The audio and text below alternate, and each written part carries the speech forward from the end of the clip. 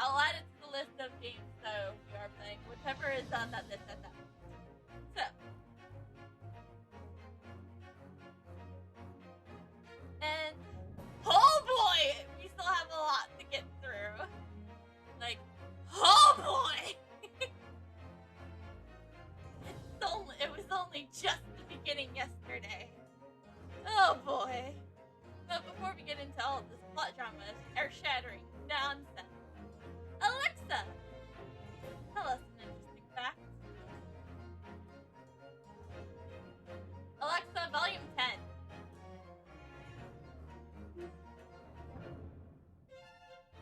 Tell us an interesting fact. A ski resort in Sweden has a unique selection for hot skiers on the slopes. Lindvallen is approximately 200 miles from Stockholm and has a ski-free restaurant called Mixed Ski that lets you fly through the order window and get anything off the menu. Okay. Alright, cool. That's a nice, interesting fact. Okay. So yes, hello. This is our finale. I wish I had an emote. Wait, hold on. I can do this. I can be grand, like, I can try to be grand like Lord Strongheart. Ha! So welcome.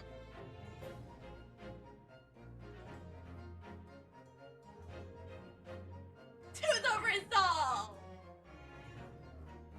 And the Ace Attorney finale. Alright, that's all I wanted to do. Is that. Thank you.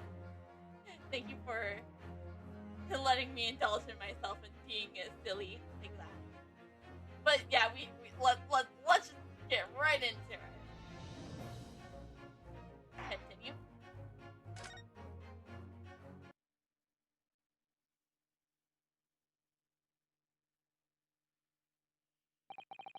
The unexpected halt of proceedings sent parameters around the courtroom.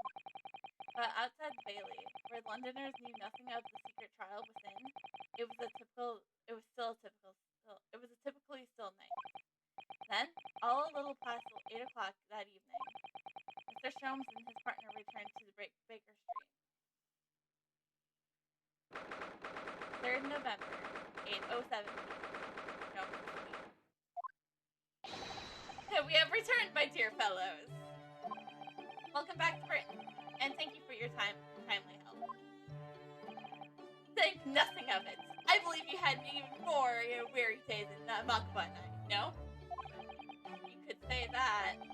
We were on the brink of defeat in court earlier. So this prosecutor, he has you on the ropes, did he?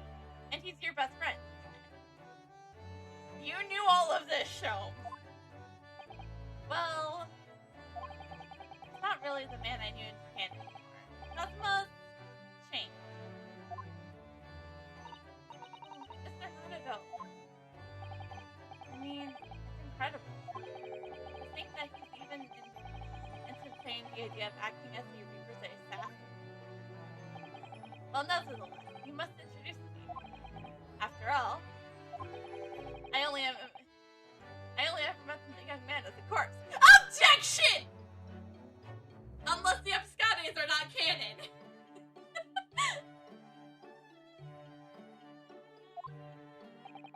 When all of this started, almost a year ago now,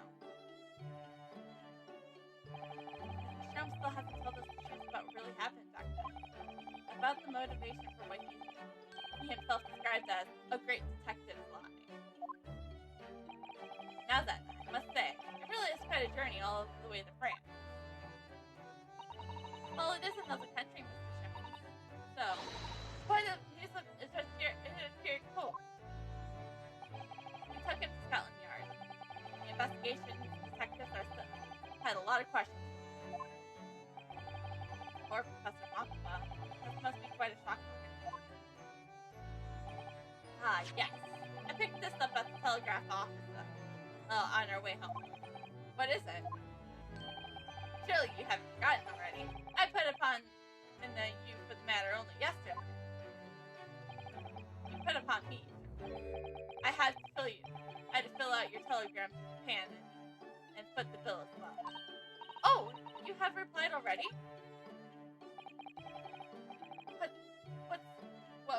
shouldn't have with such matters can wait until later. I'm far too hungry for an involved conversation with the president. Oh, that's good news, because supper is ready, everyone! Ah, and what a feast it is! If I were none wiser, I'd think the trial would already won. Roast beef, pepper, stew, steak, and kidney pie.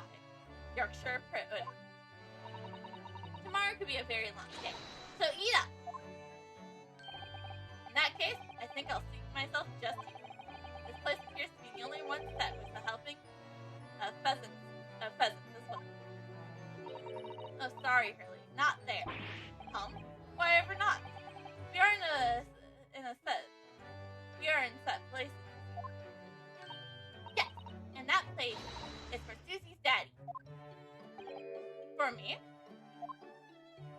That's right. I made it especially for you, Professor Mickey.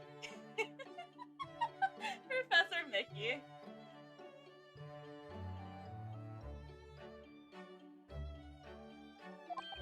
I see. Well, that's terribly kind of you.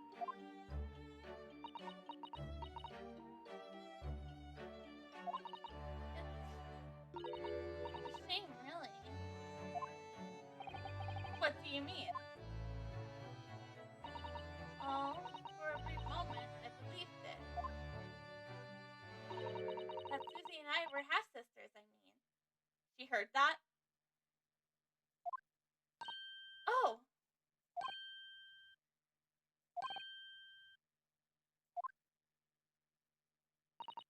Iris, do you mean... Yes, I know now.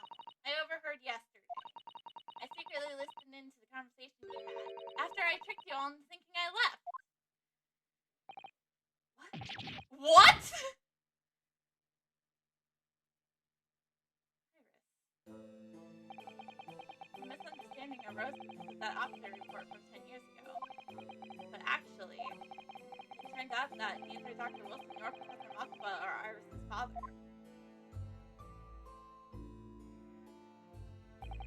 Yes, about that, Iris. You know, I know. You can't tell me at the moment. Oh, Iris.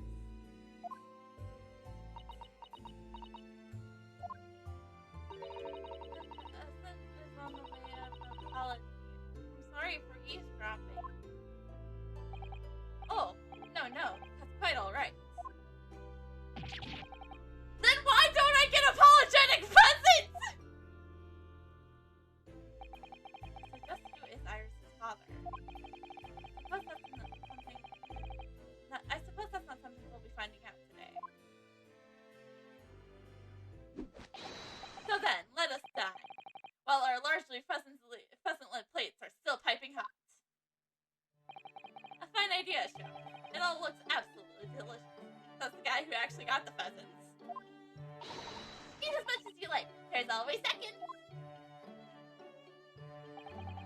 This could be our last chance to ask questions before tomorrow's trial. About that telegram from Japan, and about Cosmo. I can't let this opportunity slip away.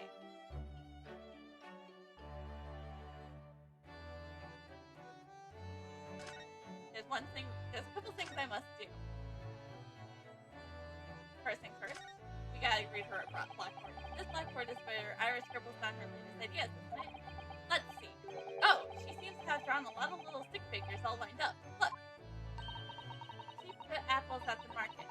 That's what they all say. What? A little figures can speak? All your questions would be answered if you only would read this month's Fragments magazine. So I'm the only one who can't make any sense of this? Okay, so I did miss one blackboard. I didn't get the achievement. Or, hold on. Did I not get it because...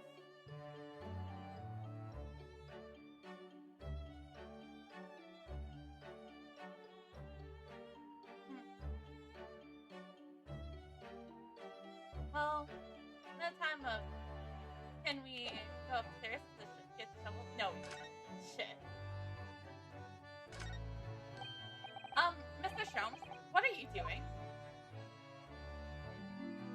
not do it.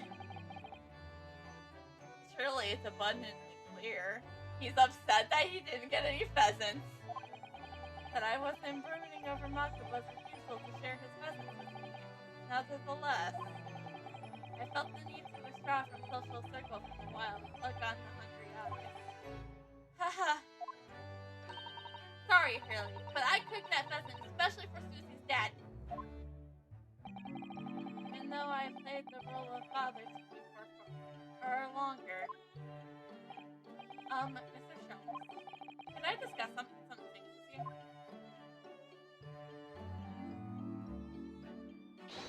Certainly, my dear fellow. I find myself in quite a mood for a spell of conversation.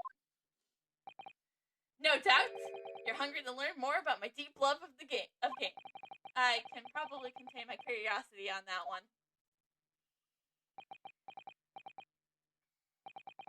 You need to look at me in that fashion. In what fashion? It seems that before we discuss this pheasant, we have some rather unpleasant matters to discuss. I still can't move. Shit.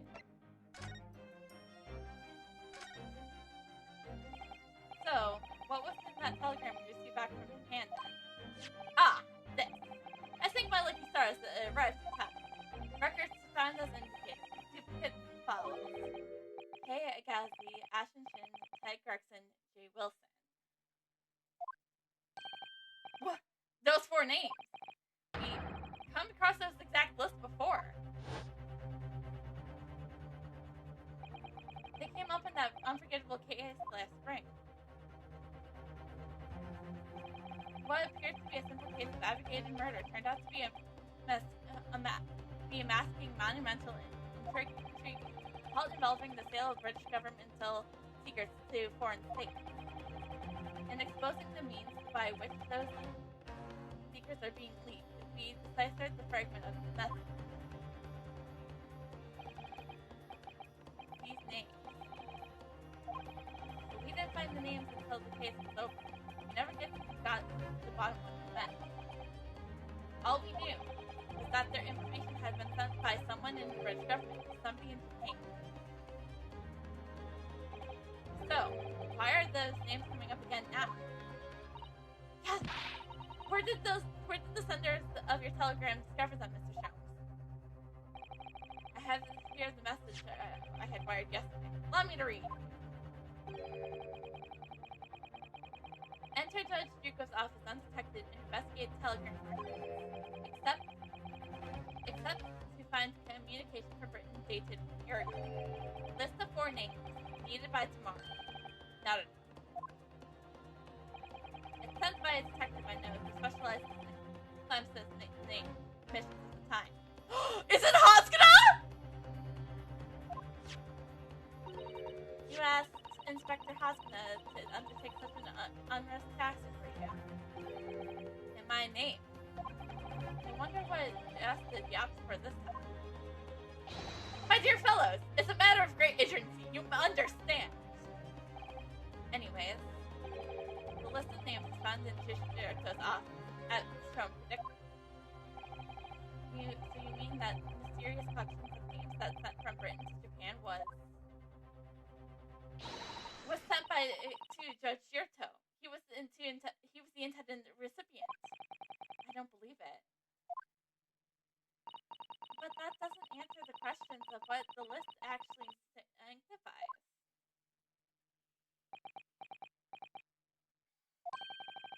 I did formulate a hypothesis about that. But without a shred of evidence, I couldn't possibly have shared it. Mr. Sholmes looks dead serious for once.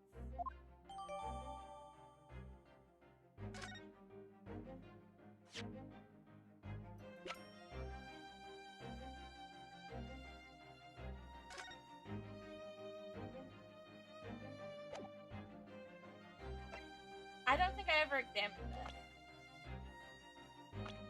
Because I really couldn't.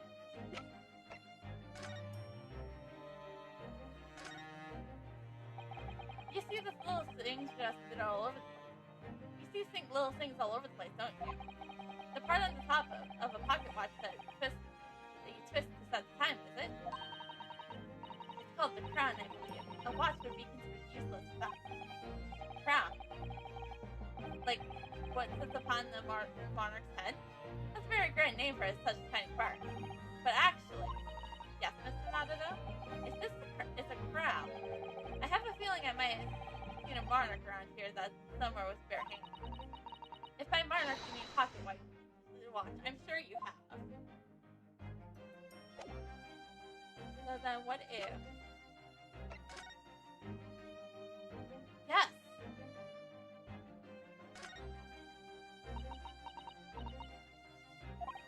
What do you think, Miss Otto?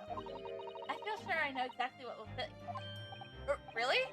I was just thinking precisely the same thing. We're about to see that the little round component is actually part of Inspector Gregson's broken pocket watch. Really? I was just thinking precisely that too. No, you weren't, Rodosuke.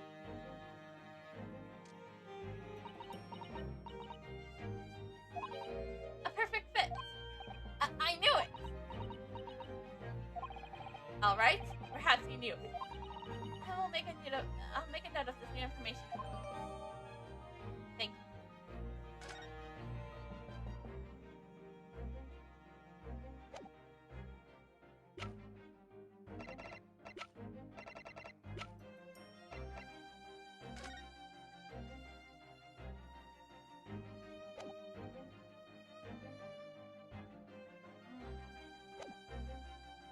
Yeah, I had to go back on. Finally, let's get answers to this question. That tragedy we had to go through on the SS Buria. It was all for nothing! Kazuma wasn't dead at all! We were completely taken in by the lie of you told us. Your great detective lie.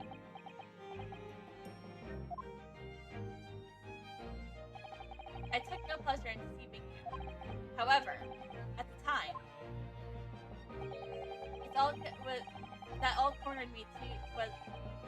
that cornered me was preventing the young man's study tour from taking place, whatever the cost.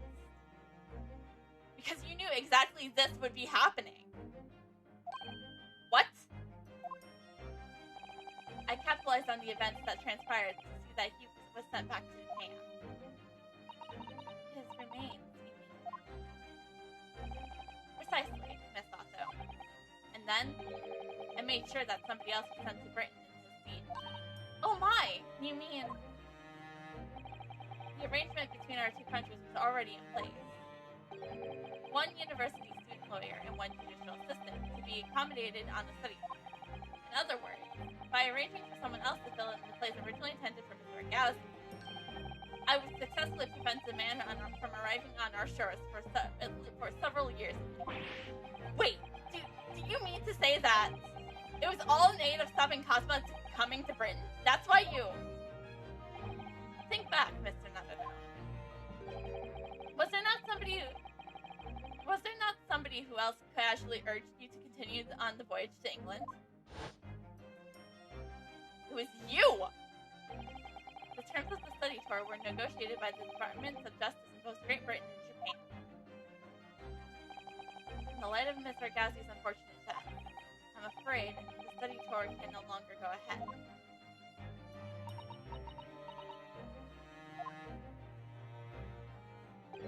My dear fellows, the majority of problems have been extremely simple answered.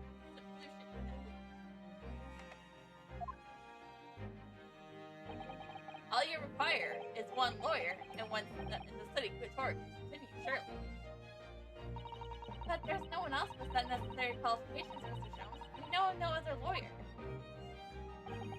The voyage to London is still almost a good month of time. An ample opportunity, I would say, to find yourselves another suitable lawyer. So, you manipulated me. I'm a lawyer because of you! I often remark on the extraordinary length to which friendship will drive a man. I was quite sure that you would rise to the challenge for your late friend. I don't believe it. But if that was all conspired, mean, what happened was treated by the authorities as a murder. A woman was mistakenly arrested as the perpetrator. What do you suppose came of her? Naturally, I didn't allow the misapprehension to have any serious repercussions. I subsequently explained everything and assisted the unfortunate soul in finding to the foreign refuge she sought. I seem to remember Miss Sato and I had some rather strong words for her. Well, she was certainly not devoid of all guilt. She deserves every word, I'm sure. I wonder if she's met to America then.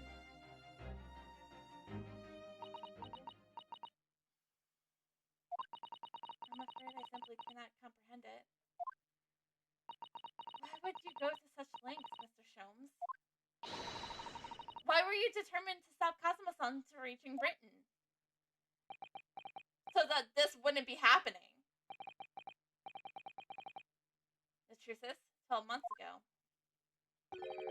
there was already a very tangible element of the impending tragedy. Oh! An omen that, at this very moment in time, is close at hand. Sholmes was trying to stop what is happening. That's why he presumed Kazuma is dead. An omen of all these tragic events that already existed a year ago is close at hand. We need to find out exactly what Mr. Sholmes knows.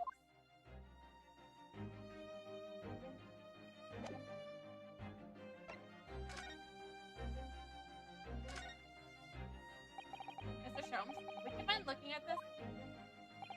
This is hardly at the time. I'm sure you will appreciate. Oh, no, of course not.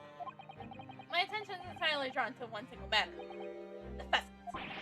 Anyone would think you haven't eaten in weeks.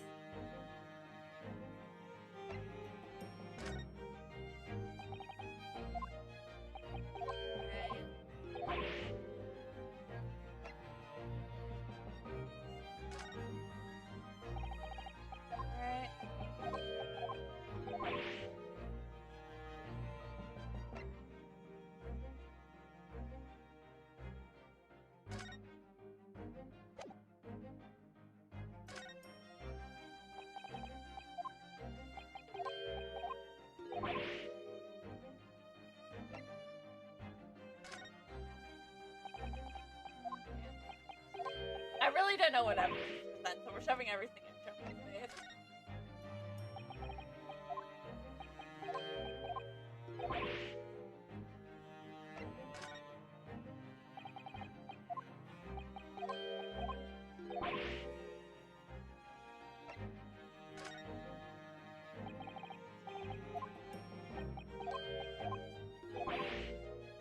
In hindsight, we should probably be focusing on what Makaba and Sholmes uncovered.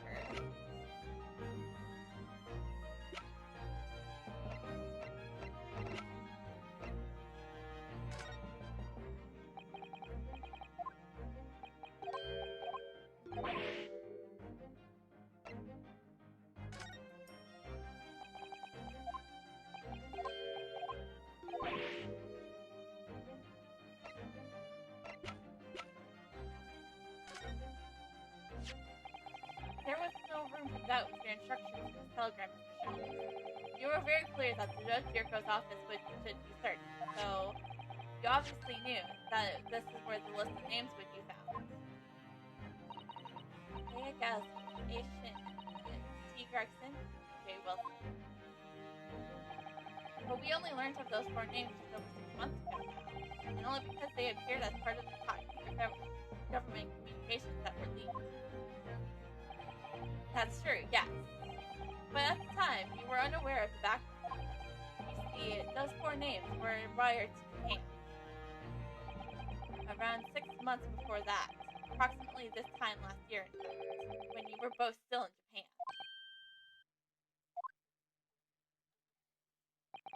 It really would be a precedent on my part to reprove the others for precipitating state secrets. Because after all, I'm particular eavesdropping on communications between the Britons and I'm particularly Clearly, you're eavesdropping on communication between the British and Japanese government. You're purposely doing what? How? Never mind the details, but you should know. No secret is safe from Sherlock Holmes when he has a design to unknown. Oh my, Mr. Sholmes, what a fabulous line! Now, 1 month after the list, the 4 names were wired to the recipient Yuko of Japan. John H. Wilson was murdered. As soon as I learned of this incident, a hypothesis rapidly took shape in my mind. As it turned out, I was partly correct and partly mistaken. Nevertheless, it was the beginning of all of the tragic events that were following. Mr. Sholmes, please, tell us all you know. Tell us those four names and the tragedy which they all are somehow connected.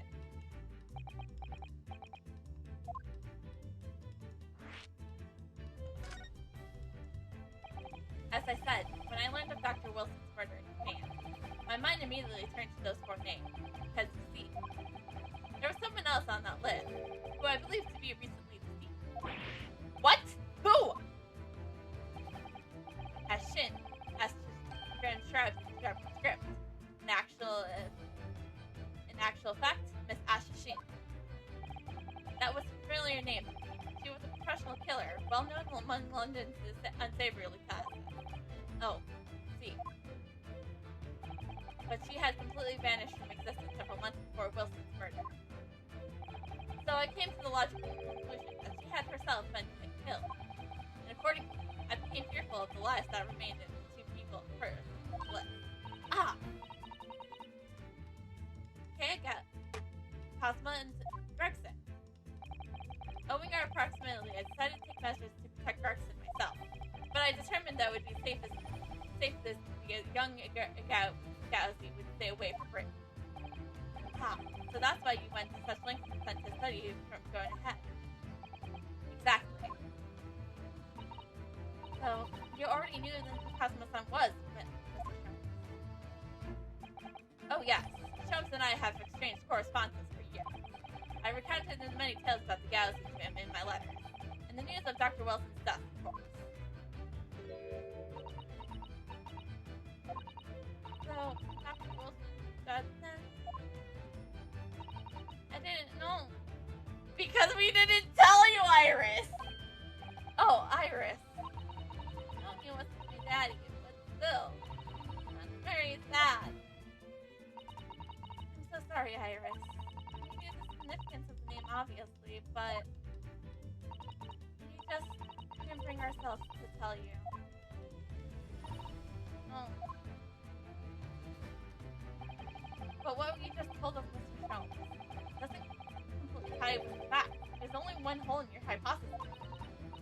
A big hole, Mr. Nanado? Ah, yes. You mean about Ashin, I presume? Oh, of course. Exactly. She wasn't killed, was she? She was in Japan, posing as a visiting student under the assumed name of Jezebel Barrett. I'm glad you're keeping up, my dear fellow. I only became aware of that fact 2 days ago, the voyager of the Great Waterloo Hotel. Ah, when we were talking about her. And upon hearing that startling revelation, the hypothesis that I formed surrounding those 4 names was completely turned topsy. What? Topsy?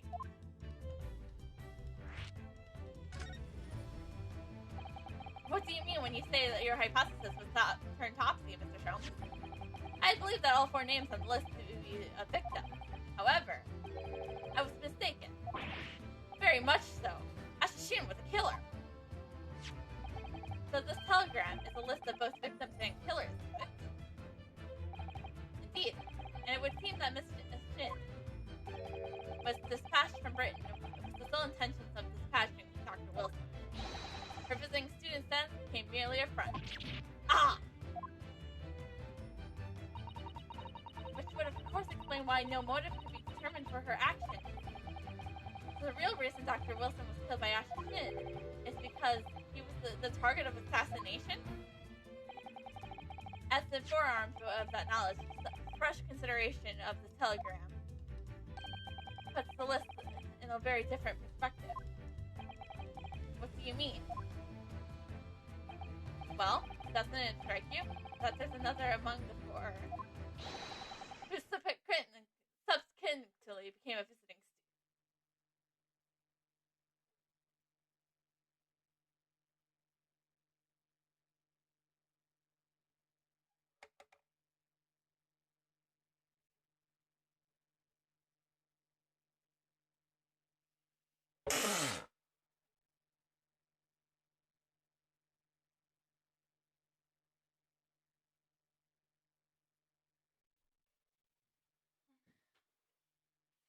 Hold on, I got it on my monitor this time. That's just embarrassing. But I mean, in this circumstance, in this technicality here, is Kazuma technically a visiting student? Because if that's not the case, then what's Renosuke's position? Wait, you mean? But of course, the name you know only too well. You mean Kazuma? Oh, he did say in court earlier today. Yes, on October 31st, I accompanied Inspector Gregson to that court in order to carry out a mission. And the mission was the assassination of the Mark.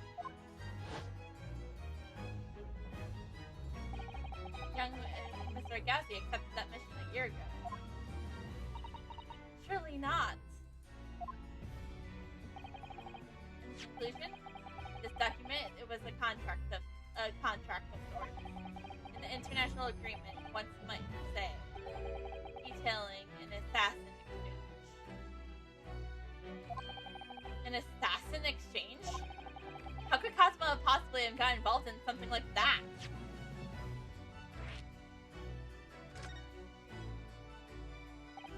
Let's assume that we had two parties, each wishing to dispose of distinct individuals. Those two parties are making a contract to swap their respective assassination targets. That would be an assassination exchange. So to begin with, the Briton assassin is discharged as a visiting student to Japan, where she kills her target. And then the Japanese assassin is detached as a visiting student to Britain in order to eliminate his target. It certainly does sound like an exchange. But what on earth is the point? Don't forget, Naruto, that the British assassin at least escaped conflict thanks to a diplomatic immunity afforded by a consular jurisdiction. Oh, yes. Such jurisdiction should be null and void under the terms of a newly treated between our two countries. So the fact was brought into play to suggest that international is at least the highest level. The highest level. Those murders were two sides of the same coin, linked not by a common motive, but a contractual agreement. Such as they appeared utterly and unrelated. Yet in truth, the assassinations were completely one singular. The disassociation was the safeguard of diplomatic immunity, where I believe the motivation behind the plot. But wait a minute, Sean. If this telegram really describing a strange assassin as you're suggesting, it would mean that the Japanese killer target was never Shito Jericho at all. It would mean Agassi's target was actually Inspector Gregson. What? Kazuma was here before Gregson? So Jericho actually wasn't the mark? Yes, that's exactly what it would mean.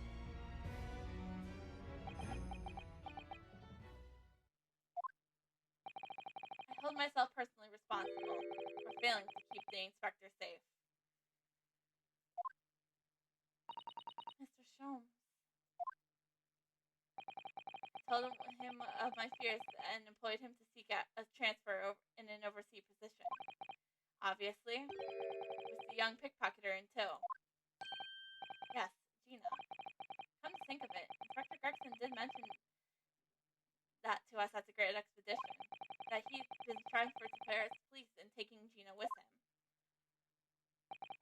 But without informing me, he engaged in one last assignment, it seems. And sadly, it turned out to be his very last. This is too much to take in.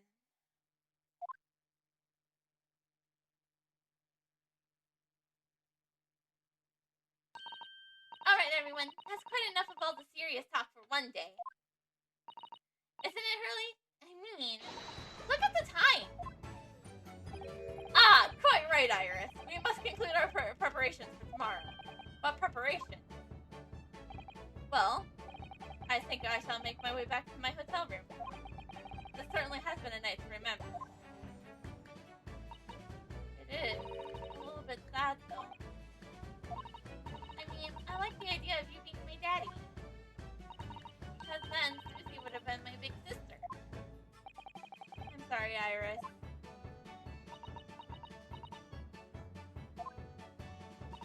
I know, Iris. I was thinking quite the same thing. You were?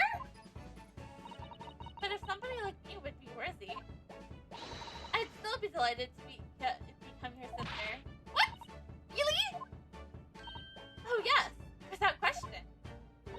So, you'll teach me all the ways to throw Rono to the floor? Yes, of course. It will be my pleasure. And this is like worship. I just imagine. Protect me, Makaba! Or protect me, Sholmes! Yeah, he would duck. Yeah, I think Renosuke would duck behind Sholmes. You didn't have to agree quite so readily. Oh, but wait a minute. If Susie's going to be my big sister, you could be my big brother if you want, Rono. Huh? I mean, yes, of course. If you'll have me, I'll be glad to be your brother. Well done, Iris. You must always be mindful of feelings. I raced you so well.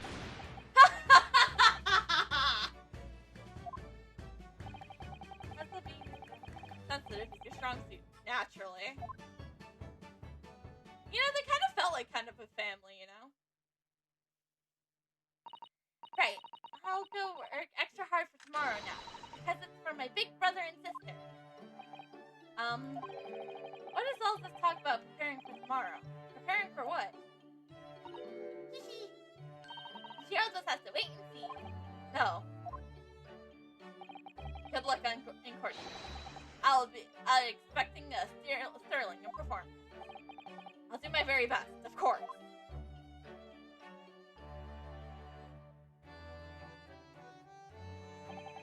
So the overnight break of the trial's proceedings became a crucial turning point. Exposing new truths while supposing a new conjunction. A list of 4 names on the telegram in Judge Yorko's office. And the extraordinary assassination plot in which my best friend had somehow become involved. I felt as though I had been plunged into an ever greater darkness all of a sudden. But at the same time, I felt sure I would see the light again soon.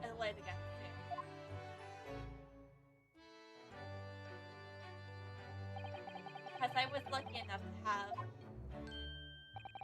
the most wonderful family in the world standing steadfastly behind me.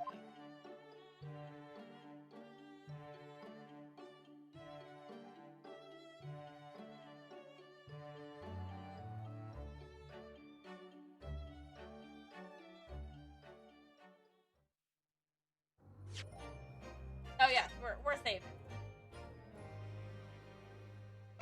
Like I said, we're gonna use up our save slots because we have them.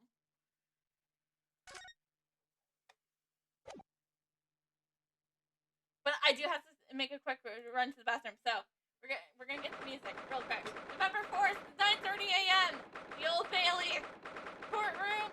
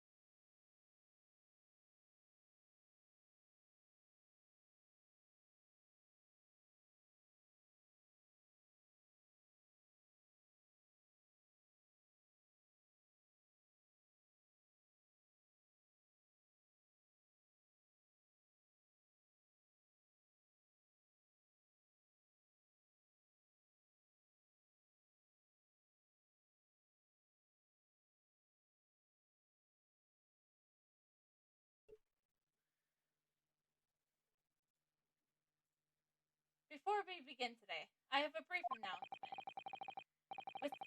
As with the closed trial 10 years ago, some astonishing facts have come to light in these proceedings. The resolution that was well known as the Reaper is actually an organization illegally executing on its own brand of justice. And this discovery that the respected yard inspector was at the heart of it until he himself perished in an assassination plot. Well, I say to all the members of the jury here present at this occasion that we will stop at nothing to uncover the whole truth behind these disturbing findings. Counsels, we will undertake this trial with the resolve to pursue the truth to the bitter end. Resolve, yes, that's my intention. That's the name of this game.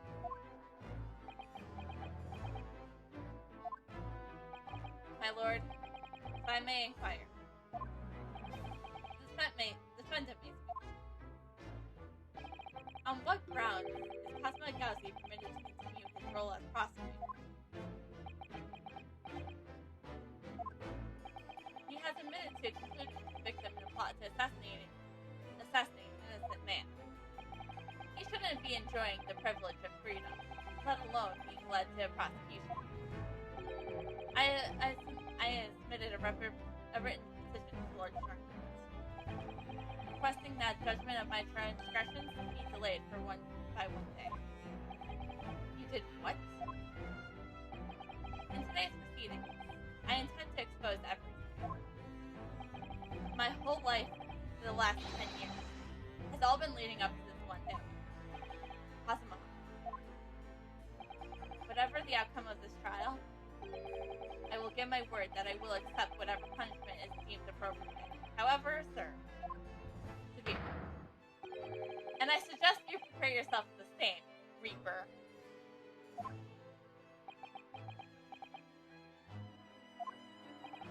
Cosmo is still in hostility today. I get the distinct impression that we've been heading into very dangerous territory. Dangerous is my middle name for this game. No, it's not, actually. I am not Nitro. It's Dangerous de Nova. Is that really Cosmo's son standing before us? As extreme exception to normal practice, I have granted this prosecutor's request. The defense finds it acceptable, I presume. Yes, my lord. In that case, in the name of Her Majesty the Queen, I hereby this court to be in session again. We resume the closed hearing of Barack von Sheep. The defense is ready, my lord. The prosecution is more than ready. Very well then. This preamble has taken long enough. Yeah, it's almost been an hour, Strongheart. Prosecutor Gauzy. Begin. As you wish, my lord. The prosecution calls its first witness to the stand. Bring Shirto Jerktoad into the courtroom. At last, we've reached the final battle. He's putting in literally everything on the line now in order to get to the truth.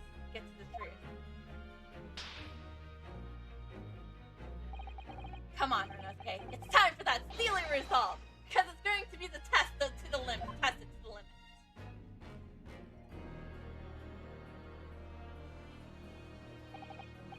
Witness, state your name and occupation for the court.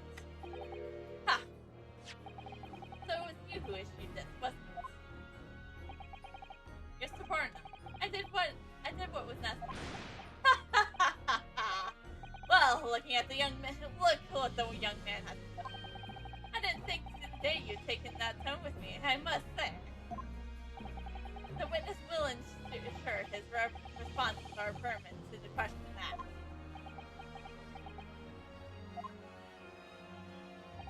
My name is Shirto Jirko, a Supreme Court judge from the Empire of Japan. 16 years ago, this man came to London as a visiting student. 6 years later, he returned to Japan. As well as proceeding over the Supreme Court, he also is currently Japan's Minister of Foreign Affairs. I am, of course, fully aware of Mr. Jericho and his premeditated role. I invited him personally to the International Forensic Science Center as a representative of the country. He also played a key role in the conclusion of the Anglo-Japanese Treaty of Friendship and Navigation. It was a great honor to be involved in the negotiations. I put my all into that treaty. Judge Jericho, I must ask.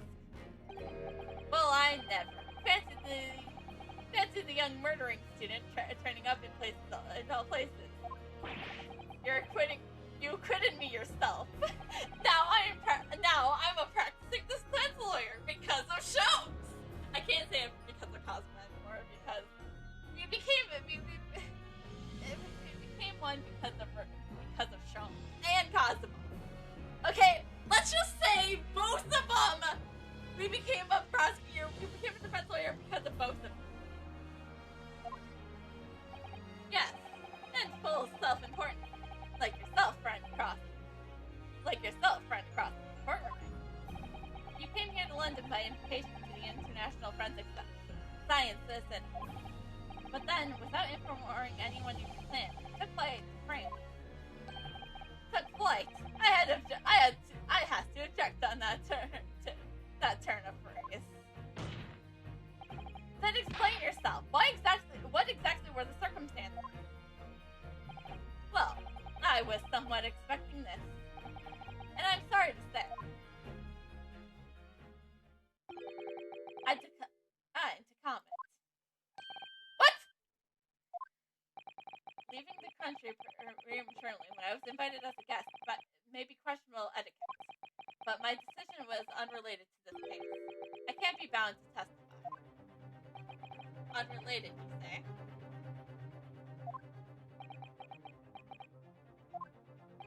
I appreciate the respected police inspector. I was appreciated that the respected police inspector has been killed, for which I offer my condolences. However, being an alien, I am obviously never met the man, nor do I know the first thing about him. Objection! But I can't. As such, I am no position to testify. It's as simple as that. So you would run from all of this.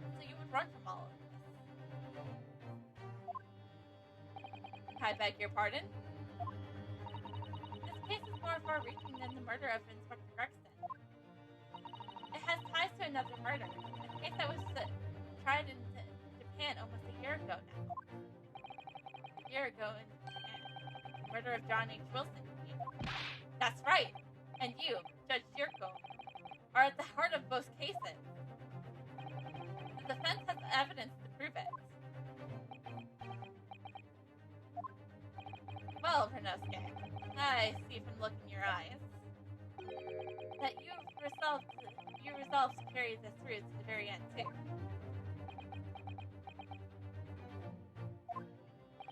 Let's see your evidence, then. What proof do you have that Shirto Jericho is involved in this case?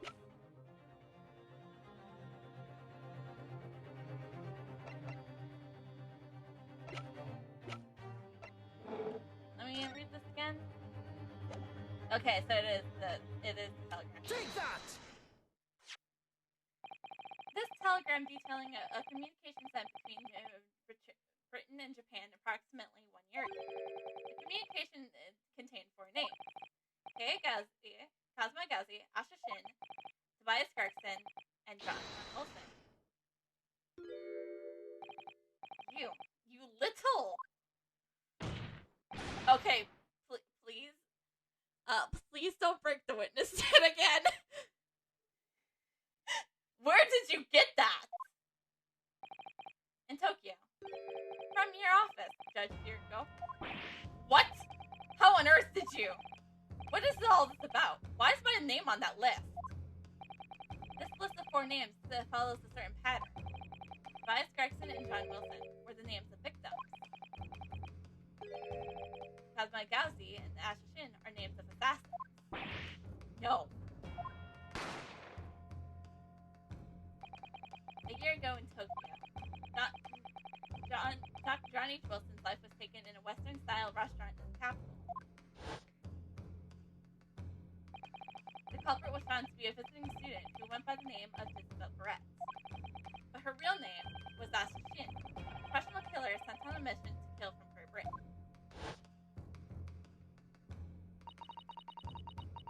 Ace Shin and her victim John Wilson. And the murder that just took place here in London was the counterpart to that crime. An assassin sent from Japan, also a visiting student, Kazuma Gauzy, who was victim in the British police inspector Tobias Gregson. K. Gauzy and T. Gregson. One assassin from each country to kill a target residing in the other. What exactly is the defense suggesting? These two cases of murder, one that took place in Britain and one in Japan, were masterminded by a pair of individuals from each country as a form of an assassin exchange. The Telegram defense has acquired is proof of this international contract to kill. What?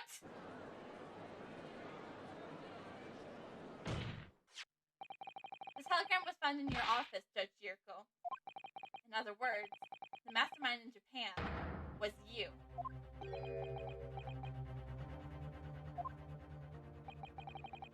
Jirko? What is all of this about? And you, Kazuma, you lied. During yesterday's proceeding, you had acknowledged that you accepted the assassination mission, but the mark wasn't Judge Jirko at all. It was T. Gregson, detective inspector of Scotland Yard, as shown by the name on the killing contract. Very impressive, Renosuke. But actually, I didn't lie. And I believe that. The name of the target I was ordered to kill never passed my lips yesterday. The idea of the Jericho with the mark came entirely from you. Ah! I knew it! I thought of that earlier when I went to the bathroom. I was thinking. Kazuma never said what mission he was taking on. He never said who the mark was from. Renosuke just assumed it was on Your Excellency. Renosuke. You deliberately avoided saying a name. The defense claims these four names indicate some sort of international assassination. I'm sure I speak for all present when I say that this very idea seems utterly absurd. Well, Mr. Jirko, what do you have to say for yourself?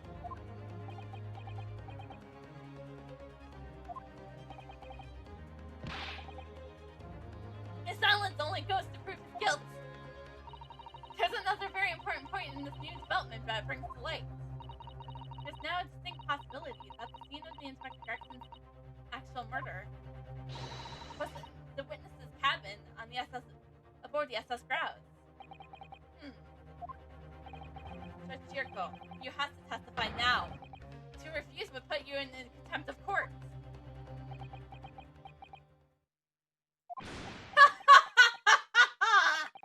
There's no need for quite the stare, young man. Very well, then. As a parting gift to you all, I will tell you everything I know.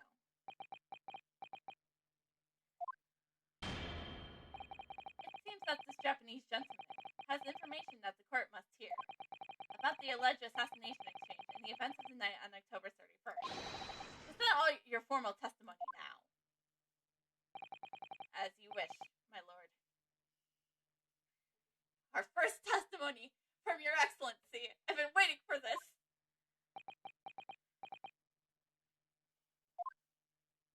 The first time we get to hear a judge testify.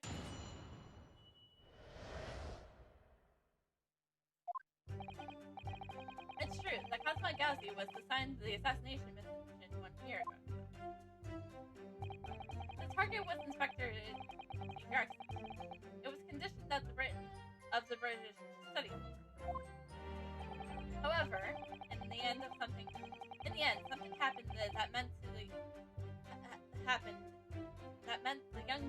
unable to carry out his mission. On the evening in question, a member of the crewmen was on duty outside my cabin at all times. There has been a shot fired at the crew. The crewman would have heard it, so clearly I can't be involved. Objection.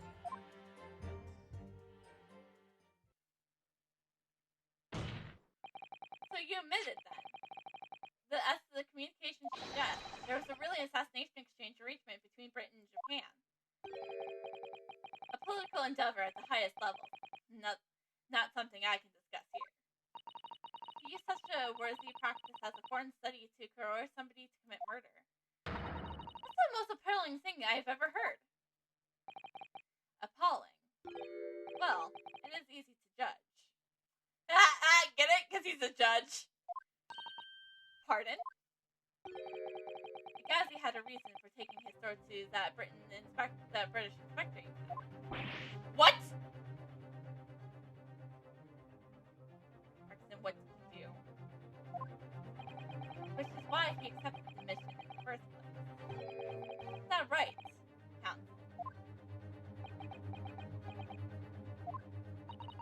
Cosmo. I know the motive! I think I know the motive! Cosmo's motive for wanting Gregson dead! It's the auxiliary report of Clint Von Cheek! He was the one who demanded it! Gregson was the one who demanded it, which found the evidence that led to his father's murder! That's why Cosmo would want Gregson dead!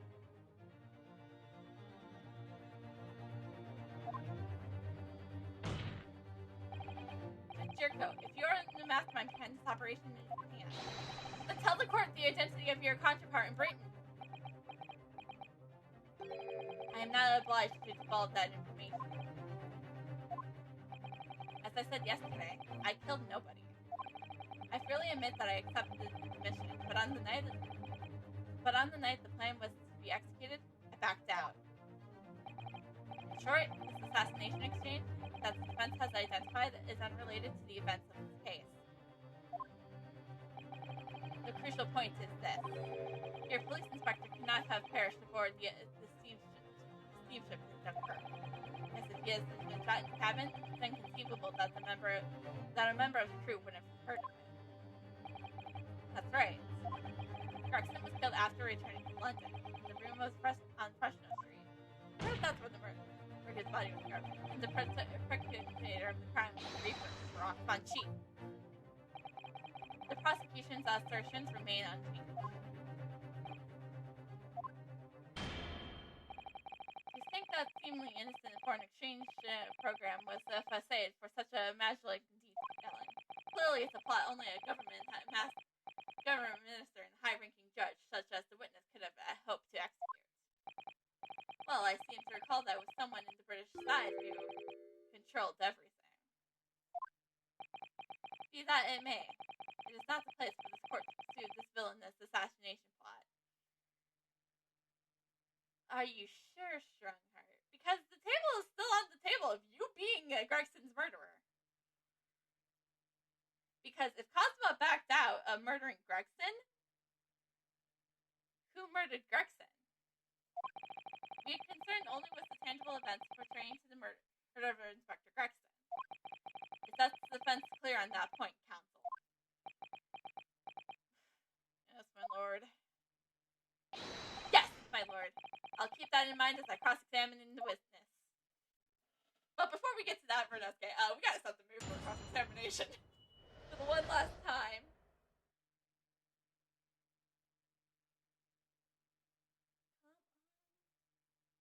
Light, you stupid candle.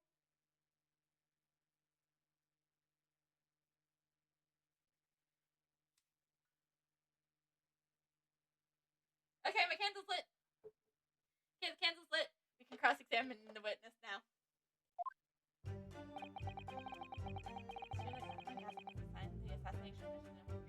Hold it! A year ago, when Cosmo was still in Japan then. Correct. It was the examination center for applicants for the study tour that I approached him. I'll never forget it. I remember exactly what you said. You just came out and asked me for foresight if I consider traveling to Britain on assassination. Surely not. I thought it was a joke at first, but then it was made clear to me that I didn't accept it. I wouldn't be considered for the study tour. So you agreed to it just for that? I mean, I know how much you wanted to study in England, but assassination?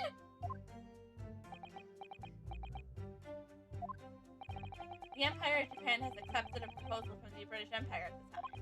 An agreement to send a student from each country to the others, deepen cultural understanding and friendship. But behind the scenes, the chosen students were given assassination missions. I had no choice but to accept the proposal that was originated from my British counterpart. Why? Why didn't you expose the plot then and there?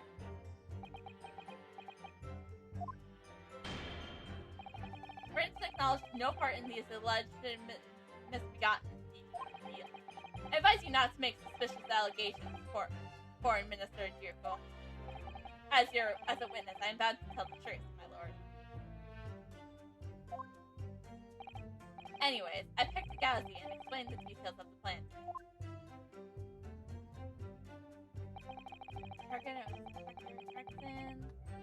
Hold it!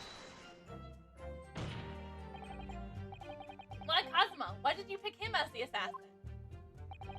He was the most capable of all the applicants, and in addition, I knew his desire to travel Britain was very strong. Fuck! In fact, it was almost the desire. It was his whole purpose in life. Yes, as his best friend, I can certainly attest to that. The way he threw himself into his studies, the way he pursued them, becoming qualified as a lawyer, it was all ultimately for one single goal of being accepted on his study tour to Britain. And of course, he knew all the reason behind that. He was determined to find out for himself the truth about his father, Gregson Gauzy. There's nothing I wouldn't have done to get here. But agreeing to the assumed role of an assassin or betraying people's trust. Well, he certainly did find a fine job betraying mine, I guess.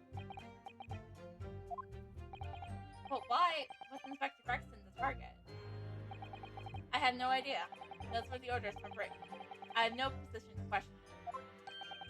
You have no idea, really. I find that hard to believe. Oh, do you? Judge Jirko was once a distinct student here in Britain himself, of course. Perhaps he has some connection with Inspector Gregson. Suspense really ought to catch up. With what? It's the fact that the assassin exchange student has absolutely nothing to do with the case under the scrutiny here. Yes, I've already admitted to the recruiting the Gauzy. However, in the end, something happened that meant the young man was unable to carry out his Hold it!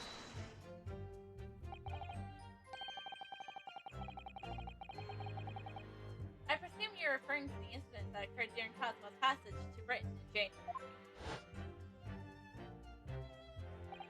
The awful tragedy that took place on the steamship. Word arrived at the ministry some 2 weeks after the ship's departure from our shores. The visiting student has been killed, and his body has somehow gone missing in Hong Kong. The news was wired from a detective who I placed on the ship that was to accompany the assassin. Obviously, Cosmo didn't actually die at all. He did lose his memory, including all details about his special mission. Did you not consider dispatching another assassin at that point? That wasn't possible, simply because the black-clad young student over here has already put himself forward as the Gauzy's replacement. Haha! We stopped an assassination for at least 6 months! Woo! Good job, Sholmes! And there was no way to stop him from reaching Britain.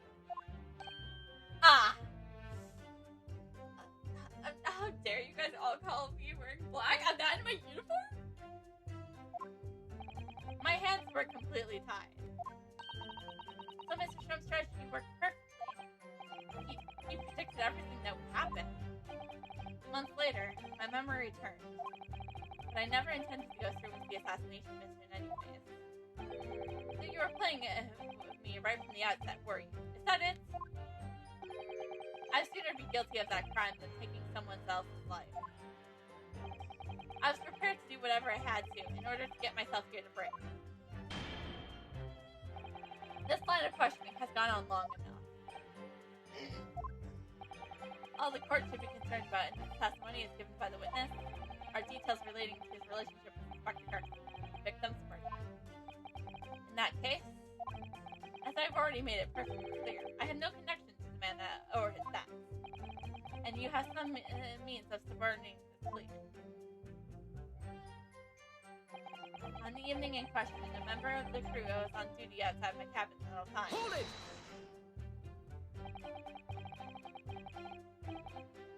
Outside your cabin on the first-class area of SS Grouse. Yes, that's right. Not least because there was a murder of a student passenger earlier in the year, Matt. The liners, the operators, have taken the posting of crewmen outside every first-class cabin door. I confirmed the presence of the crewman guard myself. What do you mean? Because I accompanied Inspector Carson to Dunkirk that night. I witnessed it with my own eyes. There's a well-built crewman standing guard directly in front of the door to the witness cabin. At that particular time, of course, I'd gone to the ship's dining room for dinner. The inspector and I asked the crewman to allow us into the cabin while we waited for Judge Duke to return. I suppose Inspector Clarkson was there in his captivity as a Reaper. He wasn't intending to take the witness's life. He was intending... Exactly. As I said numerous times now, I had no intention of killing anyone. So the crewman let two potential assassins into the cabin when he was supposed to be guarded. Not the most convincing of centuries, really. In truth, those were my thoughts too.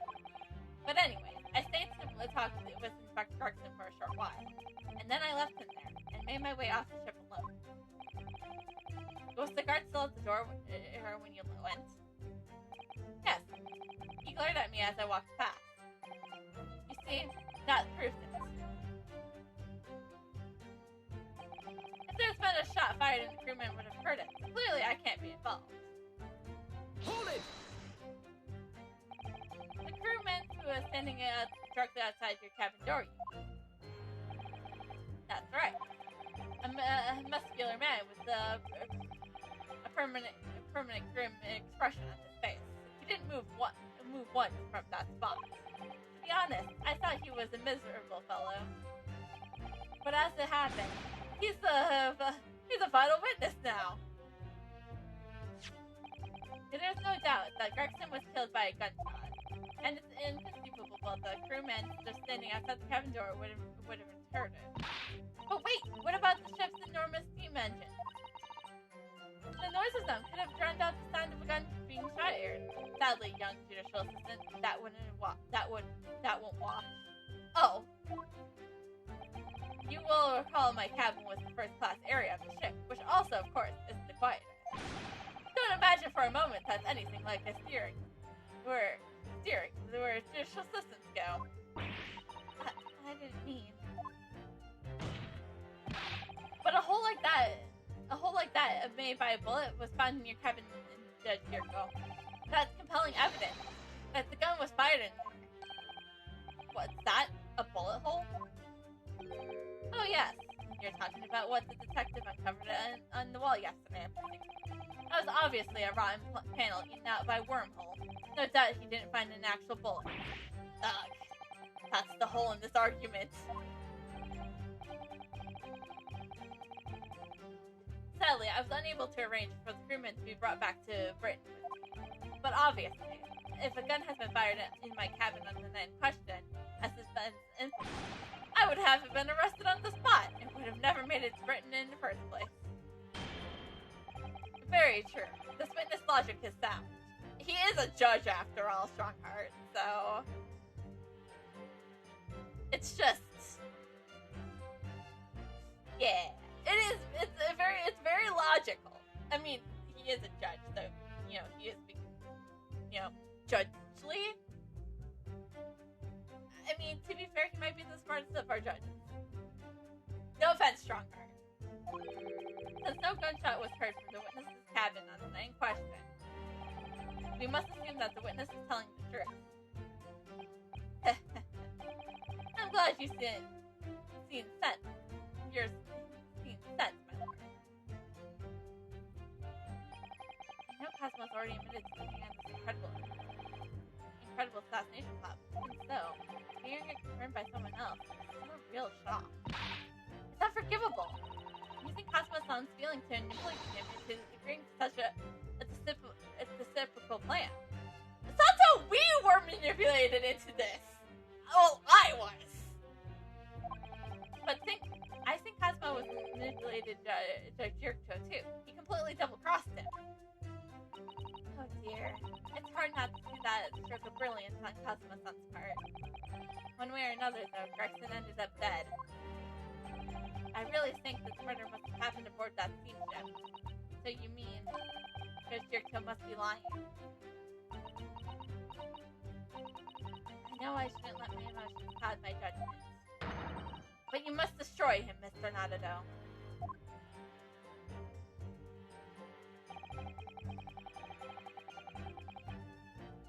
What do we have for Hold it! Oh, I did not mean to press! We already pressed everything!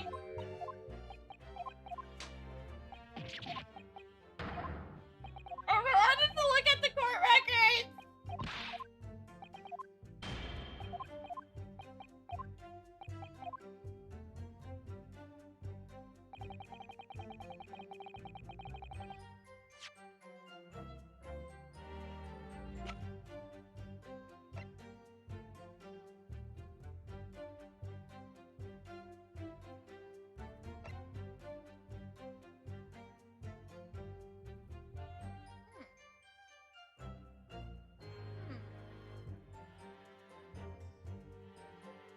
Think about it. Okay, maybe it's something about this. Because this is part of Gregson's watch, right?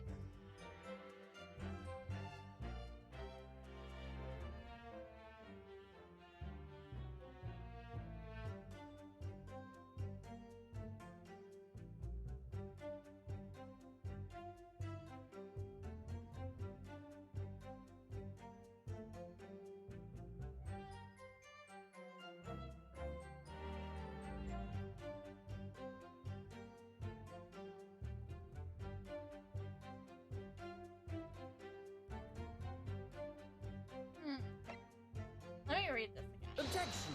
Ah! They didn't mean to object!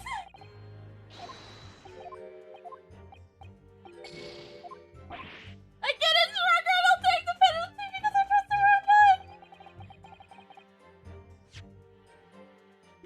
I meant to hit space! Following the departure of Park Gunter, all crew members were required to assemble on the main deck at 10 p.m. in order to review evacuation procedures. Huh.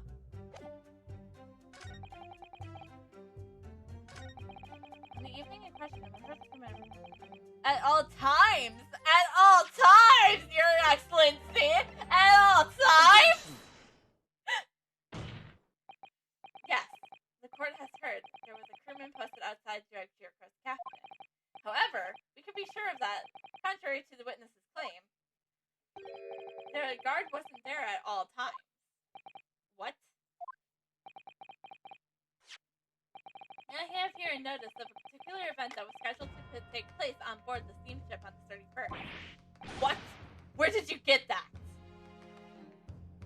You know, your friend, Makaba, has a really good friend named Sholmes, who is this, like, self-opposed great detective. You know, it's evidence gathered by Mr. Herlock Sholmes. You were acquainted yesterday, if you remembered. Herlock Sholmes again. According to this interrogation, After leaving the port of Dunkirk at exactly 10 p.m., and then for a period of 20 minutes, all crewmen of the SS Grad were to gather on the deck for an evacuation. Nailed it. I can do words. See?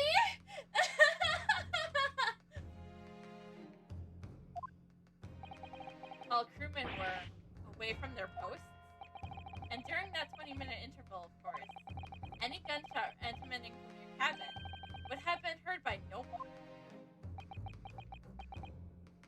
Wait, did your excellency kill Gregson?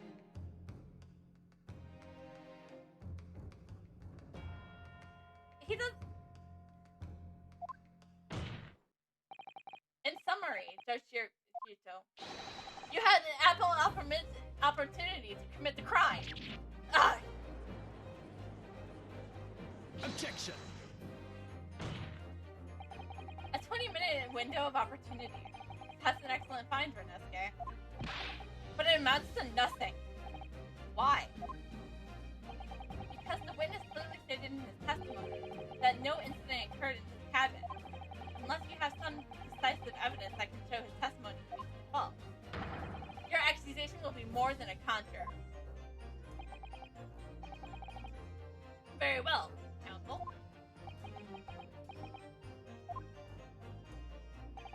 Inspector Gregson was killed in Judge Jericho's cabin that night. I'm certain of it. Because the defense has evidence to prove it. I do. You will present the evidence for the defense at once, counsel. What proof do you have? Some slice Wait! Yes, we do! Objection! Or take that! Judge Jericho! This was found in your cabin yesterday. What is that? A crown of a pocket watch? A pocket watch? And if you will observe, the victim's pocket watch, which we know is treasured, is missing at precisely that part. It can't be. Moreover, this crown is a perfect fit on the spindle of the protruding of the victim's watch.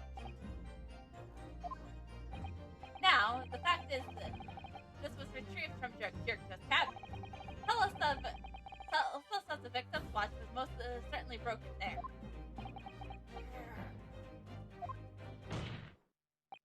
In other words, the victim was killed on the 30th during the 20-minute evacuation drill. In the cabin occupied by you, Judge Jericho. Well, you're razor sharp, aren't you, you young murderer? You acquitted me! Objection! Exorably removed, Reneske. And your argument sounds perfectly plausible. At first. What do you mean at first? But rather like this pocket watch, it's full of cracks. What? And I believe Miss Jericho feels the same way. I was wrong to acquit you earlier in the year. Sorry? But I was not a murderer then! And I'm still not! I'd rather know it was the result of anyone having to listen to this dog. I would have declared you guilty just to spare the world of your ridiculous bombast.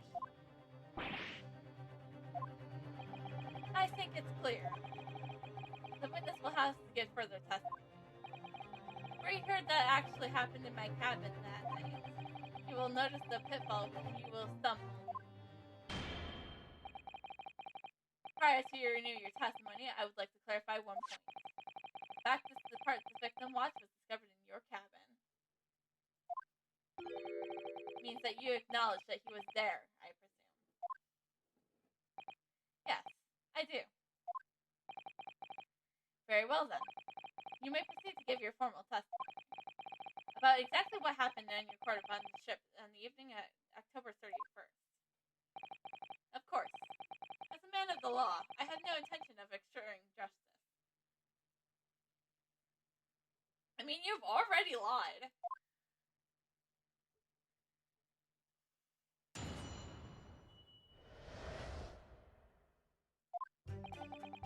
guest waiting.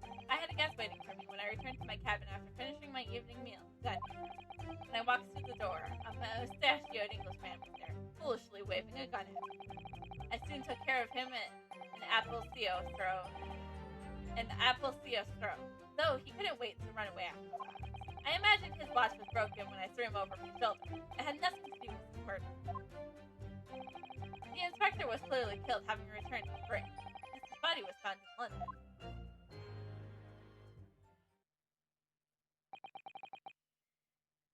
Ipenseal, a common judicial martial art technique in my country.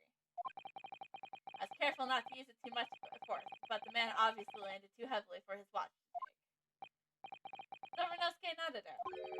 I imagine you can see the flaw in your logic now. Can't you? What?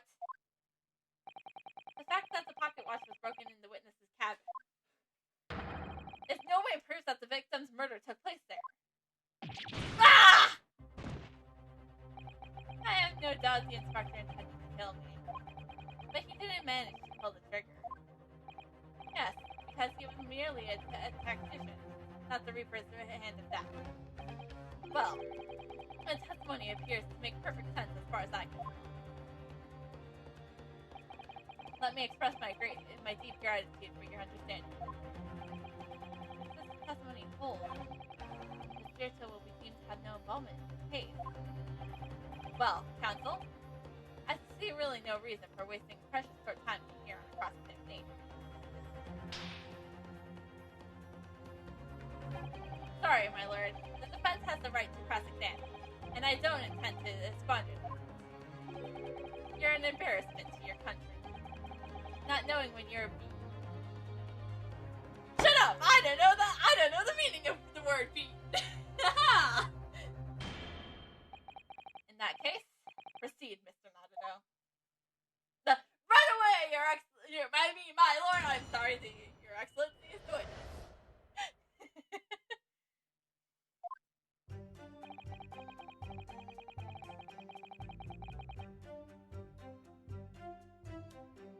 Hold on. Not all the wicks are burning. Which might not be gonna be a thing that can happen. So, yeah, we'll just let the one...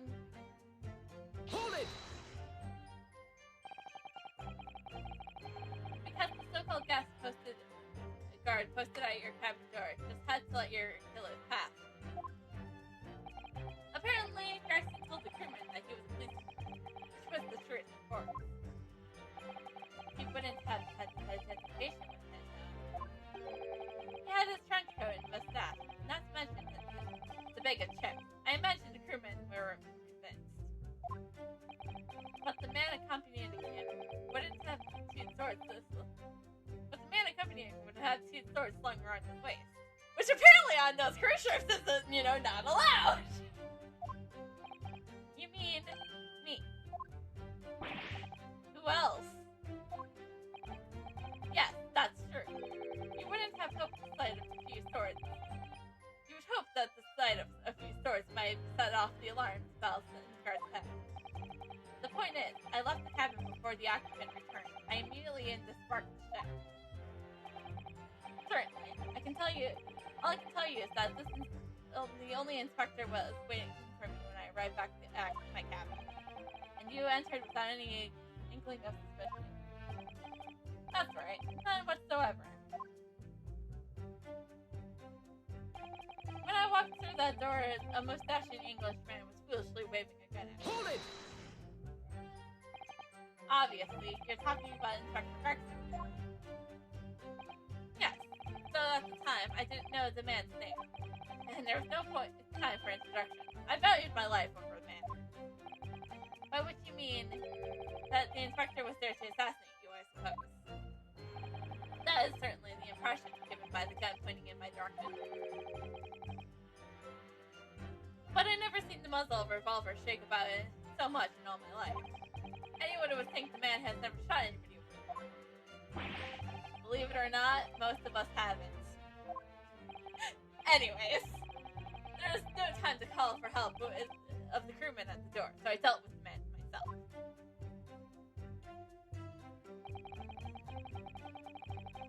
I soon took care of him with the apparatus, the jujitsu move. Even though the man had a gun, there was a very brave move, wasn't it? Ha ha ha ha! My apparatus was far faster than a bullet, I can assure you. But surely all that commotion would have caused the crewman to come in, didn't it? Yes, of course. He bursted in immediately without knocking. The inspector hurled himself at the stocky fellow, and just managed to slip past him to make his escape. The outstanding guard does it again. Lucky there was any situations I can't. So lucky there aren't many situations I can get out of using a quick eye inside taser. I imagine his watch was broken when I threw him over my shoulder. It had nothing to do with the murder. Hold it!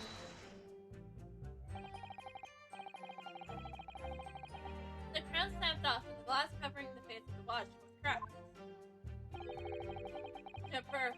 Preferably to the man in the head being pulled off his spine, or his spine cracking, wouldn't you say? Not the man that was spared for long. A bullet to the chest soon saw that. But the point is, the broken pocket watch doesn't prove that the murder took place. Absolutely not. All the watch proves is that my power of my jujitsu throw. Whatever you say, it doesn't quite ring true that no shot was fired in that cabin. Because there was an obvious bullet hole in the wall. Ha ha ha ha! What are you talking about? That's what the star of your lowbrow detective story has told you, is it? Well, I don't care for such fiction. Haven't you worked it out yet, you little stripling? No murder took place in my cabin. The inspector was clearly killed having returned to Britain, because his body was found in London. Hold it! But there's no evidence that proves the victim was ever returned to London alive. Just take a moment to think of the idea for yourself. What? If the inspector was killed on the steamship in Britain, how on earth could he have gotten back to Britain? When people die, their bodies remain at the same spot. It's the devil of a thing. Well, then, obviously the culprit must have moved the body. How exactly? Carrying a corpse off a ship in your arms would erase a few eyebrows at least, wouldn't you think? Well, yes, that's true, but all passengers' luggage is suspected when unloaded and when it fuck! Arriving for vessel. And I would like to think the border police would query a corpse of an English gentleman as Thane's luggage. If the murder has taken place aboard the ship, you would imagine the body would have been disposed of at sea. There would have been no sense of risking being caught by attempting to transport the body back to Britain. Ugh, that killed that idea then. But perhaps not. Miss Sato? We've heard that the first class passengers were under constant scrutiny by the crewmen posted guards to them, which would mean that the culprit had no opportunity to dispose of the body at sea. Yes, that's true. So transporting the body to Britain may have been the only viable alternative. Dear me, you really are new to this, aren't you? Only been here for almost a year. I thought I'd been perfectly clear, but it seems that I'm going to have to explain this in words you can understand. I think I ought to alter my testimony, with your consent, of course. I have no objection. State your amended testimony now. There's no possible way I could have transported the body for Hold it! There's an idea. Think about it, stripling. All passengers and crews disembark at the same time through the same cheeks at the border. The sign-up guests were straight to the hotel carriages organized by the minister. and you were soon, and we met you soon as you arrived at the hotel. As so you did. Well then, remind me, did I have a corpse in my shoulder at the time? What? No! We were in agreement then. I couldn't possibly have brought the inspector's bodies back to Britain. Of course, unless of course they have developed some clever device these days to move things from A to B. Okay, that thing was a fake. Funny you should say that. I like how Renosuke and I went to the same mind. Professor Harebrain's invention didn't actually work, if you remember, Mr. Naruto. Yes, of course. The suspense has become unusually quiet. Yes, because there is really nothing more to say. That's the story. Well, I suppose if you think about it, whenever you drop a teacup in the office and it breaks, we don't say Mr. Naruto must have been murdered there, do we? Is that a vital threat about what might happen to me if I break another one? And the fact is, Inspector Garkson's body was found in the little room on Fresno Street. If he was really killed by Judge Gyurto's cabin, the body would have been moved somehow. Obviously. Transporting a dead body over a country border would be impossible for the majority of people. There must have been some special circumstances that made it possible for the culprit. It must be a vital realization, I think, Mr. Naruto. Let me look at the court records.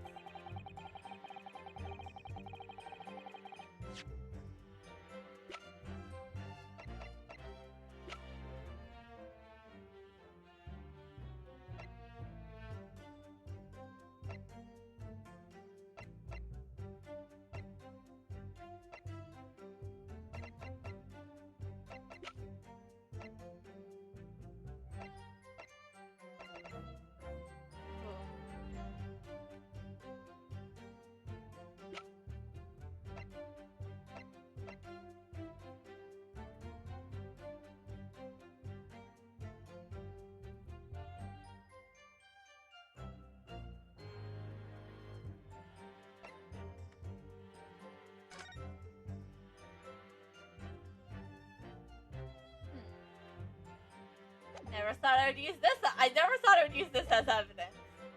But I have a sneaking suspicion.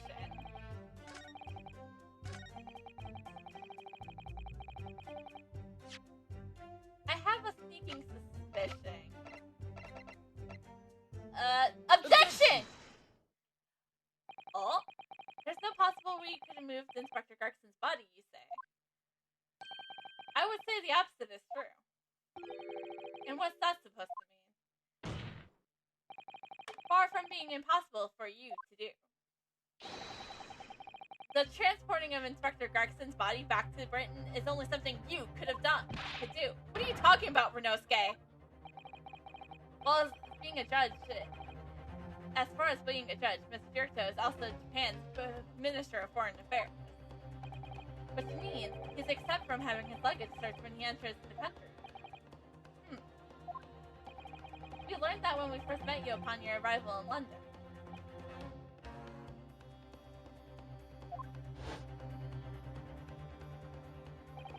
Well, all those passport checks and leisure searches at the border took a rather long time. I must say, I'm very envious of you and your Minister of Status. You didn't have to go through any of that, did you? Ah, I knew you were jealous.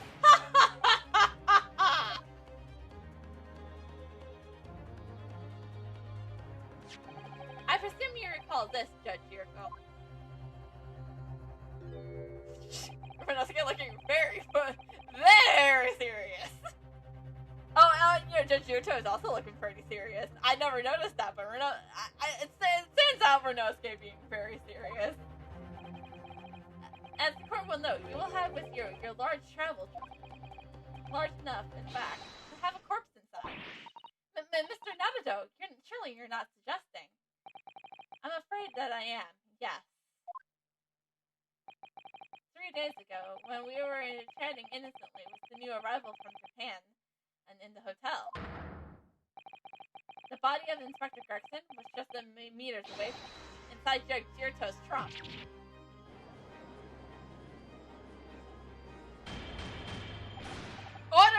Order in the court! I accept your counsel that a grown man's body could fit even inside the largest travel trunk.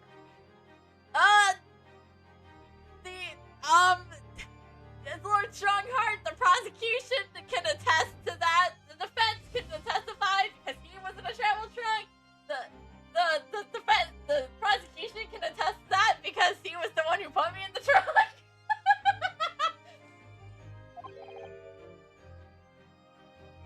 It could. Because I happen to know that the witness himself, a man of considerable size, fits inside his trunk. Verifying would be extremely simple. Wouldn't it, Judge Jericho? But inside his trunk, how horrifying. After we'd spoken with you at the Great Waterloo Hotel, you had an opportunity to visit the apparent scene on Fresno Street. By taking your trunk with you into the cab to dispose of the inspector's body. I don't have to listen to this nonsense. Dr. Gorey, the coroner who examined the body, has confirmed this possibility. She acknowledged that there are signs that the steps that may have been taken to disguise the true time of death. One onset of the body's decomposition could have been delayed by storing it in a refrigerator.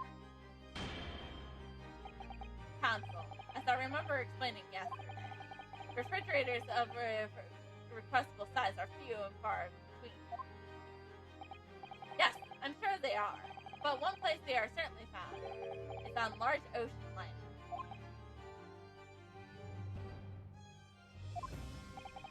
Such ships are equipped with electrically refrigerated cold rooms to keep food fresh for long sea voyages, and the SS Grudge is no exception. Professor Malkaba told me about this only yesterday. Well, Judge Jericho?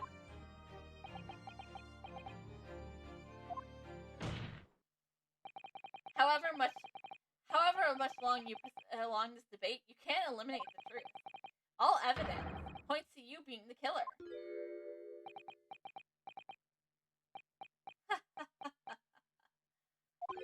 Well, this is all very heartening.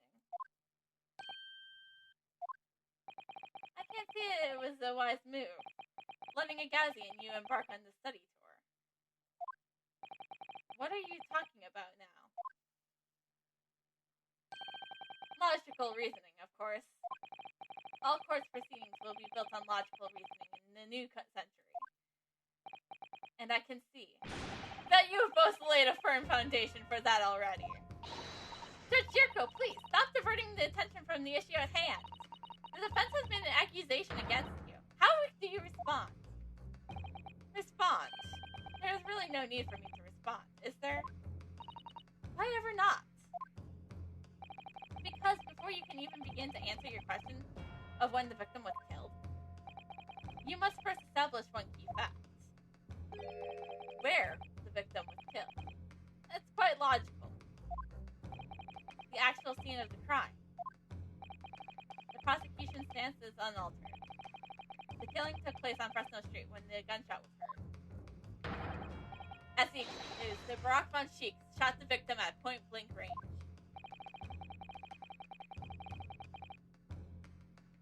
Since no tangible evidence exists to disprove the prosecution's claim at this time. I love when you're so proof at me.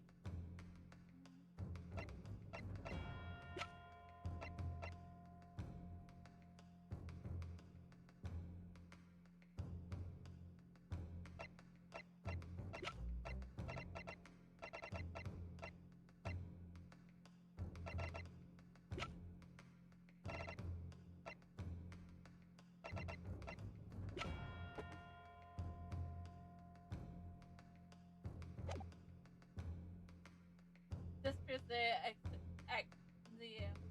prosecution's claim at this time. Defense's deductions amount to a little more than an elaborate fairy tale. I'm afraid that's how logical reasoning reasoning the British are knowingly already work, you young stripling.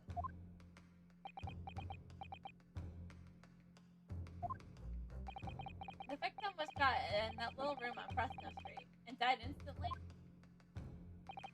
I'm afraid it's the prosecution's claim that's only the fairy tale here. How can you say that? Quite simply, because that claim clearly contradicts a certain piece of evidence in our possession.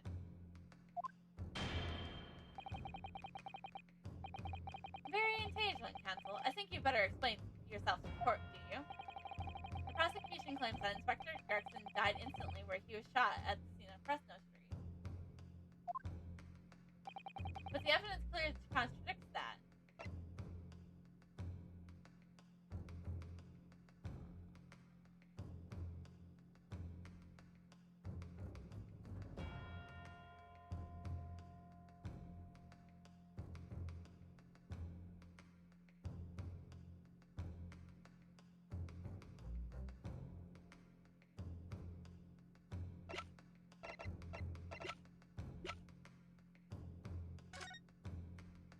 Yeah, why would he be curled up like that? Yo, why would he be curled up like that? Take that! Yeah. A photograph of the victim in the very location you claimed he wasn't killed? Yes! But the point is, the posture of the body itself. If Inspector Gregson has been shot there in that room, it's out of the question that his body wouldn't have been curled up in a ball like that. I'm sorry to disappoint you, but your logic is flawed. You could have easily adapted into that fetal position due to the pain of the shot, which subsequently proved fatal. Objection! I'm sorry to disappoint you, Judge Circo, but it's your logic that is flawed. What? According to this auxiliary report, the victim died instantly. He would have felt no pain, much less have been able to draw himself into that position. Ah! Which begs the question of why the victim's body is curled up like that. So the answer should be abundantly clear by now. You're suggesting. The inspector's body took on that posture ahead of its arrival on Fresno Street, before it was coldly turned out on the floor. From the enlargement inside a large travel trunk. No! You're quite right. The shape of the body looks exactly as it has been kept in a confined space.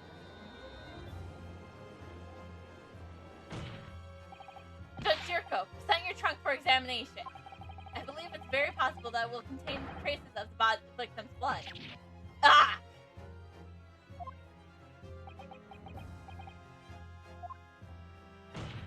Please don't break the witness stand. Is that my trunk? I refuse. What? On what ground? I'm the Minister of Foreign Affairs from the Empire of Japan. I shouldn't have put up with this treatment just because some stripling baseless accusation. In other words, Judge Circo, there is blood in your trunk. I will decline to answer that. As Minister of Foreign Affairs, I have privilege that limiting you. At this moment, you're no government minister. You're a witness in a trial in Britain's highest court. I don't care who you are or what your status outside of this courtroom might be. You will not withhold information. Nothing is more important than the truth. Ah!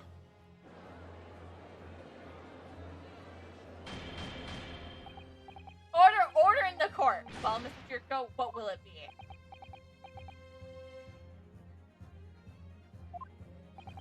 You can't be serious. You did it?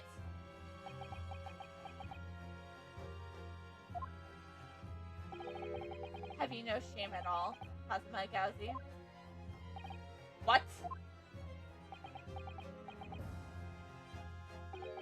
Very well. I admit it. I did bring the inspector's body into the country. Inside my trunk, it exactly as positioned by the defense. What? You. Dear God, outrageous. So it was you. You admit to. Please don't break the witness stand. No, I admit to nothing more than what I've said. Of killing the man, I certainly have no recollection. What on earth is that the cryptic statement supposed to mean?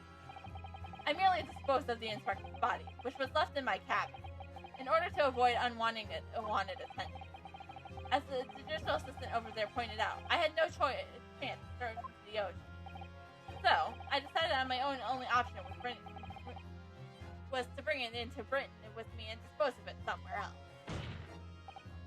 You can't still deny it. If you didn't do it, then who on earth did kill the man? As you know, there was another person in my cabin that night. He had the opportunity. And nevermore, he already accepted a mission to take the inspector's life. Oh! That's right. Who else could it have been? It was you, Cosima Gauzy. I don't believe Cosima killed. You.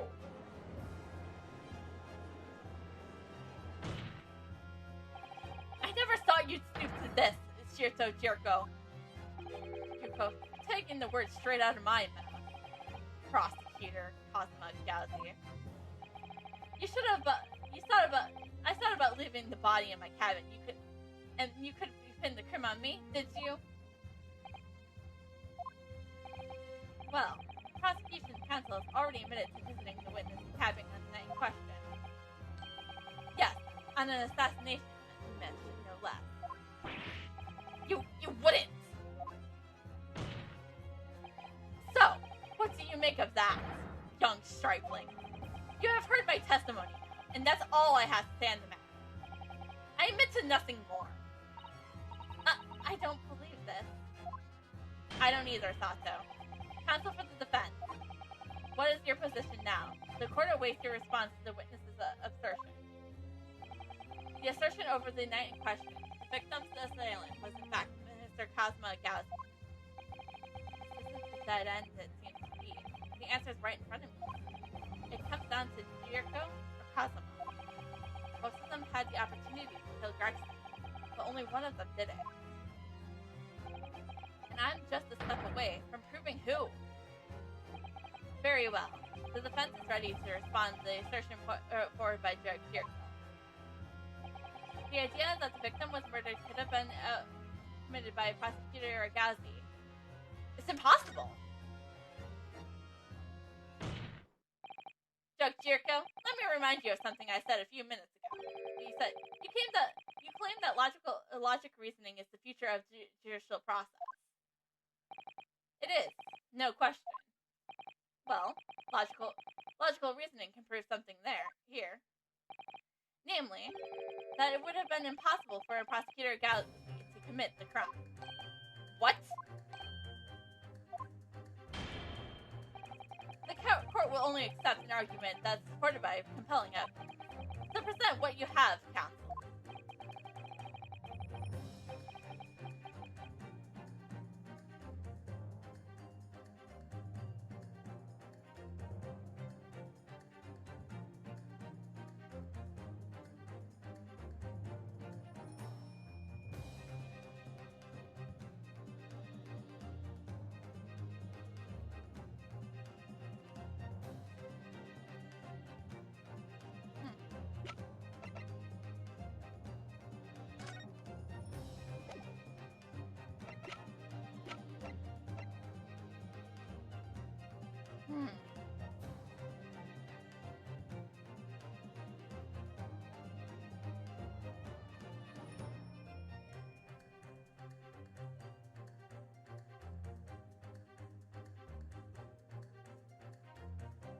Wait! Cosima has proof that he was in...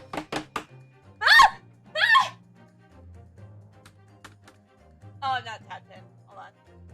Objection!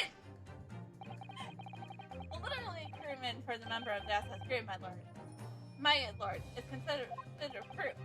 An alternative. How does that prove anything?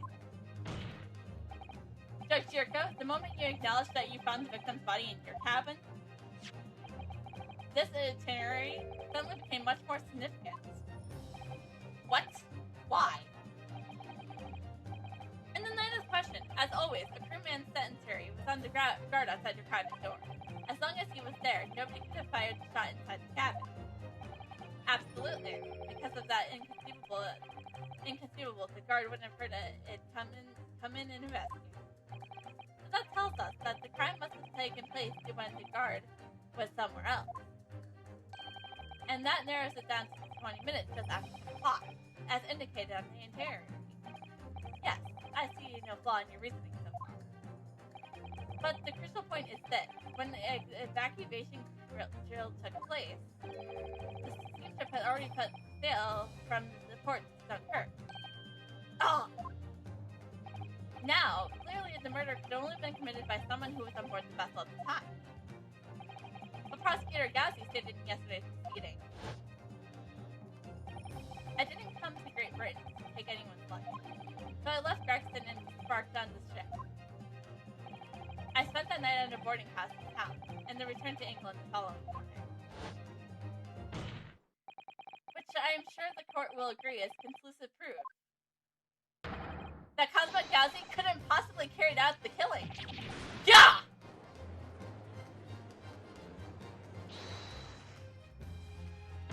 Please don't break the witness stand. No, absolutely not. I don't accept that. What do you mean? The boy's just saying that to exterminate himself.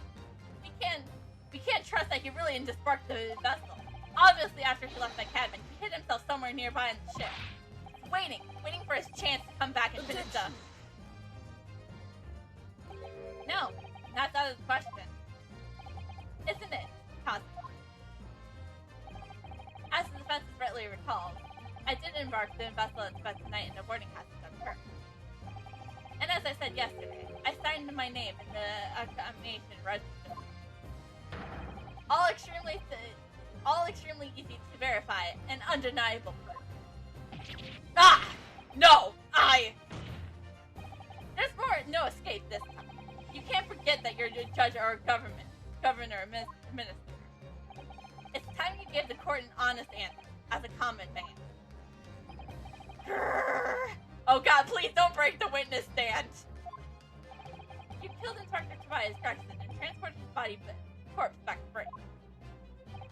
Then you dumped the body in the room on Fresno Street and made it look as if the murder happened there. That's what really happened, isn't it, Shirto Jirko?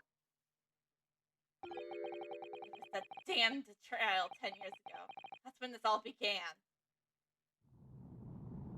Oh no, he's gonna break the witness stand. Looking back at now, my fate was decided on that day. I was doomed already. He's gonna break... Yeah!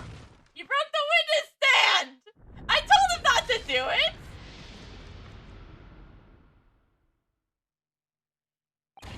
It's over! My life is over. Well, now where the witnesses are gonna, testify. God damn it! A British assassin eliminated a professor in Japan. A Japanese assassination eliminated a detective in Britain. Both assassins will use diplomatic immunity to evade the conviction and return safely to their homelands. The assassin exchange request arrived in Britain about 1 year ago. Though it was hardly a request, it was a demand. For that, you decided to recruit Mr. Gowsey. But things didn't go according to plan. Your chosen assassin never made it to Britain. And you found yourself unable to dispatch or replace him. Because I already was on my way to Britain at the time in Cosmo's place. And that left me with only one option to carrying out my obligation. To eliminate the mark myself, personally. Of course, there was but a single opportunity for me to do that. The International Forensic Science Center emphasized me to. That's right. I decided it would be safe to carry out the plan before my arrival in Britain, so I enlisted the help of my British counterparts. And and made arrangements for the pretext that would take the inspector to Dunkirk.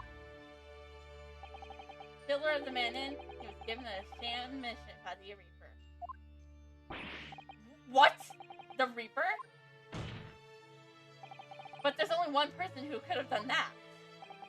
The mastermind of this entire operation. The Reaper himself. Ah! So, that means the assassin exchange was all planned by the Reaper? I'm not at liberty to say anything about my British counterparts. Anyways, the inspector accepted the Reaper's mission and dutifully infiltrated my cabin on the steam ship. But it was all a trap designed to lead him to France and his own death. Oh, how awful.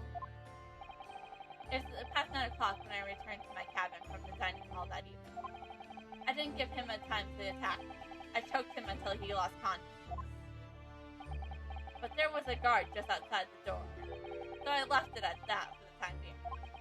Even the slightest noise would have aroused suspicion, so I bided my time waiting. For 20 minutes after 10 o'clock, I had the intention to finish him by strangulation, but moments before I hit the chain, he suddenly came around and went for me in a reckless move. Bang!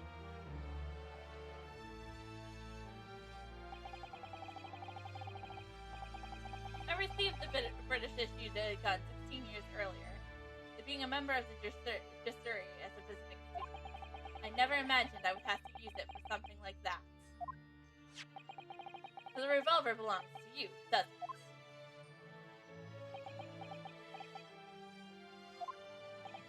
And then the victim was killed inside your cabin on the SS ground, which begs the question of why you arranged for his body to be discovered in the room on Fresno Street. The young judicial assistant over there had already answered that question. There was no way I could take the body up onto the deck and throw it over the side. That's precisely where all the crewmen were gathered for the evacuation drill. So before the first class cabin entries returned, I took the corpse to the refrigeration. And then on arriving in Dover, you concealed the body in your trunk in order to smuggle it past the border police.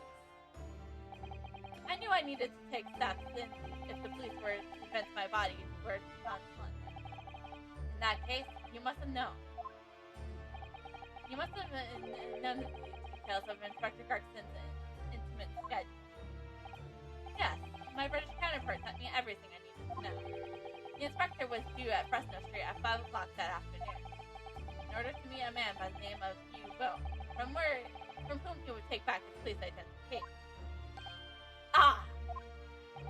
I decided that man would be a perfect person to set up as the culprit, so I took a Hackney carriage over there with the body still in my trunk. That must have been after we took this photograph with you in the hotel. Yes, I wasn't expecting a welcoming community. I was more than a little nervous. On Fresno Street, I spotted a young girl selling little firecrackers. Miss Venus, of course. I can see a candle trick here and there. So I donned a simple disguise and approached the girl to buy enough firecrackers to replicate a gunshot, but sort of disguised. For some reason, the inspector had brought a bright red hairpiece in his own traveling dress. So I put it on, although I suspected I drew more attention to myself than I would have been otherwise. The hairpiece found in the scene, and the inspector had already looked for the Red-Headed League investigation. I only arrived in the room around 5:15, so I quickly placed the body on the floor and moved the notice board to set up my little candle burner. I arranged it so the firecrackers would go off with a bang around 5 to 15 minutes. So that Mr. Bone, who was to arrive at 5, would walk straight into the trap. Except, at the last moment, I made a careless blunder. And what was that? I imagine it was the bag of fish and chips.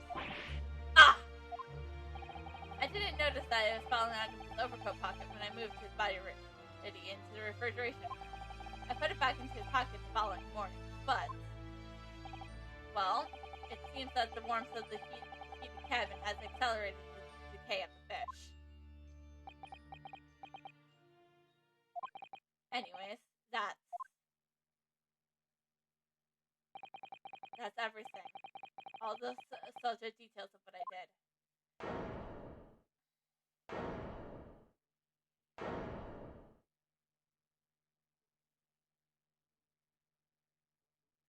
There's no witness stand, and it's so sad. I heard enough.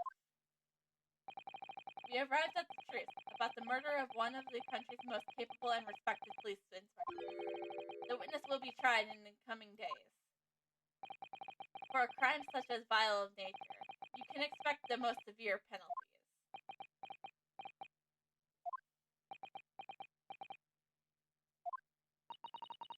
An exchange of assassins. What a foolhardy idea. Mr. Jirko, one last detail. Who was your counterpart in Britain? Who was the mastermind behind the assassination exchange?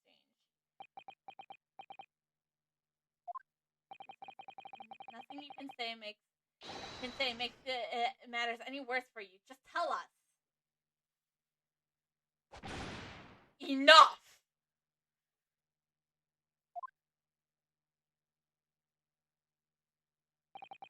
I've already told you. I cannot say.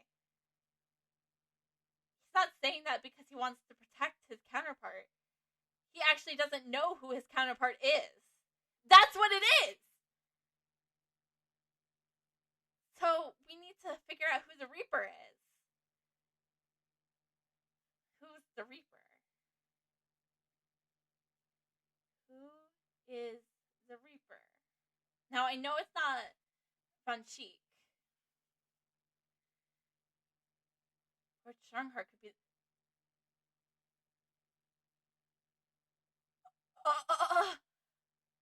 Could it be that... I always thought he was just gonna murder a man. But could it be that Lord Strongheart is the Reaper?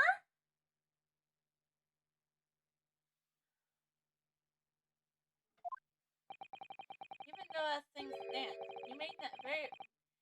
you may very well never set foot in your homeland again.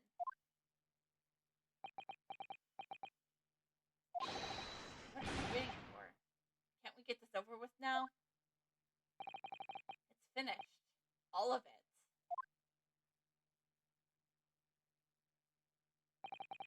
I'm finished.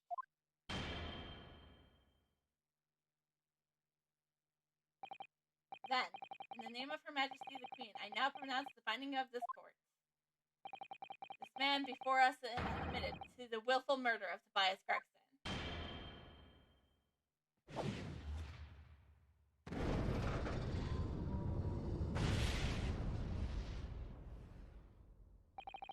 Jirso Jirto, it is the opinion of this court that you shall be found.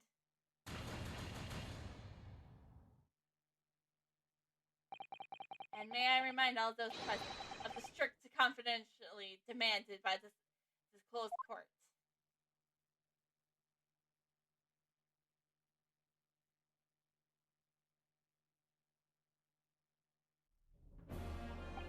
Moments ago, Mr. Jirto signed a written confession admitting to the murder of Inspector Gregson and the subsequent court payments of his body.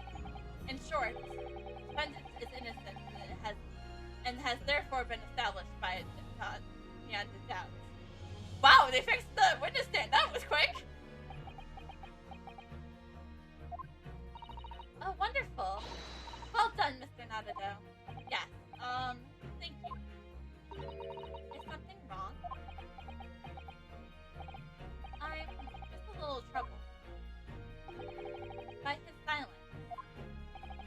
The true identity of the Reaper of the Bailey and this extraordinary assassin exchange, we do remain in the dark about these mysteries. However, insofar as these independent have brought up against the defendants in this trial, we have reached a conclusion.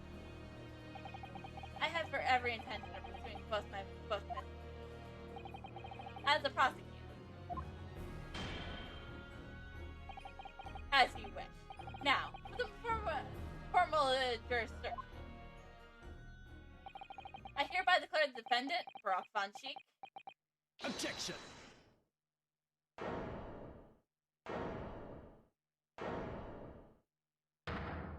Possible? The prosecution calls for the adjournment to be deferred. Counsel. The accused's innocence hasn't been fully established at all. And therefore, it would be wrong to deliver a verdict at this time. That's the prosecution's unwavering position. What? But Jericho already confessed. Nevertheless, Brock Von Sheep has committed crimes for which he must be punished. Well, it would appear that you have information about the court needs here, Prosecutor Captain. Certainly, the murder of Inspector Garrison was actually carried out by Jericho. But it's clear from the witness's testimony that he was thrown into complying with the law, into the sick, merciless and fantastic. Well, that may be true, but what I want to know is who coerced Jericho? Who was pulling the strings? The victim went to France, having been ordered on a mission to Reaper. Only 2. In other words, the mastermind behind the assassination exchange is someone in a position to give such an order. As we have already established, the Reaper himself. Well, certainly, that would appear to be followed. The prosecution hereby formally accuses the man in the dock, Brock Von Sheep, of being the Reaper of the Bailey, and furthermore, I'm going to prove his guilt beyond all reasonable doubt. What? What?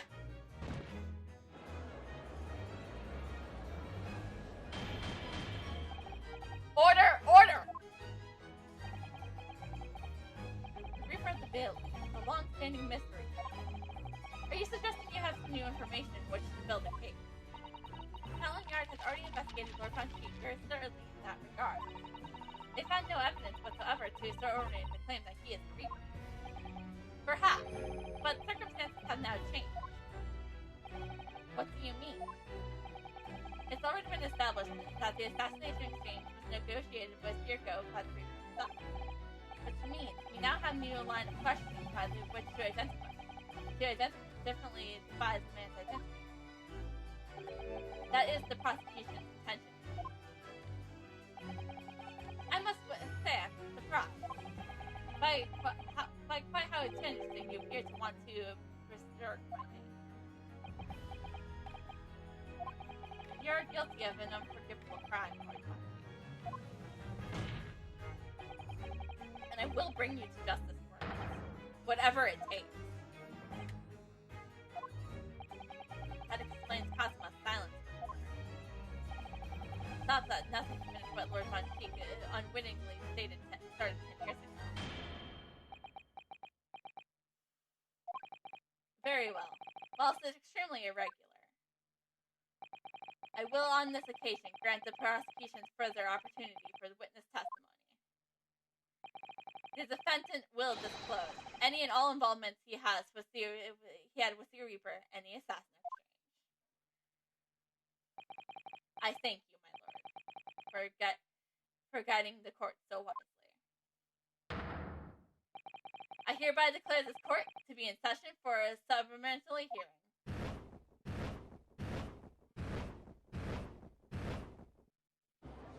Fucking magic.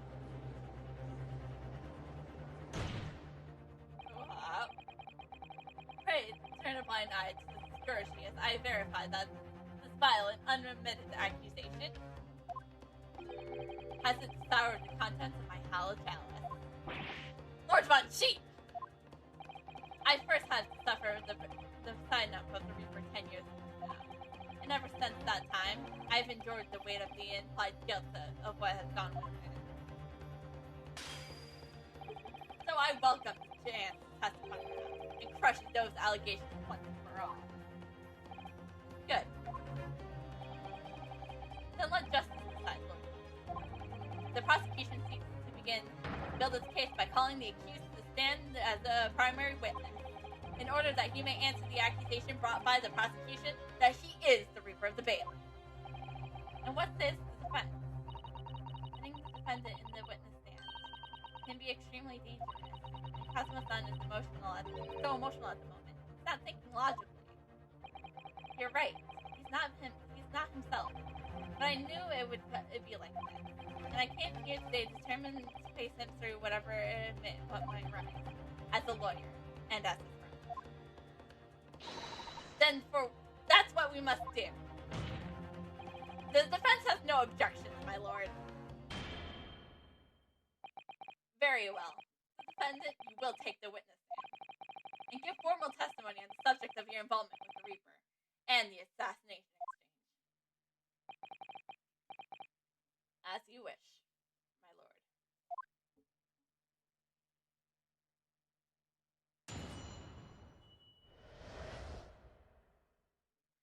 The Reaper and the assassination exchange. I have never taken the life of another, nor have I instructed another to kill. I have been investigating the truth behind the Reaper for years, and I was aware of Garkson's involvement. That's the reason why I went to press no charges about it.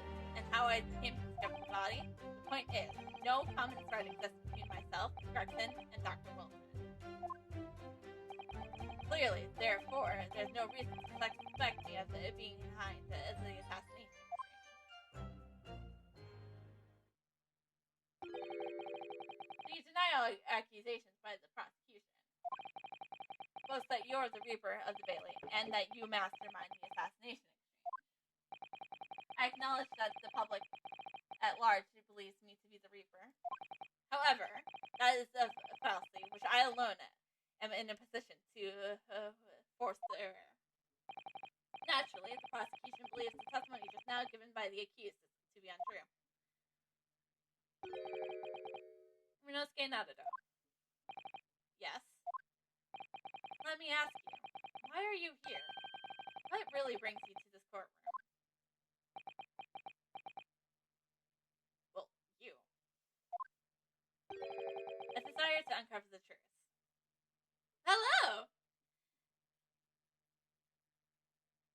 Yep, I'm you. Hey. A desire to uncover the truth. Even if the truth proves that your client to be guilty.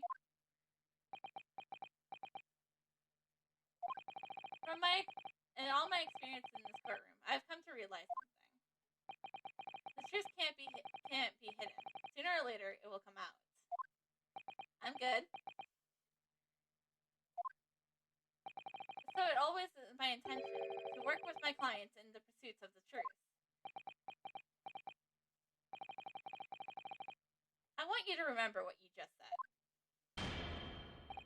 Enough deliberately chatter. Is counsel for the defense proceed to cross-examine the witness? Ah! Yes, my lord! I know exactly what you're thinking, Kazuma. I know you're just waiting to point it out. The contradiction you are convinced lies somewhere within this man's testimony. Oh, I think I know what that contradiction is. And we have the evidence to prove it. And we have the evidence. But, you know, of course, I gotta pursue everything because that's how I work. Hold it! So you're not what the general public refers to as the infamous Reaper of the Bailey. Exactly. Don't imagine for the moment the court will be satisfied with the one-word answer. I realize that. If you're intending to comment on number sentences, it could take a while, Kazuma. Did you find it disturbing that one by one, defendants who had been acquitted after your unsuccessful prosecutions were killed? Let me answer that question by posing another. If one by one, defendants who were acquitted after your successful defense were killed, would you find that disturbing? Disturbing? I couldn't possibly say how that makes me feel with a one-worded answer like that. Exactly. Well, that told me. But Ever though I'm not the Reaper, it doesn't mean that I ignored all the hearsay. I've been investigating the truth behind the Reaper for years, and I was aware of Garkson's involvement. Hold it! You say for years. How long exactly? That's the very first time the Reaper's influence was felt in this court. 10 years ago now. And your investigation led you somehow to Inspector Gregson, you're saying. I didn't want to believe it. He was a personal acquaintance. We worked on cases together in the past. Friends. It felt like a betrayal, but I demanded permission to search his office at the yard without his knowledge. Which is when you found his secret notebook, is it? It's when I first learned of the location he noted only as grass and the appointment at 5 p.m. on the 31st. No, I didn't know the significance of those details at the time. So now we're at the nub of the matter. As it turns out, the significance for me personally was very unfortunate. That's the reason I went to Russell Street that day, how good I came and how it... Hold it! But why did you go to that specified location? I thought it was the Reaper's headquarters. Then by turning up there at 5 o'clock, I would catch whoever was, red-handed. Sadly, all that was waiting for me was the inspector's corpse. Yes, even though it wasn't designed to walk straight into the trap set by Deerfield. Exactly. Yurka had intention to implicate you both.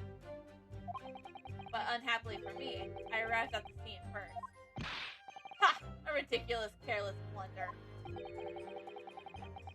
Moved on to just throwing out insults around that I see, Cosmo. Think of what you will. It doesn't change the truth. The point is no common thread exists between myself, Gregson, and Dr. Wilson. Hold it! That's what I need to present on. There is a link between you and Gregson. Of course. We were close acquaintances. We worked on numerous cases. I considered the man to be a mentor. He taught me a number of important lessons. You did? Such as what? Oh my gosh, I swear to God if it's gonna be something about fish and chips. Where the a good fish and chips? How did I figure? How did I figure it would be something about fish and chips?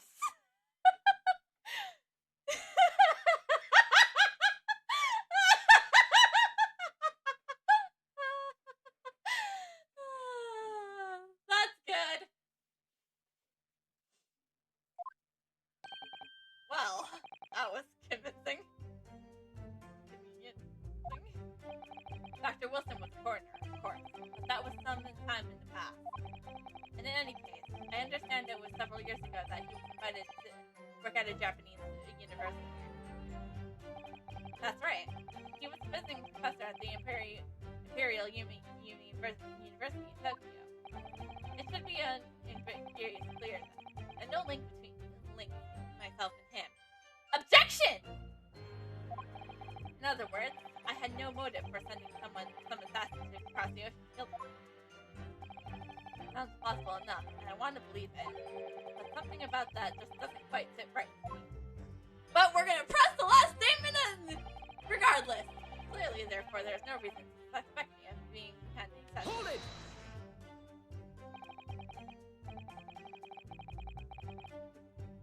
Certainly, as it stands, there's no evidence to suggest that you courted this. Objection! But as it stands, we have only the accused insistence of his innocence. Sorry? Perhaps there is some reason that it would explain he is the mastermind behind the assassination. And if a reason could be established later in these proceedings, then the accused claims and testimony that he was involved would amount to a pre-juror. Well, yes, that's true, but clearly Cosmo-san intends to identify a reason and uses to make his case. And we have that reason. Like, guys, we literally have the reason. Iris gave us the reason.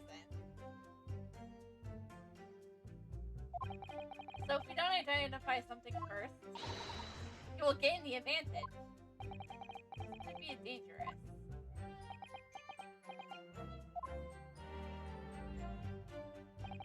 A convincing testimony by Lord Monty. Certainly, without apparent connection between the three men, there's no way to establish a motive. The testimony seems unsaleable as far as I can see. Oh dear me, what a bleak expression. I agree, there doesn't appear to be any particular link between them at first glance. But with the inclusion of one other person, I must be overthinking it, surely. No, I knew the answer from the beginning. I just like to press. Alright. And I'll read my notes of his and all the evidence in the court record. Could it be that Lord Monteith has something hiding inside after all?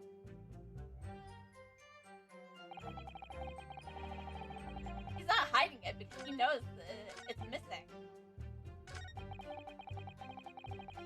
He knows it's missing, so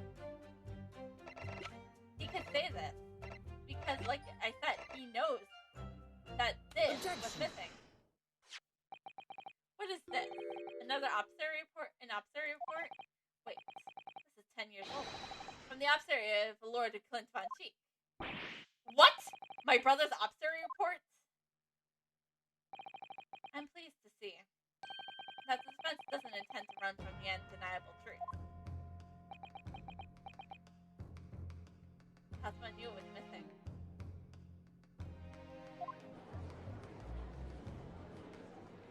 Of course, everybody in the courtroom probably knew it was missing. Order in the court. What reason do you have for presenting a 10-year-old observatory report here? This observatory report of the professor's final victim is an undeniable link between Inspector Garson, Dr. Wilson, and the defendant. That I curse the name again. The professor. I personally researched all the court records relating to that case. I know that all the time the observatory was considered scheduled to the victim's soul. And for the member of the actor like Clint Von Cheek, it was unthinkable. But somehow employed by the powers to be allowed the observatory to go ahead, Inspector Garson. He declared that he was certain he would be able to obtain conclusive proofs from the procedure. And it was Dr. Wilson who conducted the observatory report. His signature is clearly visible on the document. As promised by Garson, the observatory report didn't prove evidence. Evidence that conclusively proved Gretchen Agassi was guilty of murder. In my brother's dying moments, he mustered all his remaining strength to leave that clue behind.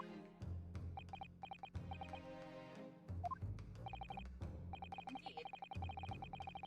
It was the key to indicate the professor for his crime, the conclusive evidence that convicted him. It enabled Lord Von Cheek here to avenge his brother's senseless death. It was a marvelous victory for us. A marvelous victory, was it? I wonder if that's really true. What? Could it be the same said if it turned out that the key piece of evidence in question was in fact fabricated? If the inspector and the coroner and the prosecutor all concluded together to cast an innocent Japanese man as a mass murderer and sent him to his death. That's outrageous. And now, 10 years later, for some reason, the secret has been threatened and needed protection, which is why the inspector and the coroner had to be silent, isn't it? By someone in power in Japan and in Britain, using the two killers recruited for the assassination exchange.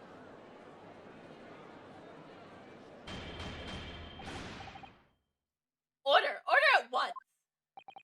10 years ago, my father was convicted in this very courtroom as a mass murderer to be sentenced to death. That was all a sham, and I swore it to myself that I'd prove it. Which is why I had to come to Britain. Whatever the cost.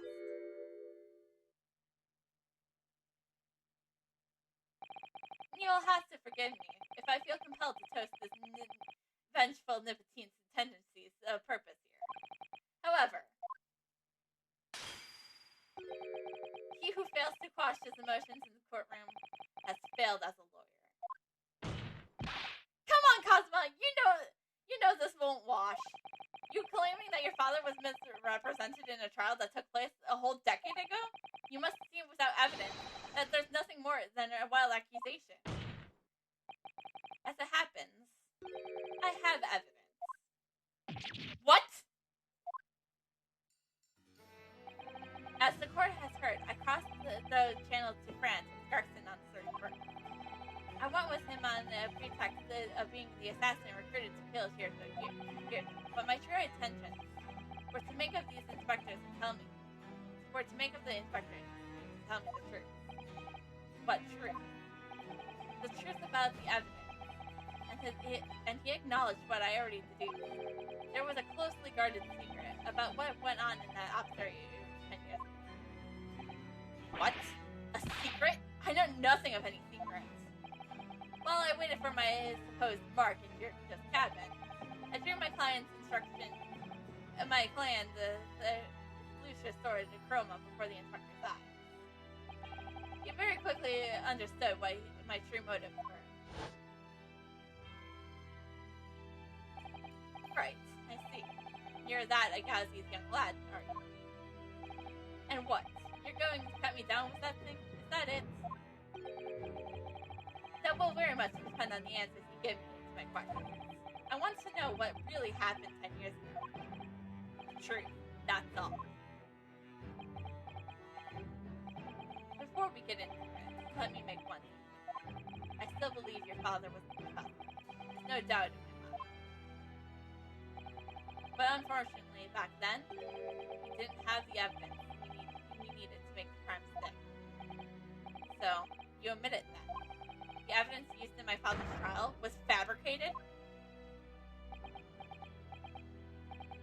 It was for the good of the country. And anyways, I was just following orders.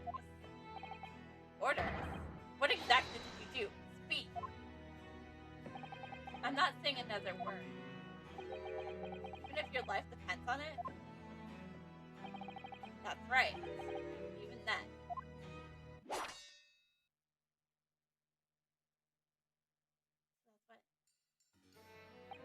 So that's when the tip of the sword broke. Oh, Kazuma-san. The results of Clint Von Cheek's observatory were fabricated? Then the investigation officer Garkson and the lid coroner Wilson must have known about it. And they can only have been ordered to preserve the course of justice in that way by one man. The man leading the case of the prosecution, Brock Von Cheek. Wait!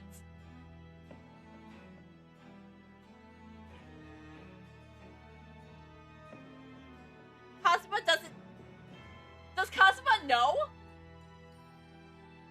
Does Kazuma know that Strongheart was supposed to be the prosecutor for that trial?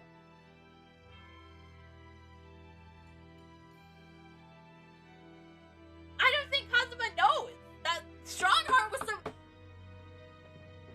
Strongheart's the Reaper.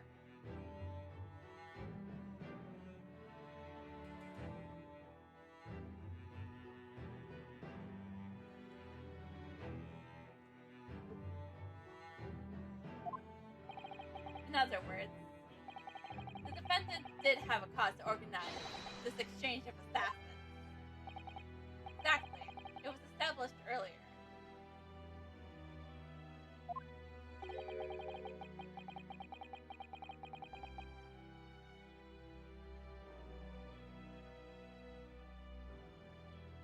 It has been the Reaper himself who enlisted Yurko's hand to arrange the exchange.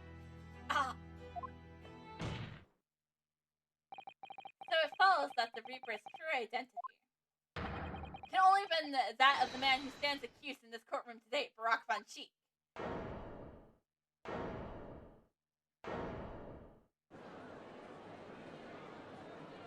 Objection! I was about to say who's yelling objection.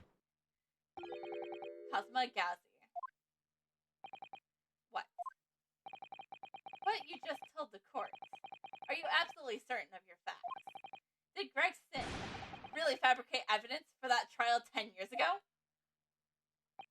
I heard it with my own ears. His shameful admission.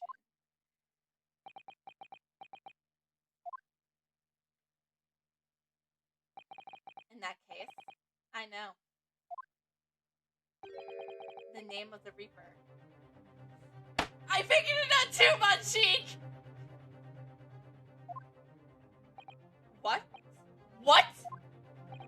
Lord Von Sheik. I gave no such order. I know for that for certain. But she narrows it down the remaining possibility. To one. Lord Von Sheik isn't the one behind all of this. Then yes, there's only one other person who could have done something like that. It's Lord Strongheart! It's Lord Strongheart! He was supposed to be the one prosecuting the invention! I believe I know who it is, too. You? I just have a feeling his name is going to come up. I mean, it came up plenty. He took over British judge's job!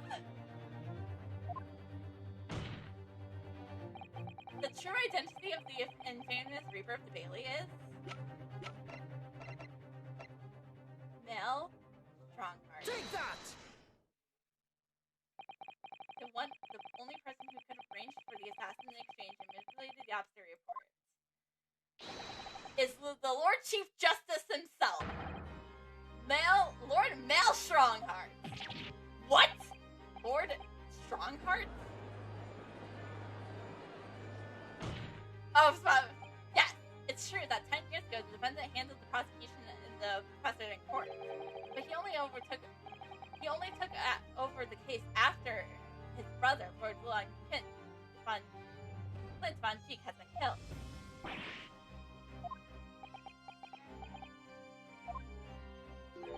I can only assume that this is the most inappropriate joke in British judicial history. This is no joke. Well, Lord Von Sheik, 10 years ago, I was very new to my profession, but I had a burning desire to avenge my brother's death, so I pleaded for the control of the case.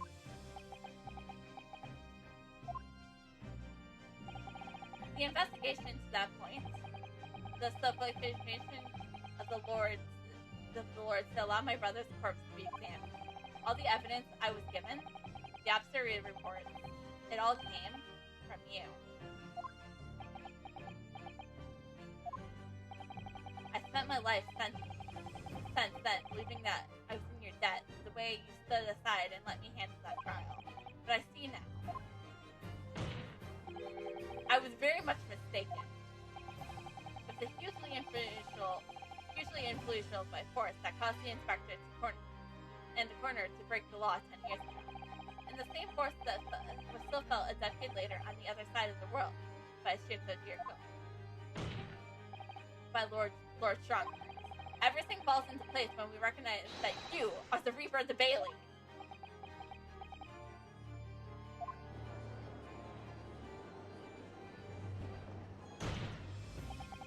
The court awaits your response, my lord. This may very well go down in British judicial history, but I assure you, it's no joke. Consider this a formal accusation by the defense. And defense. It doesn't warrant a response. As a formal accusation, don't be absurd. The defense claims are utter nonsense. A wild fantasy at best. You're not going to defend yourself? You claim there was some wrongdoing killed on Sheik's obstery? That's utterly untrue. Objection! But I heard it from Gregson's own lips. He admitted to it. And where's your evidence? What? Gregson's dead. Unless you think of summoning a ghost to the stand. You mean to say... I forget how the system works in your little backwater country, but in the courts of the British Empire, without evidence, there is no case. I I have no intention of entertaining some wild fantasy that can't possibly be subordinated by anyone or anything. Ugh!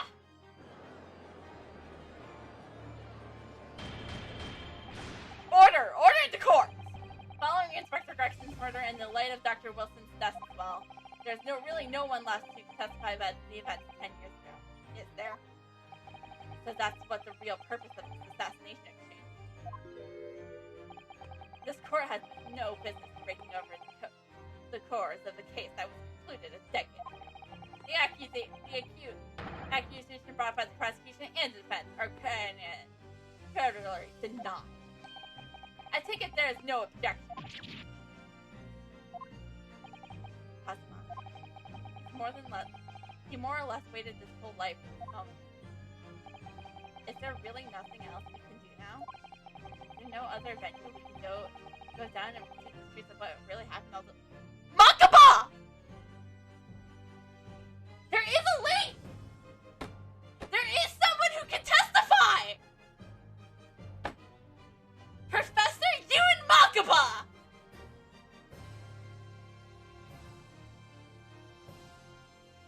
It's all come together.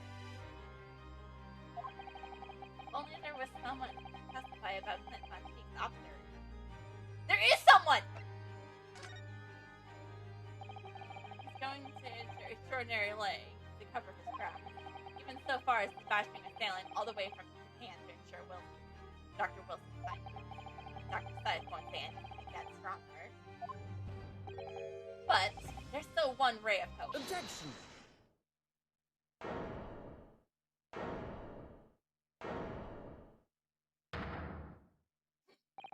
Actually, there is one person. One person who could still testify about that observatory. Don't be ridiculous. There's no one left. Who, Renosuke? Who? Tell me. Cosma, please, this trial can't end. Not yet.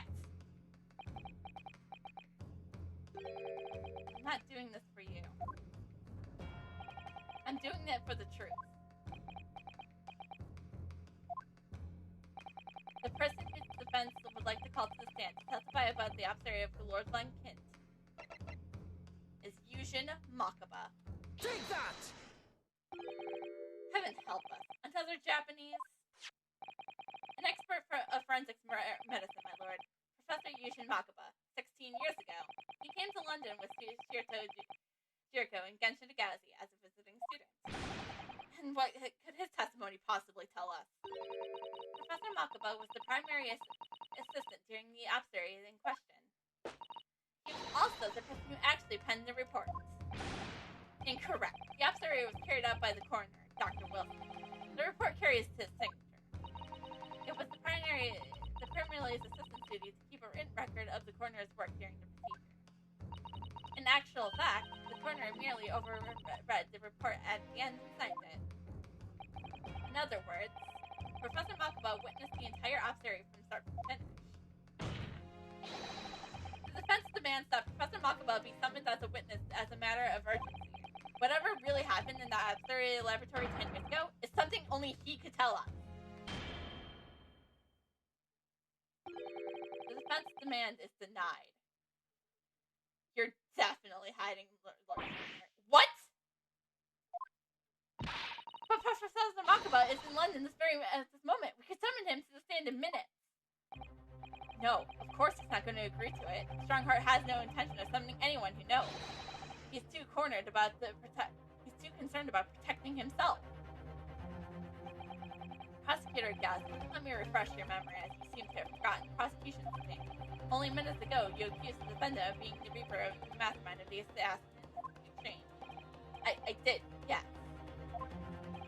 So present your evidence for those who claim to make your case complete.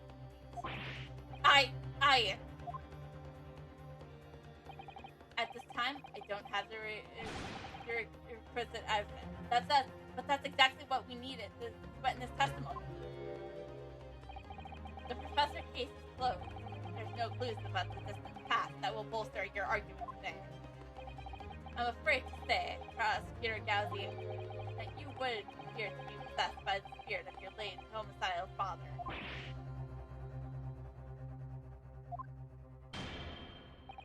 Now, as I stated earlier, this court has already reached a conclusion with respect to the matter at hand. Inspector Gregson was murdered by a Japanese Supreme Court Judge Shirto Jericho. As for hidden circumstances that may exist, they will be investigated in due course by the proper authorities. Objection! We all know what will happen. That will just give the mastermind of the whole venture time to cover his tracks again. By which you mean me.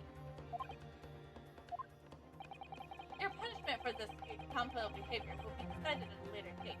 As for you, Prosecutor Gowsy, you will remain following the proceedings willingly, I trust, since you gave your word. Ah! Just for you till game of revenge is over, young master at Gowsy.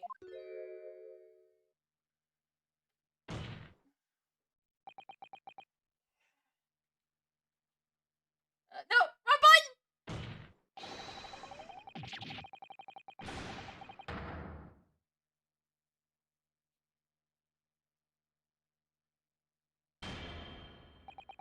That will be all. I hereby declare court to be over. Court is... A hope! Our hope!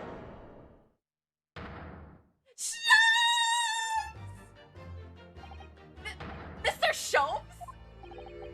This is no place for amateur deduction. May I remind you that these proceedings are closed to the general public. You will leave the courtroom now. Objection! Mr. Sholmes was instrumental in the operation of Shirto Jericho before he fled from Europe. The court should hear what he has to say. Lord Maelstrom, it's impressive Imperial that you refrain from bringing this trial to the end at the end of the day. Is it real? And why would that be? You need only to recall your own words in the opening trial to answer that question. If I may. We'll stop at nothing to uncover the whole truth behind those disturbing findings. Surely it can't be. The shock that being accused of being the Reaper yourself has erased that from your memory, can't it? The whole truth, sir, has already been uncovered. Objection! If it would seem that we have great many important members of the jury here present today, I put to you, my dear fellows, should the trial end at this conjunction, after all, why would you have been invited to all intent? To not along the verification of your superior.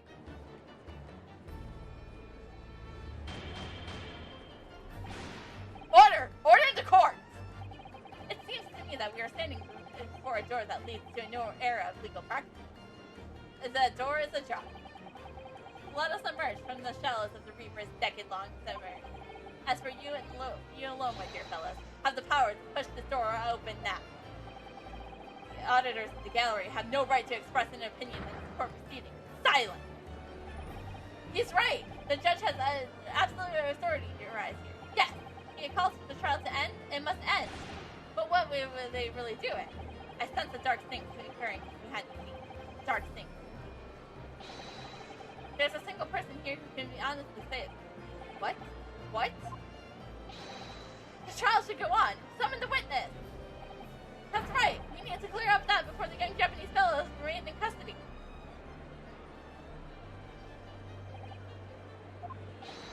My lord, you're sure those present will uncover the whole truth here. Vindicate yourself, or this outlandish the truth, the whole truth, and nothing but the truth. That's the foundation of British law. A toast to my dependable colleagues in the gallery. On with the trial! On with the trial! Testify! Testify! Testify! Testify! Well, my lord, you hear the voice of the British judge. I think you'll find it would be rather awkward at times.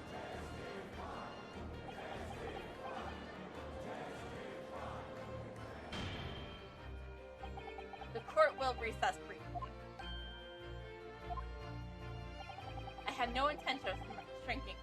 allegation. Bailiff, arrange for the subordinate of the witness at once. As soon as the gentleman arrives at the courthouse, we shall reconvert. A recess won't be necessary, my lord. Pardon? Malkaba is a close friend of mine. He accompanied me today and is waiting in the antechamber as we speak. I do believe he has been enjoying a little trip down memory lane. What? Professor Malkaba is here in the courthouse? Mr. Sholmes, you didn't know this would happen, did you? My dear fellow, no one is in a better position to answer that question than you, certainly. I wasn't just asking for the fun of it, you know. Well, I must thank you for your assistance in this matter. However, you are no further use here. Kindly leave the courtroom at once. But of course, in truth, I find myself rather busy now as a result of these developments. Mr. Nadado. Ah, yes? I trust you have Iris' little lucky charm with you. Absolutely. Still in my pocket. She sends her regards and a reminder. If you find yourself in a dead end, ears are at your disposal. Just one tug, if you please. Of course. In that case, the trial will continue without delay. Bailiff, show the witness to the stand. So this is Lord Stronghart. It's Lord Stronghart. He's the bailiff. I knew it! I knew he had a face of somebody who would absolutely murder somebody! I just didn't expect he would be the Reaper! I thought you just murdered Gregson, to be honest! However, where exactly is this trial going to take place? How do you know about the plunge into the backwardness of the event? Well, I'm ready. I'm ready to head into the heart of this maelstrom and front whatever horse this tried to drown me under. But first! Hold on, we're gonna save and get to a point where there's music.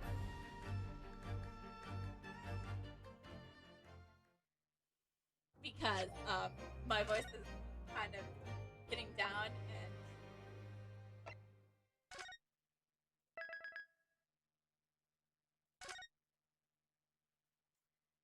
So.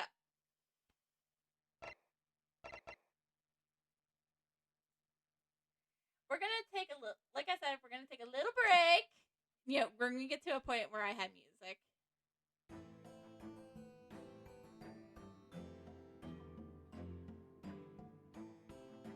So we're gonna take a little break. We're gonna take a little break before we get to things.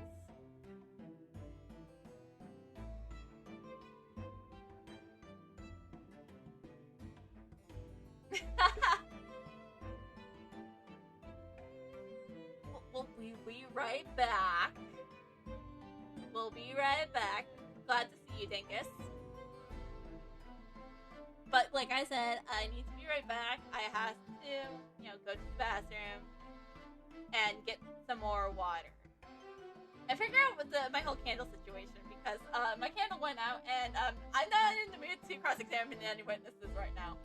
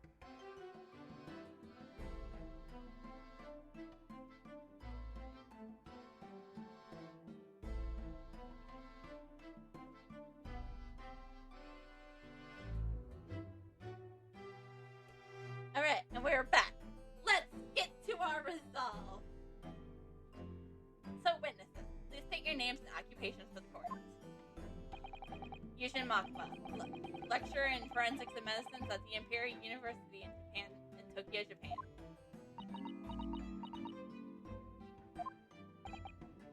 And Professor Makba, the young lady beside you is... this is Dr. Maria Gori, Scotland Yard's practicing court, the daughter of the Dr. Scythe family. Yes, Dr. Scythe.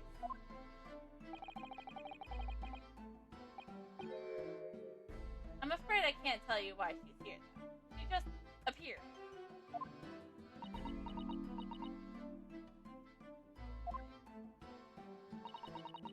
You summoned the strange Japanese man as witness to the adversary.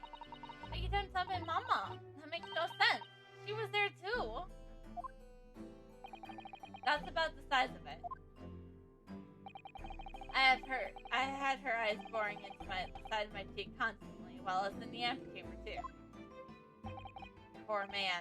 The idea of this is making me shudder. The revelations about Dr. Scythe came to light some days ago after the filed a reputation of the entire judiciary.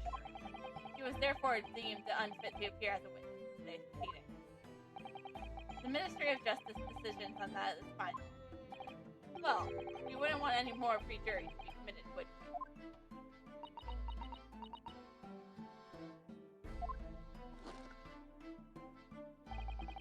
The Ministry of Justice. Unquestionable strengths are being pulled, I think. I remember you, Dr. Makaba, but I certainly can never expect to meeting you under these circumstances. Yes, it has been a long while, Lord Strunker. The prosecution understands that you were a visiting student of the forensic science in London until 10 years ago. That's right, I studied under Dr. Wilson at Science. So you were president of the observatory of my brother, Lord Clint Von Cheek. I was, yes. I assisted Dr. Wilson in the entire procedure. Mama is far too more skilled than any Japanese man. Well, Dr. Allison asked me to... No, that is Dr. Maria Gori. She likes to cut things, you know? That's why we're never going back to her lab! Well, Dr. Wilson asked me to his primary assistant on the case. And this officer report was actually penned by you, I believe. Yes. I noted all the doctor's findings when we were done. He read us through the document and signed it. Poor Mama. As a secondary assistant, he would have never had such a good view of all the innards. So, Professor, do you remember Inspector Garcia? Yes, of course. If it wasn't for his insistence on Lord Von Cheek's observatory, it would have never happened. But he was absolutely convinced that it would reveal decisive evidence against him. The Lord Strunker had entreated the nobility to allow it to take place. Do correct me if I'm Lord Mayor. It was the result of that observatory that the mass murderer was apprehended, and justice was done. But Gregson admitted it before he was killed. He admitted that the results of the observatory were fabricated.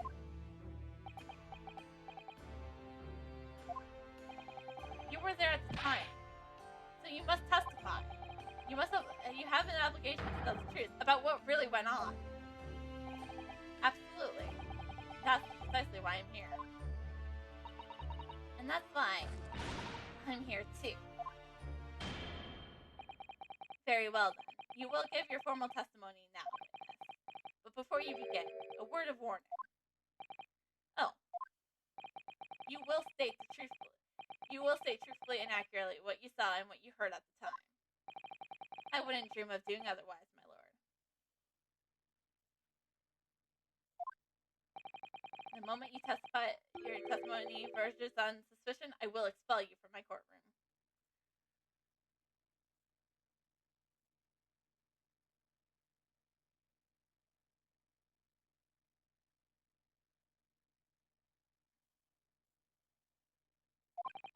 Remember that.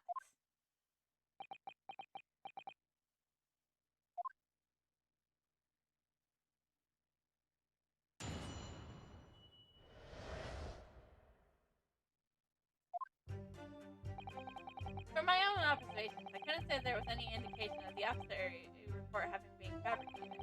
Death resulted from a wound by a Western-style sword transfixed into the heart. I found that a little strange. There was no other signs of internal injury. Nothing questionable about it at all. It was just a beautiful but dangerous piece of evidence that was removed from the man's stomach. Assumed to have been swallowed by the victim as a way of presumably identifying his assailant.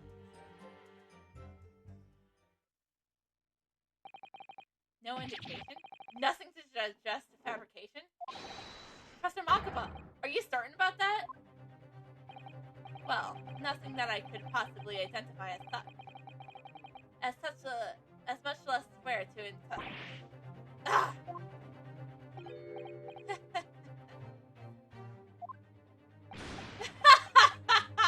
Ah, he's losing it already.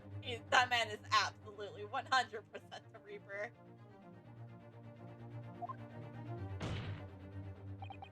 Only fabrication here at Gauzy has come from you. What?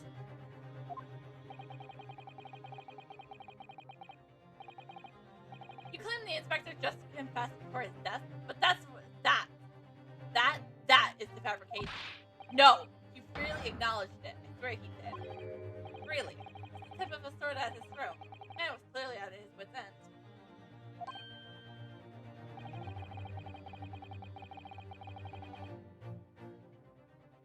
The crew will give no conceit to this confession that they uttered by an obvious deprivation. Quite simply, there was nothing questionable about the investigation of Lord Clint Von Cheek's death. And with that testimony we have had, without question, uncovers the whole truth of the matter. Mon Renosuke, if I may, my lord. There was most certainly something questionable about it, and the whole truth does rather elude us, I beg your pardon.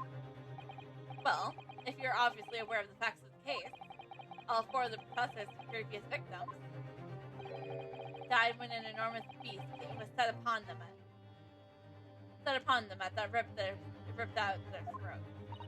Oh, such horrifying crimes. But curiously, the killer's last victim, Lord Clint Von Cheek, suffered a different fate. Yes, you're right. He was stabbed through the heart with a sword. Has he not? I believe I warned you about this, witness. I promised to portray your testimony as soon as it entered the realms of possible speculation. Very well, my lord. In that case, the defense will pursue to conclude this during the cross-examination. What? I believe I have the right to cross-examine every witness after testimony.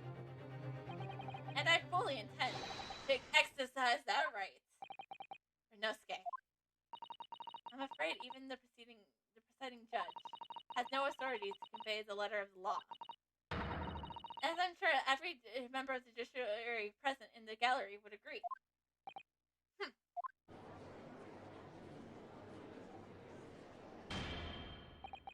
Very well. You may begin your counsel. However, the moment your argument strays from the established facts, I will not hesitate to bring the cross-examination to an end. Proceed with caution. Okay, so I gotta be careful with pressing, then. That basically means, right? I can't just press everything, as I tend to do.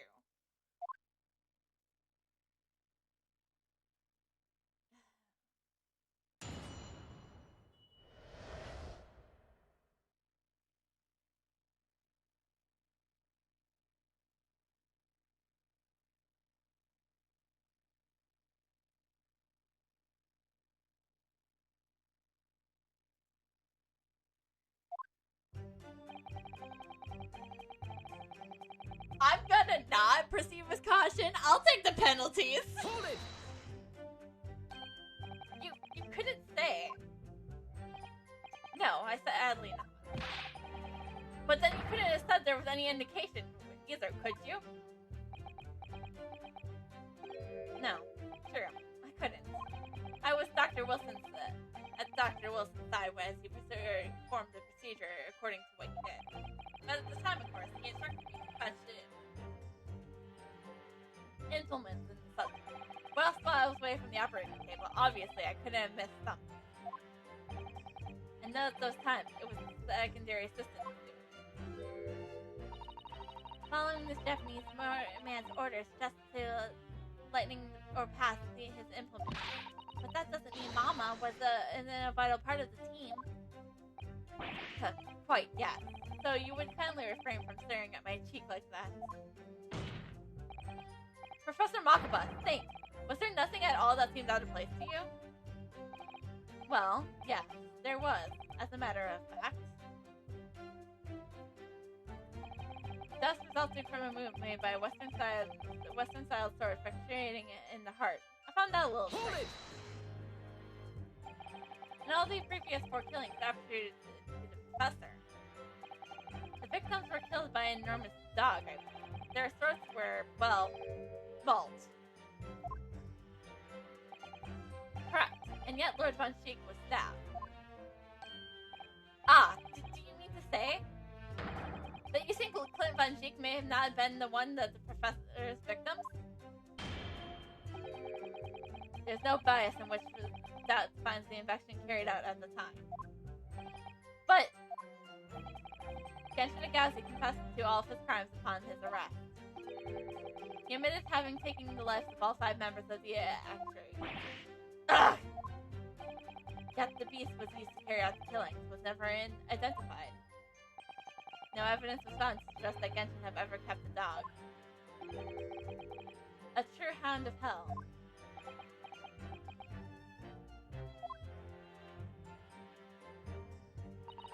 There was no other signs of internal injury. Nothing questionable about it. Hold it! No.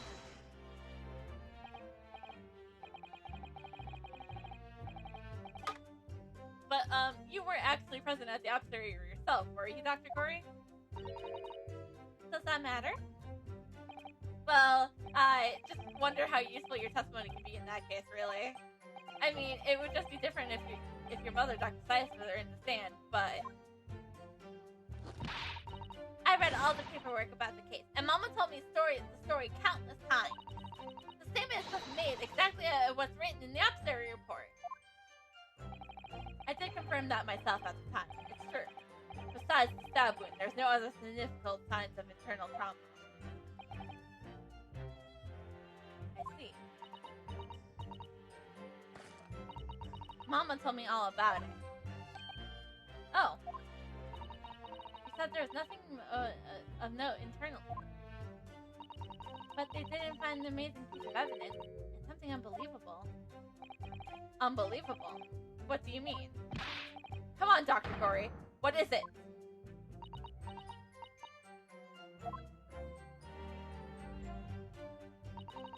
It was just a beautiful but dangerous piece of evidence that was removed from the man's stomach. Hold it!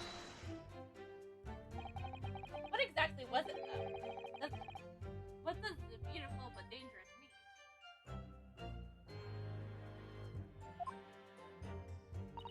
Well, it was sparkly and round. Cool. If it might slip over a finger, perhaps. It was a ring, belonging to Genshin Agashi. My father's ring was inside the victim's stomach? At the time, Genshin wore a large ring around the dingus of his left tortoise of his left hand, the fourth or ring finger. I understood it was some sort of keepsake. When my father left Japan for London 15 years ago, I was 8 years old. But I remember that ring. You do? My father's possessions were sent to our family home in Japan after his death, but the ring wasn't among them. Obviously not. It was a key piece of evidence. It remains under lock and key, and the store is at Scotland Yard to this day. After the observatory, Genshin was summoned by the police to check for the presence of his ring. It wasn't on his hand, of course.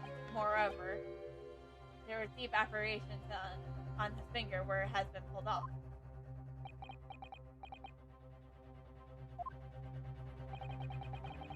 They arrested the man right then and there, right before my eyes. How could they? I brought the ring along with me today. What? Here it is. It's so dusty from the years being in the stores. Good gracious, yes, that's it. I haven't seen that in 10 long years. And what? It was found inside the victim's stomach?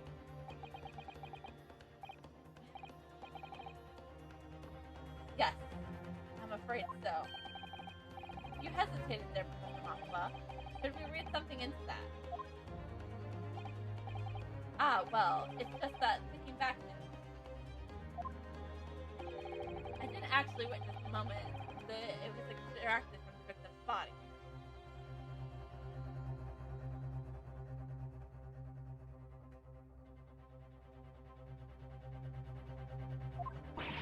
Oh my! Really?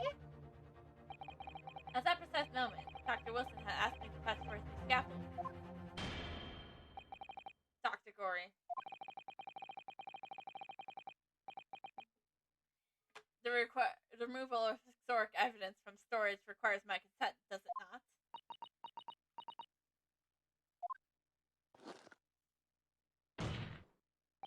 However it came to be here, the court cannot deny that this is crucial evidence for today's proceedings.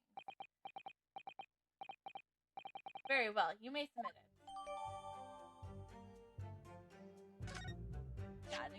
Gotta examine. That's the sort of ring normally seen in Japan. You almost look like claws protecting that jewel. We must examine it carefully, Mr. Nando. I am going to. One thing I do best. It's examine. There's a fat claws here. These flat claws are doing a good job protecting the equally flat gemstone in the middle of the ring. Yes, if you're clumsy, you could get yourself a rather nasty cut, I would think.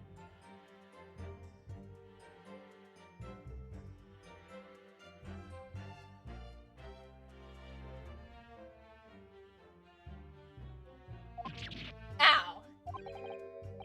Now my finger's bleeding. Those claws really are sharp. Oh my, that was very quick clumsiness, Mr. Nado, even for you. Ugh. Who would make such a dangerous ring? You couldn't follow it without doing yourself some fairly serious damage, surely.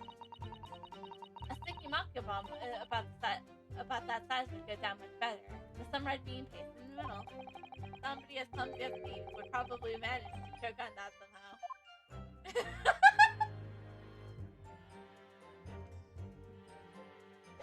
That's why we investigate this shit.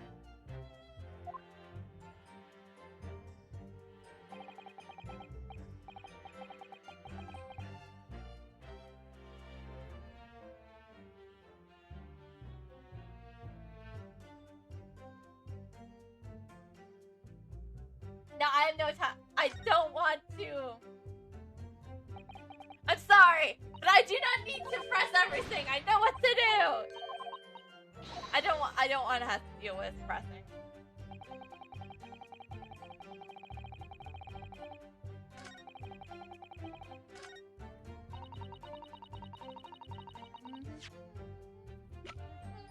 Objection. This court has heard the ring. It was extracted from the victim's stomach, but you didn't actually see it being removed, did you, Professor Makaba? That's right. As I said in my testimony before, at that moment, I was fetching a replacement scalpel for Dr. Wilson had requested. In other words, you can neither confirm nor deny whether this ring, in fact, really came from the victim's stomach or not. What are you suggesting, counsel? That the ring was never inside the victim's stomach to begin with. It's entirely feasible that Dr. Wilson fabricated the detail about in the apothecary. What are you saying? That Dr. Wilson? That Dr. Wilson was in a possession of the ring in advance? after it somehow was stolen from Mr. Gowsy, and that he produced it during the trial procedure, pretending to have found it then and there in the victim's stomach. Objection! Proportion at best. What possible evidence do you have to support such a rash claim? The evidence is right here. That's the observer report. It explicitly reports counts. And other than that ring, nothing as unusual is noted internally. I'm sure you'll notice you have intent to prove your point. You already done it for me, my lord. The lack of internal injury is all it says.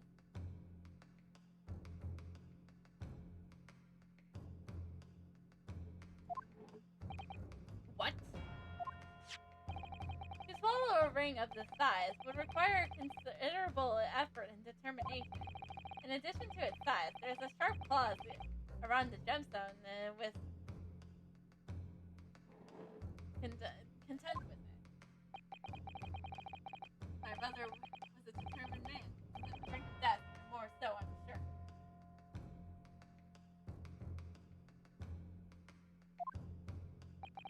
He would have stopped at nothing to ensure that evil killer was brought to justice. But if you really swallowed that enormous ring, it would be inconceivable that no traces of its passage down its throat would have remained as internal trauma. No!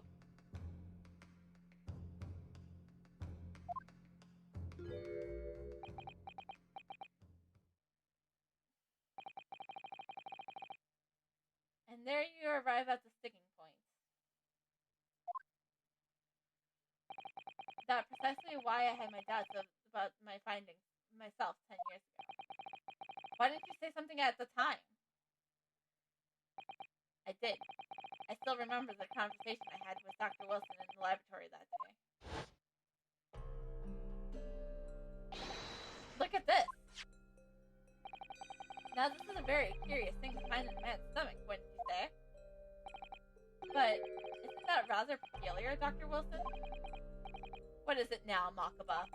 Well, if you swallowed the ring of that size, those sharp metal claws it has, surely you would expect to see damage to the throat and the esophagus. Torn mucus is membranes at the very least.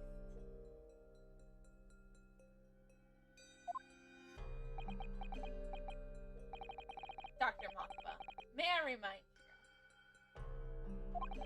that I have the vast more experience than you. I'm terribly sorry.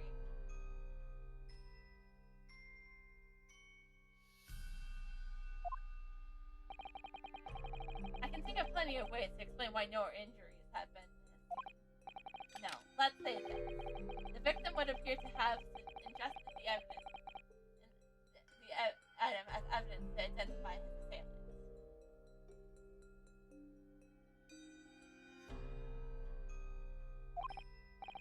Go ahead, write it down.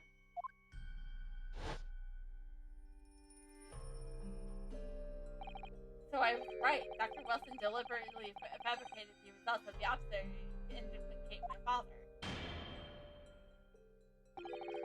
I'm disappointed, counsel.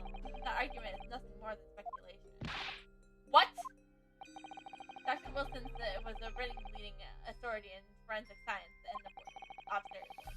There's no scientific basis that would have doubted the man's expert opinion. Pardon the imperfection, my lord, but damage to the mucous membranes of the throat is easily identified even in living subjects. Using a device called an endoscope, recently demonstrated in the practical use in France. I want one. The government can pay. I don't think so. And Dr. Gorey, rest assured that your removal of evidence from the storage without prevention will not go unpunished.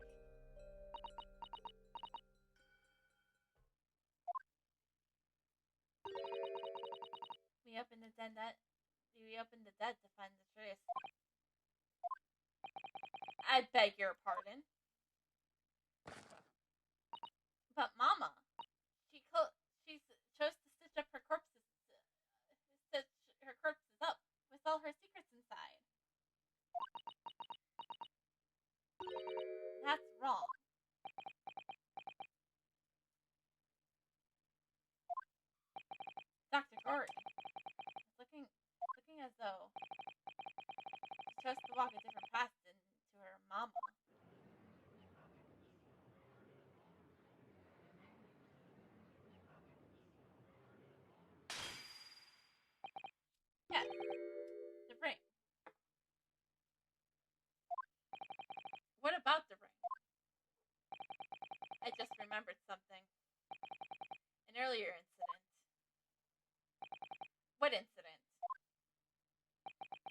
one I recounted to you before, about a memory I have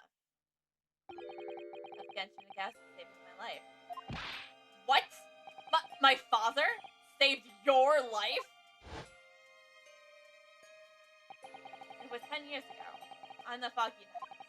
Genshin and I were walking down some back streets that's been laid out. All of a sudden, don't make a peep. You're coming with us. All of our assailants were armed with pistols. Their faces like pierced by scars. Bang! The next thing I knew, there was still silence all around. Genshin laid on the cobbled street. Blood was seeping from his left hand. His shield is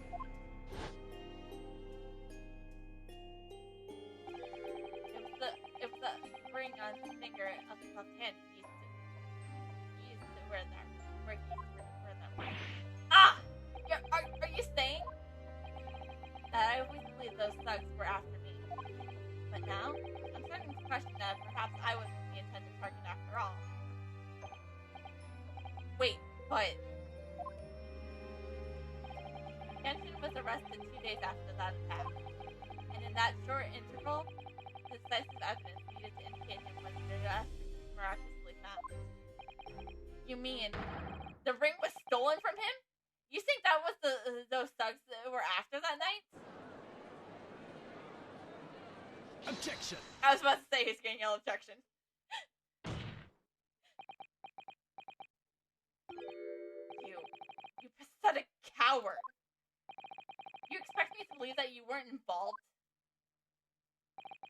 What do you mean by that? It was you, wasn't it? You're the one who took it. You stole my father's ring. You set the whole thing up so you could paint him as the mass murderer. Objection! Kazuma, open your eyes. Renosuke, you must know deep down that the truth can be completely obscured even when your judgment is only slightly clouded. But at the moment, you seem to have floundered aside. You seem to be floundering through a dense fog. Is that why you are so insistent I should be present in this trial? To see you like this?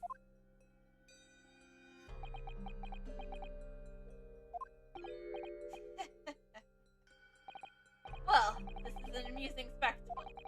What grandest expression on your face. As if you were Lady Justice herself. It seems that you're thoroughly convinced yourself on this alleged fabrication of this absurd result. So that you're apparently blinded to the blatant contradiction that would be born out of it. What?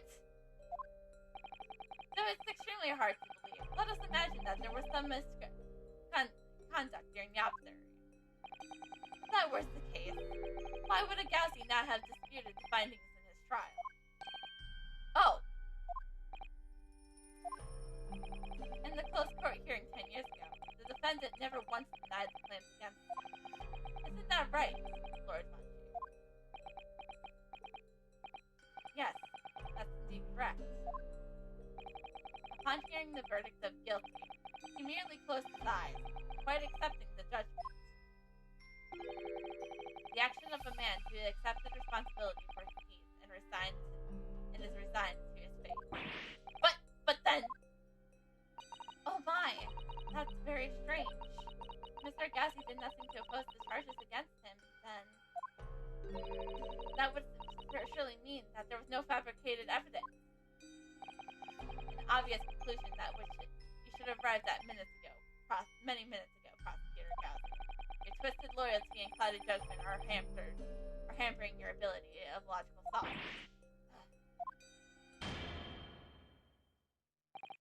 Genshin Agasi's silence at his hearing can only mean one thing. That there was no fabrication of evidence during the observatory of his final victim 10 years ago. Ah! Alright, he's gonna yell objection. He's yelling objection! But that observatory was above all board. There has been nothing Concord, bringing this trial to immediate conclusion. Objection! Cosmo!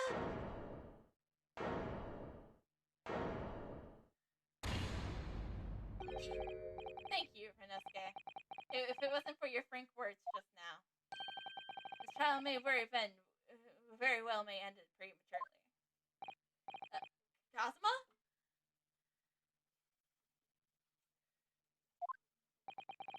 What's this little latest absurdity, Counsel? My lord, your reasoning is perfectly sound. But for one giant hole. I beg your pardon. You claim that my father's silence was due to the fact that there was no fabricated evidence.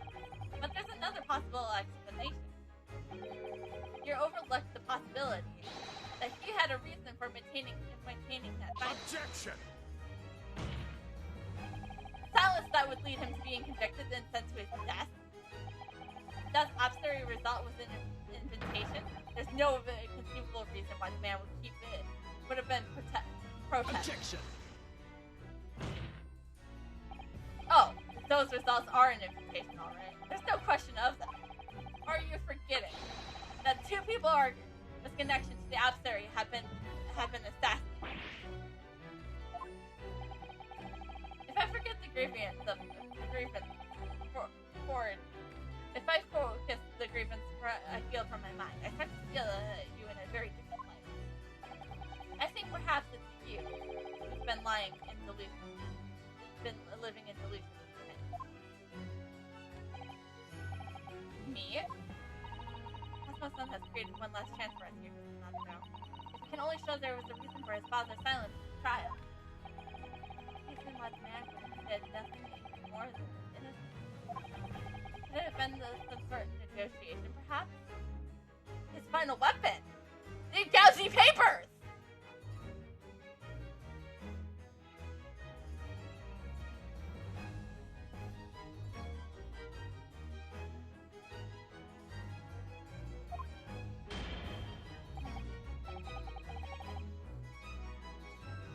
There was more people, but there was also more people. Of course, there was the prison break that night, too.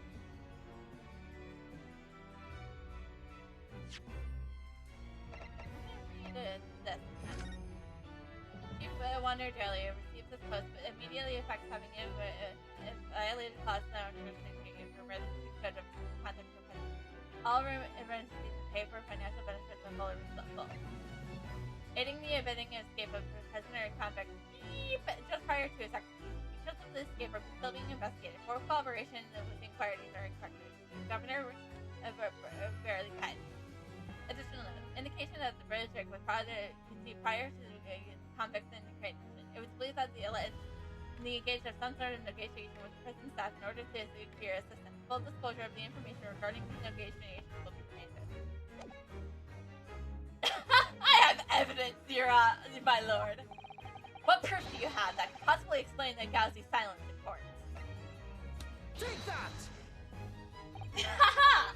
The truth that against Gauzy's silence during his trial resulted in his conviction. But that didn't actually lead to his execution. On the contrary, it led to his escape, an escape that was only possibility because he had been sentenced to that. Although I find it hard to believe my father would have negotiated it that way, the defense is correct. A fake execution, falsifying in the death certificate, and jailbreak inside the coffin. Clearly, such elaborate plan could not have been carried out by my father alone. He must have had the help of a collaborator from the injuries.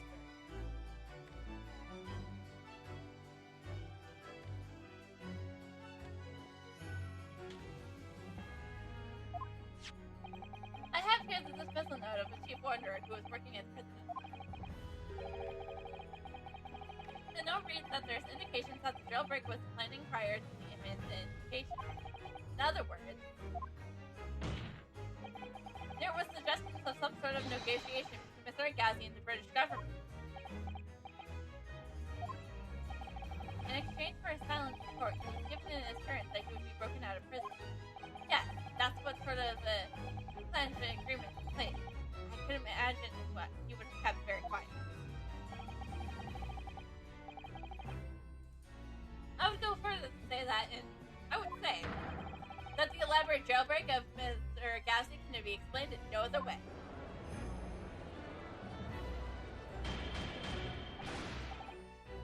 Order. First fabricated evidence, now a jailbreak conspiracy? Of course, because it's all admittedly intimate. The prosecution wishes to summon new witnesses to the stand. Witnesses. People who can testify about the jailbreak that took place 10 years ago. Governor Callan and the chief warden of the prison. I won't let this trial to turn into a farce. To summon the governor of the prison after all these years? Oh, it wouldn't be any trouble. What? Father. My dear friend appears to have rather rattle-played at times, but I can assure you he's extremely certain. He wired both Barclay and the local prison earlier. Asking Governor Callan and Mr. Virgil to attend the Old Valley as a matter of emergency action. Mr. Shone did that? Are you telling me that? Both men are, unless if I'm mistaken, just waiting outside the courtroom at this very moment.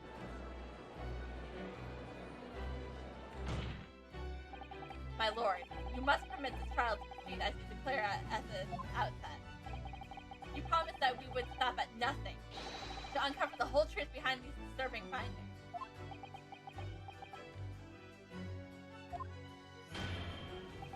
Very well. Bring in the witnesses. Make no mistake, I too would like nothing more than to lay this business to rest once and for all.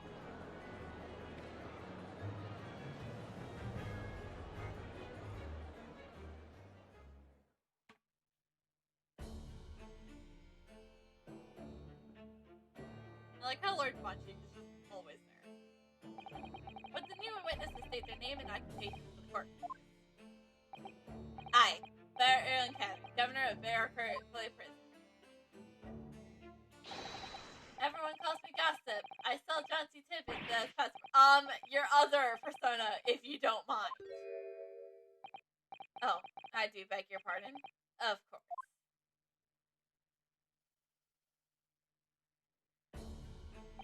My name is Daly Virgil. I used to be the chief warden at Barclay Prison. The reason you have been summoned here to court today is to testify about the jailbreak of the so-called professor 10 years ago. Lost! The professor? We have already been through this before, a decade ago. The conclusion was that there was no area towards that. A convict escaped from your prison, Governor. Hardly what you call nothing untoward. Hey, well. The convict death certificate was somehow falsified after he was allegedly executed, and he escaped the prison inside his own coffin. A plan of that complicity, but never could have been carried out without the help of somebody influenced from inside the prison. Governor Callan, don't imagine that the passage of time will afford you any protection. If it turns out that you were involved in the plot to break Mr. Gasly out of your prison, then of course, the consequence will be very serious. In all likelihood, capital punishment. God! Hold on there, laddies. All I was. Witness, Governor Callan. Hey, stop! You have a critical role to play in the public safety of our country. A great responsibility to shoulder.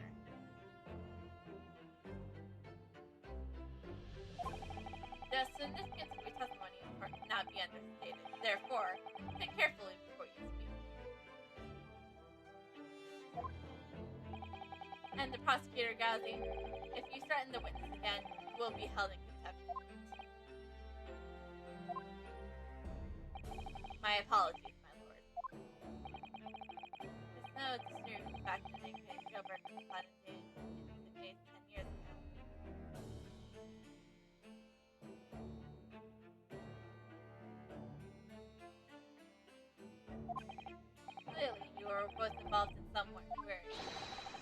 So you will testify before the court and explain exactly what took place. Very well. Let the witnesses give their formal testimony. The court, everything you know about the plot to break a gas out of Burger prison 10 years ago.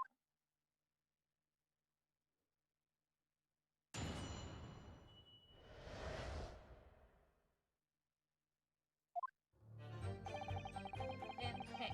Just the day that Japan dropped found guilty, the advisor came from the prosecutor's office. I assigned the convict to the chief warder in Virgil, and the plan was put into action behind the scenes. I was responsible for Rosie right up until the last night of his execution. I knew nothing of any plot. I didn't care near there was some negotiations between the convict and the prosecutor's office. All I did was carry out my duty for Her Majesty of the Great British Empire. A directive from the prosecutor's office. Are you saying that it was the jailbreak plot? Aye, that's right. Who sent it? Who authorized that plan?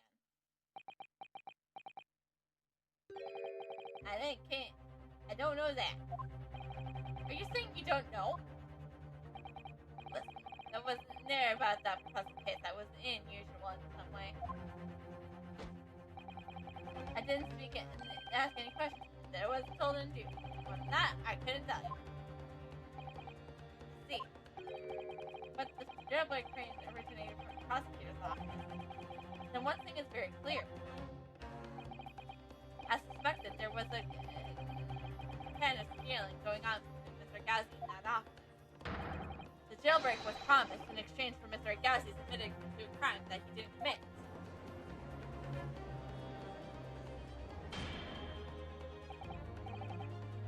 Non-counsel is more than speculation on your part. So, let me ask you the defense. Oh, yes, my lord?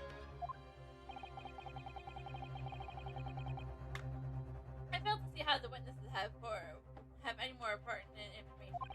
Do you intend to assert your right to cross-examination? Absolutely. I had no intention to squandering a single opportunity, my lord. It seems that all you Japanese are fiercely intent. Yes. Very well. Proceed, counsel.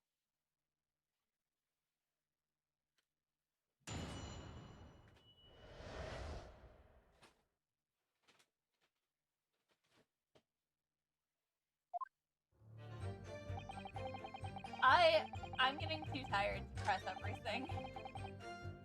So there's one thing I do want to press.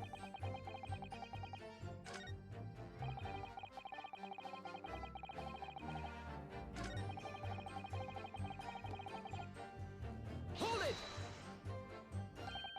Do you carry out the plans in its entirety? Aye, I did everything I could have done. As you know, Anthony Ghazi was shot dead in Logate Cemetery after the case. Tell me, was that part of the plan too? My instructions were to get the jock out of his jail. Can't tell you anything about what happened after that. Personally, I believe his death was the last part of the plan. Excuse me. Excuse me. Mr. Virgil, is something wrong?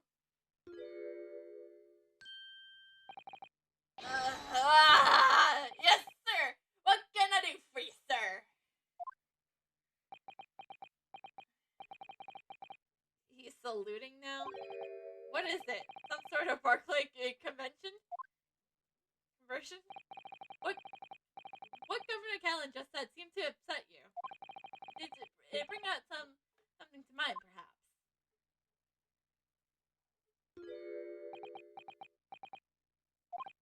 For the last 10 years, I've completely blotted out the memory of that time from my mind. I was betrayed by my superiors in the name of my country.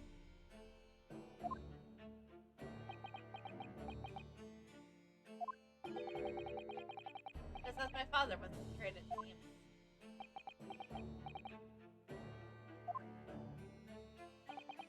But you see, thinking back now, I really can't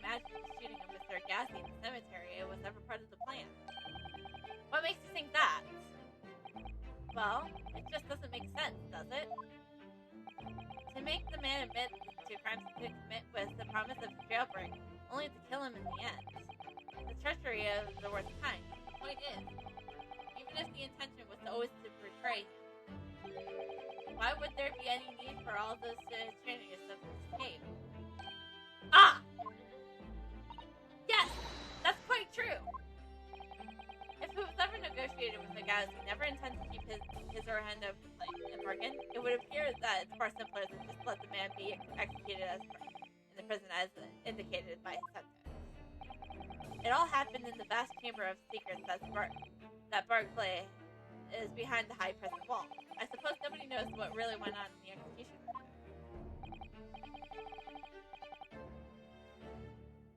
Yes, it's an unsettled mystery, certainty. Truth be told, there's a wee matter that's never quite made sense to me. If you believe there was some kind of negotiation behind the great jailbreak between Aksugi and a body at the top, that ain't gonna add up, but does it? Governor Callan, I must insist that you explain these doubts that you have by amending your formal testimony. God!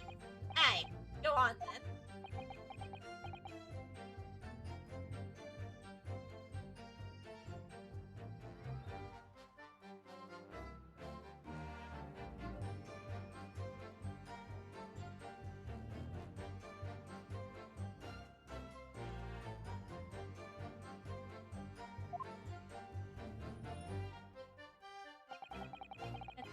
Japanese fella didn't have nothing to do with Bago. What about Objection! this? Confessing under the oath to a murder that he didn't commit on the verbal assertion of later being broken out of prison. Genshin Nagashi was taking an incredibly risky gamble. Very true. There was nothing to stop the British from breaking their words and executing him behind closed doors anyways. Under normal circumstances, no man who would stake his life on a gentleman's agreement like that. Which would mean that Mr. Nagashi must have had a trump card. Something that had guaranteed he wouldn't be betrayed. Some kind of weapon. Right! Have her! That fellow couldn't have done anything like that. But you know that he did, Governor. The Nagashi papers, the name given to the last will and testimony of Genshin Nagashi. Ah! You gave me them yourself. It turns out that Mr. Nagashi was hiding with his will in his cell at Barclay. Chief Warden Virgil caught him with it one day. You squealed, didn't ya? You rewrite? Didn't I tell you not to keep that a secret? You can't touch me now. Gah! When Mr. Virgil caught sight of that there would be of that will through the bars, the convict cell, Mr. Nagashi pleaded without the warder.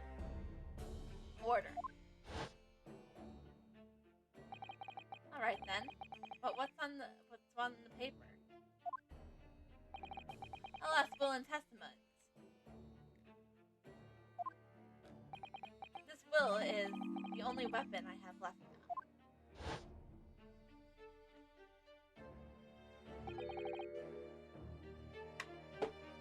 A weapon. And after the convicts had been killed, following the elaborate presence of the jailbreak, that document mysteriously disappeared, didn't it? Well, yes. All the prison wardens searched through the belongings of the cell, but that will was just nowhere to be found. As I understand it, an exhaustive search was made through the document, which became known as the Nagashi papers. Governor Callan, I believe you ordered your prison staff to find it at a cost, didn't you? Eh? Would I be right saying that you knew? You knew that the so-called Nagashi papers had the potential of making great waves, to make great waves somehow? What the places are you blathering about? The will was found, right in Bob. And these cells were where I said it would be. How could this be? Oh, where in the cell? We searched the place from top to bottom. Well, didn't you need to do a proper job, eh? Well, piddly wild gobloose. You can't criticize me now. I showed it to you before, didn't I? No, young lawyer. Yes, he did. I have the document here. It was written in Japanese, and it reads, "The last will and testimony of Genshin Nagase," which means everything that is as it should be. Not quite, my lord. You see, it's an undeniable inconsistency here. What? What inconsistency? Mr. Ergasi describes in this document only as a weapon, the only weapon he had left. And yet, this will contains nothing of significance at all. Nothing that would have given any convict to any lay. Are you suggesting, my learned friend, that the last will and testimony stored at Barclay Pistons all these years is actually a fake? As it has clearly been demonstrated already, what went on Barclay Prison was far from above board.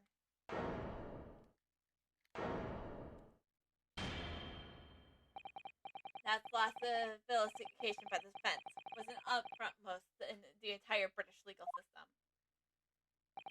This absurd notion of a weapon is something for which we have only the former Chief Warden's word. That man could quite easily be lying, or at very least, sorely mistaken. What? No, I definitely heard him say that, I swear. Clearly, we need to get to the bottom of this. We need to know exactly what happened with these so-called Nagase papers. A waste of time! If the will was fake, where's the real document? Objection! Mr. Virgil was stabbed in the back by the judiciary 10 years ago. He lost everything, nearly his own life.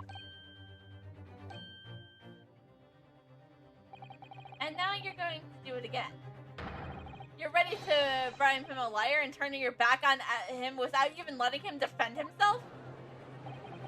It's clear that Bearcliff is hiding something.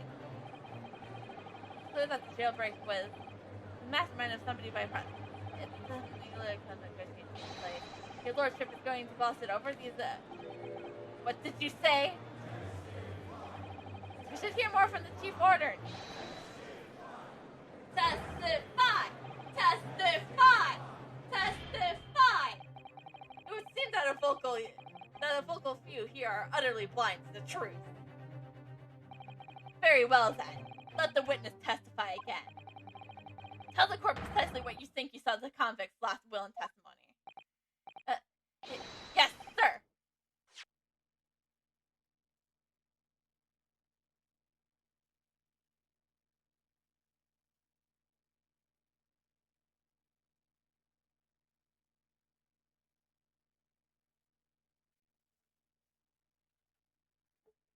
Oh, hold on.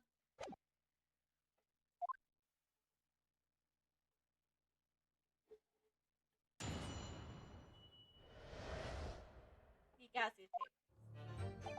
As the warden responsible for condemning Benedict, I was attending to Mr. Gassie and kept watch over his cell. The night after he was found guilty in court, he was doing something with that will in his cell. He turned to the cell inside out looking for the execution, but to no avail. I only found the boozy accounts of papers when a directive came to tell me the truth about them.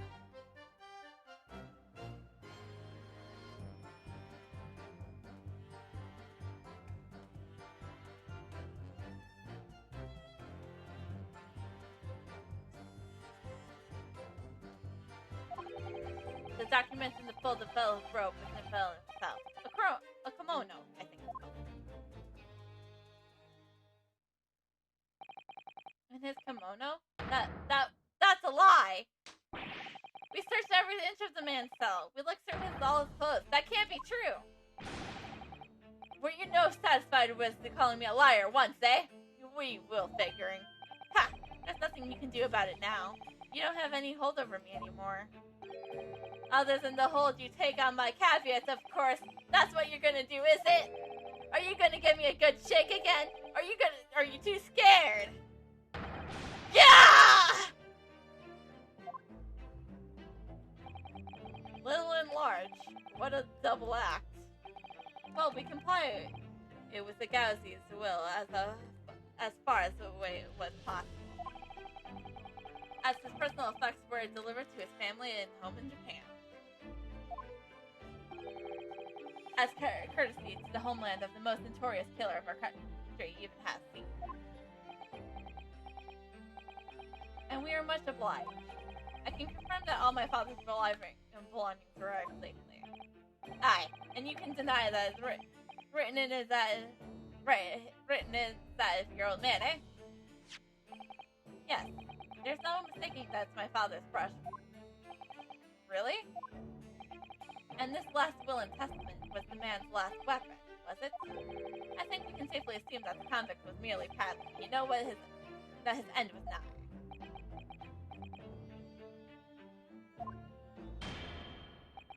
So, counsel for the defense. Your cross-examination, please. Yes, my lord.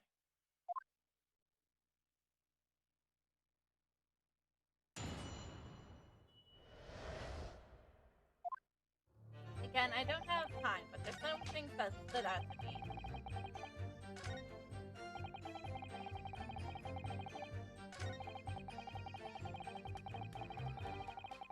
Hold it! And Mr. Gauzy's kimono. Aye, the one he brought with him when he was locked up. Yes, he was permitted to have his personal effects with him during his incarceration, I understand. That's right. He was granted as much freedom as possible during the few days before his execution. Indeed, he had a number of personal significance, I remember. He was very realistic to part with them. The books, that kimono, his sword. His sword? Chroma, the famous sword of the Gauzy clan. It bears the soul of my family. I don't doubt it, but I wasn't really getting at that. Kidding about being the soul of the clan. Could the man not have had a more obvious weapon? Have some respect, Renosuke. Respectful silence. The wardens carry his firearm all times. The inmate's shackles surround their ankle. He couldn't nay hurt anybody with that. Still, he was all allowed a sword, but no writing materials. Aye, he wrote that for will that he came to stay with us at Barclay Prison. Dr. Makubo was asked to bring the necessary Japanese writing implements to the prosecutor's office. Strokey oak stick, black snowy ink, and some hashy rice paper, no doubt. I was present when he wrote it, but I'm sorry to say, those letters just spoken. Right? Excuse me. Are you feeling faint, Mr. Virgil? Mr. Virgil! Sir! It was a scarlet, sir! What? Oh! I'm terribly sorry. I didn't mean to blurt it out like that.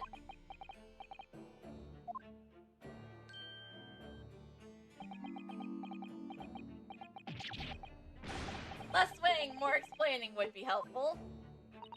Is something about the testimony we just heard? Have you recalled something of importance? Something of importance? Possibly, or possibly not.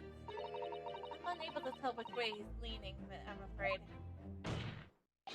My lord, the defense is asking that Mr. Virgil be permitted to develop into testimony. With this, possibly or not possibly, the important detail. Permission granted.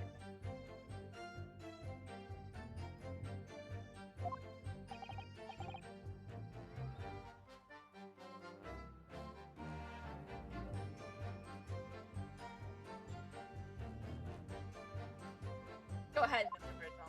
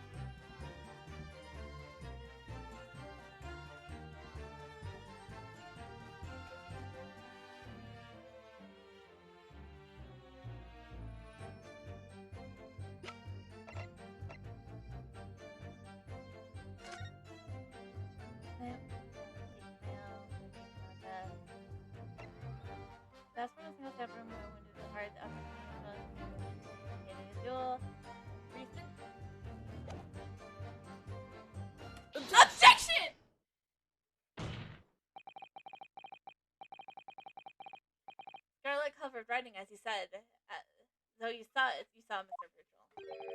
I believe that exactly what you did see. What? Haven't seen. You have no evidence to say that. Have a look at this report. That's my brother's officer report. Yes, and there's something in here that's bothered me since I first read it. It states that scarlet-colored ink stains were noted on the fingers of the victim's right hand.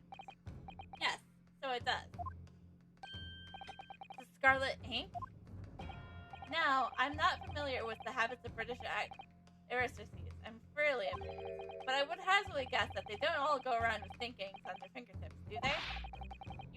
Your wit is not appreciated.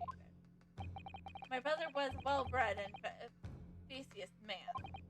Should ink have eluded his fingertips, he would have had cleansed them immediately. What is your point, counsel? My point is this.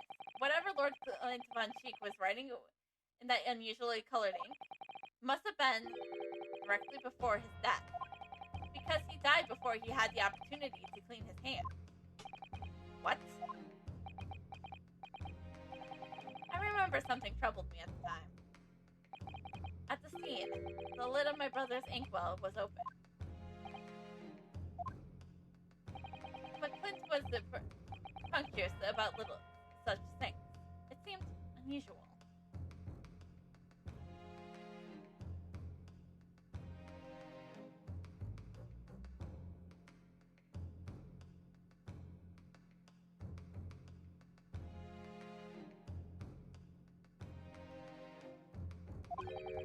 No documents penned the color of ink was in the inkwell was ever found.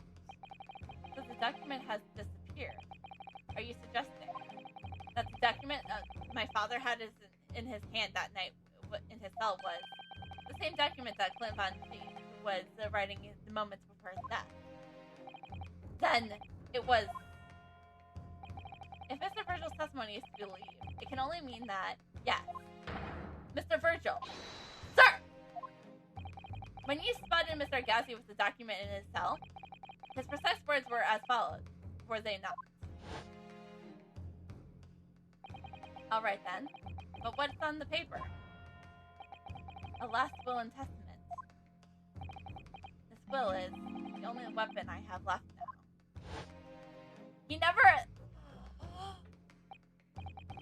Kenshin never specified it was his will.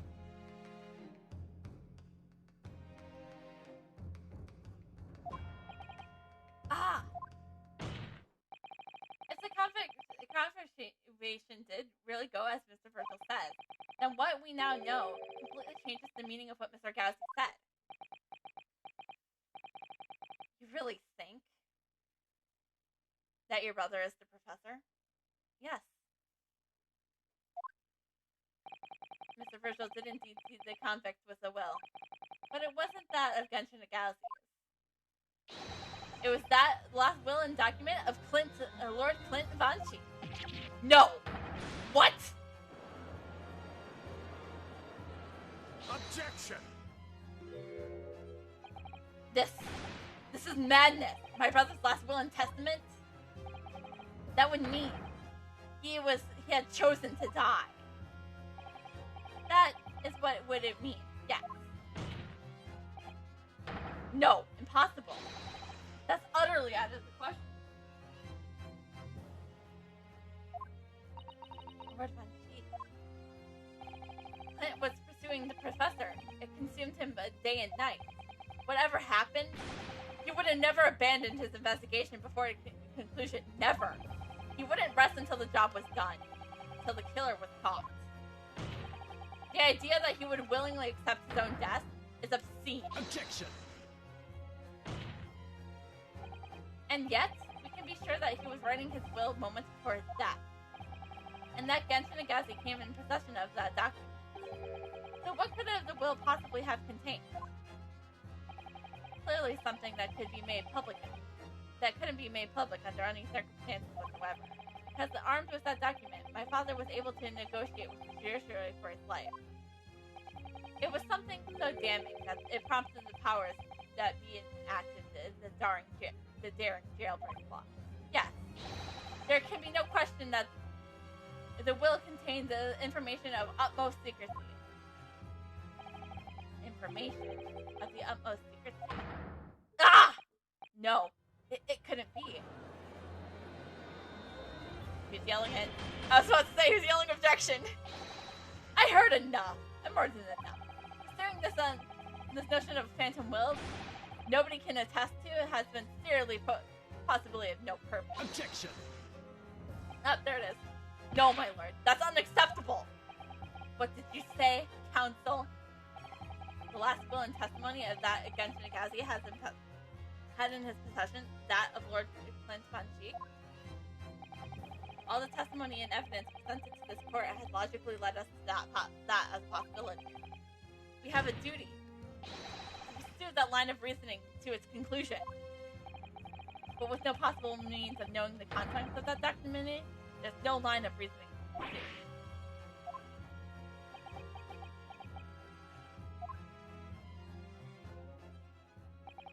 A reason why Clint Von Cheek, a man of high noble standing, would have chosen that.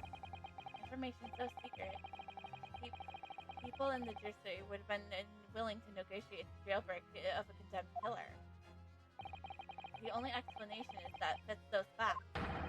It's an unthinkable truth that turns everything on its head. But it's just too hideous, Mr. Nadado. However difficult the situation may be, you worked with your client in pursuit of the truth. That's what you resolved to do when you entered the courtroom this morning, if I'm not mistaken, Miss Sato. So hold your head high and keep shouldering on. Yes, you're right. 10 years ago, in his final moment, Lord Clint Von Cheek left behind a will. A will that Genshin Nagazi was able to use as a weapon to negotiate his escape from prison. In all the probability, the details in the will were never related to the professor's case. The defense's last statement, mere conjecture. What are you getting at, man? Renosuke. As soon as these words come out of my mouth, there's no going back. I believe that the last will and testimony of Clint Von Cheek, in fact, a confession that he's the Reaper. Not the Reaper. Not the Reaper. He's the Professor. You can do this, Mr. Nadado. I believe that Lord Clint Von Cheek actually penned it out there was a confession. A confession? Regarding the mass murderer known as the Professor and his true identity. Objection! Enough, counsel. What are you saying? Do you even realize a confession about the true identity of the Professor? That would mean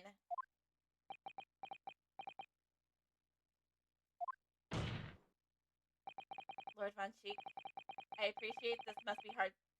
I appreciate this must be hard to take in. But it's the only explanation that fits. The killer that terrorized London a decade ago and became known as the Professor. The man believed to have been murdered by members of the Astray wasn't Genshin Nagazi at all. How long ago did I say that? Now, how long ago did I say that? I said that at one point. I was like, Genshin isn't the Professor. But I didn't know who the Professor was then. No, you can't be suggesting. It was in fact the man believed to be the fifth victim. Lord Clint Von Cheek himself.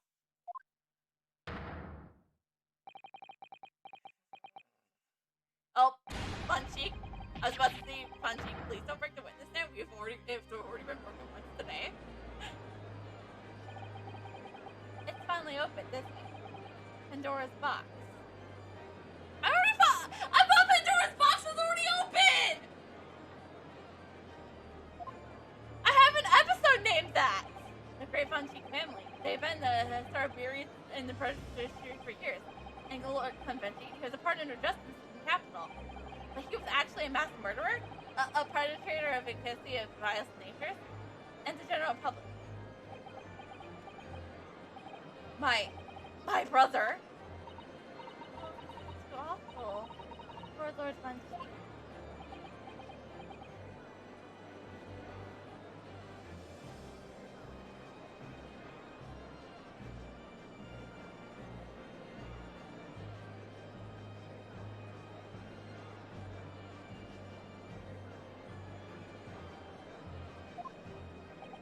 I wonder though, did he never suspect Mr. Nanado? Lord Barak Von Cheek is a brilliant prosecutor. Is it inconceivable that he didn't realize what his older brother really was? Order in the court! Lord Von Cheek. The professor made use of an enormous hound as his murder weapon. Tell me, did your brother own a dog? Yes, he did. Belming. He was a well-known hunting dog. People called him a giant. I don't believe this. When my brother would go hunting in the forest, the grounds behind the house, he always took wild. After Clint's death, the creature passed away too, almost as if he was following his master. He was a magnificent hunting bull, worthy of the jewel-studded collar around his neck. A jewel-studded collar. That's right. So sadly, some years ago now, it was stolen by a thief.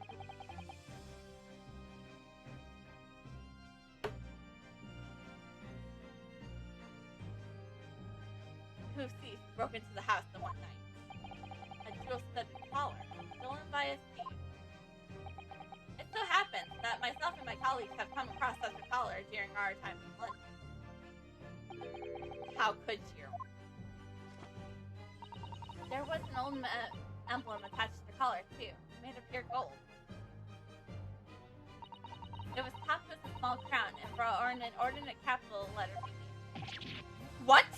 An emblem bearing the initial P? Oh my! You know of it? It was the insignia of the Bakersfield family.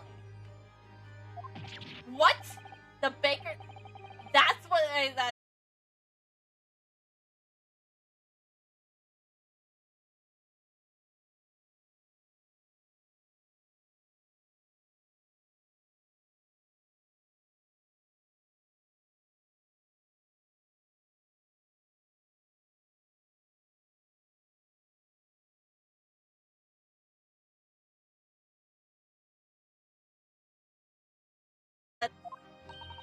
The family insignia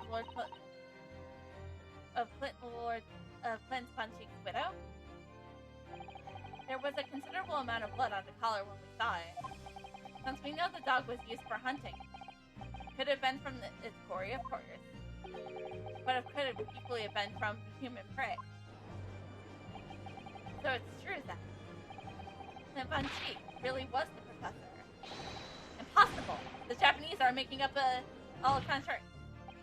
So in fact, the person responsible for these murders of the nobles and the royals was the noble himself, and that threatened to be an enormous scandal that would be inconsiderably destabilize the British society.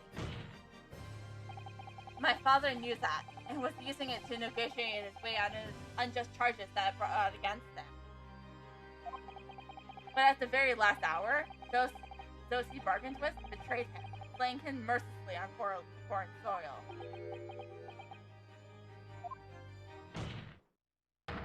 Well, can't you deny it, Lord Strongheart? 10 years have passed, and Until now, the 6 million inhabitants of our great capital rest easily believing that justice was done. Though his immunity remains, the diabolical murderer was caught and executed.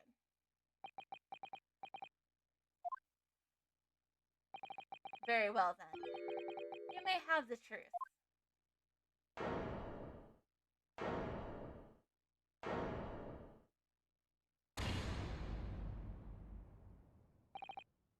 Tell me then.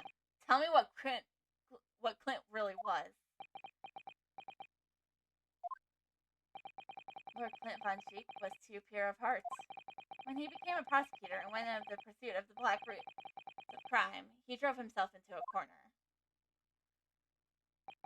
He came to the uncomfortable realization that to fight for the most fiendish of criminals requires one to become even more fiendish himself.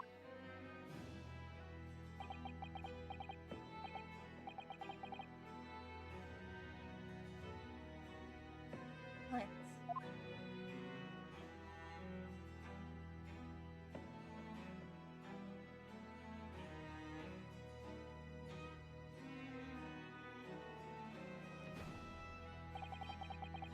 The 19th century was truly miraculous 100 years of Britain, indeed, the whole world. New industries, new technology, and with the birth of the Metropolitan Police Service and new law and order. But those dazzling new developments meant even deeper shadows were cast on society. Water fueled by factories, air thickened with noxious fumes, and the crime, growing daily to fill the darkness. Lord Clint Von Cheek made his mission to combat that darkness, but as time went on, it slowly ate his soul, until eventually he was consumed.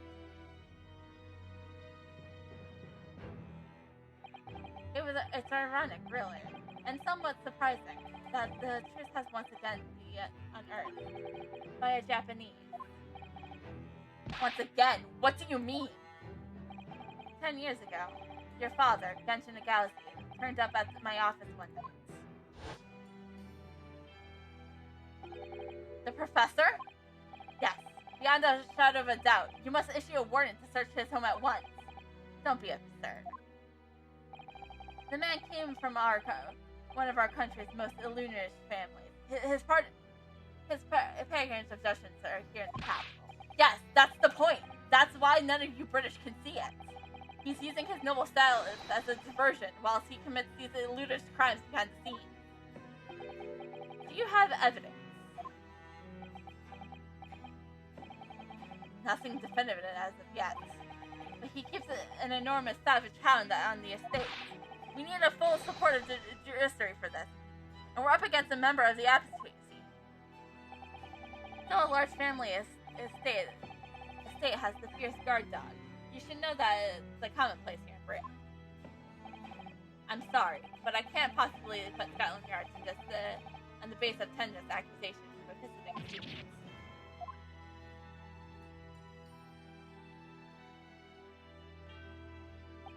So I turned down Gazi's plea, and as a result, he took upon himself to visit the Van Cheek mansion on his own. You can only imagine now what had happened between the two men. Though we knew the outcome, of course. Clint Von Cheek perished. I don't believe this. So, in actual fact, Cosmo-san's father made the Lord Von Cheek meet in the same fate. He put a permanent end to the professor's killing by taking the drastic measure of ending the perpetrator's life.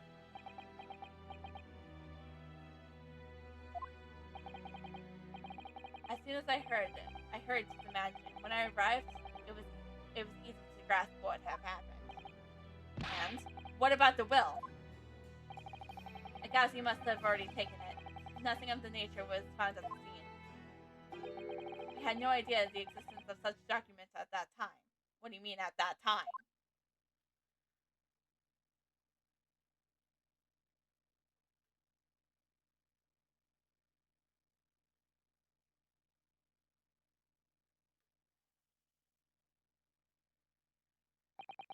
I was the only person who knew of the true identity of the professor. So, I resolved to keep it a secret and guard the secret to the bitter end. So you're admitting to it that you were behind it all? It was you, then, who pinned the crimes on my father. I did what was needed to be done in order to protect the law and in order of the British Empire. Even if that meant employing an unforgivable ruse. Then that was you who arranged for this fabricated evidence. I ordered the detective to take care of it, whilst keeping the truth from him, naturally. Gregson? Obviously, he opposed me at first. Are you off your rockers? We can't do something like that. There's no question. It was a Gowsy who murdered Lord Monteith. The house staff must be made a statement that they saw the man running through the mansion. Yes, well, I have no doubt that it was that Japanese fella. But we have gotten a shred of elusive evidence against the man. And worse than that, he doesn't keep a dog. So we're short of a murder weapon about a boot. And we are short on time, Carter. We must put a stop to this man's rampage. For the good of the country. So we'll just use whatever the means necessary. Do I make myself clear, Detective? Blind.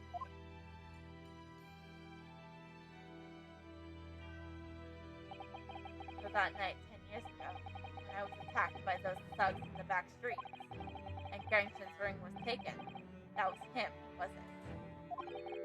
That was Gregson and some hired help? Then the detective handed the stolen ring to Dr. Wilson, who pinned its discovery from the victim's stomach during the autopsy. In the light of that decisive evidence, Mr. Gowsy was found guilty of charges brought against him. However, behind the scenes, he actually already struck a deal with his accusers, in which he agreed to silently accept the charges. But I just don't believe that part. As far as I knew the man, my father despised such an underhanded dealing. It was extremely easy to make him comply. You see, he had one crippling weakness. What weakness? Isn't it obvious? You, Cosma Gowsy. Me?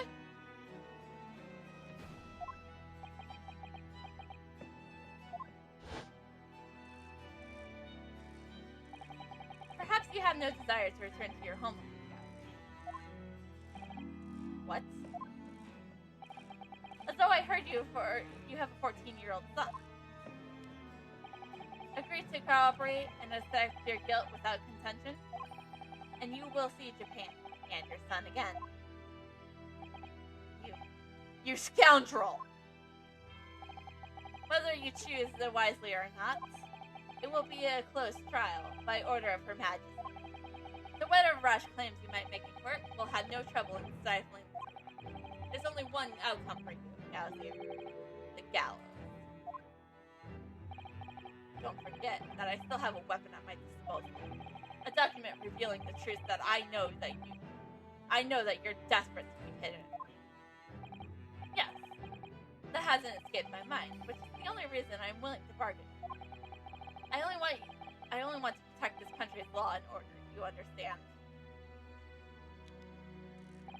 So, what of it to be, Gowsy?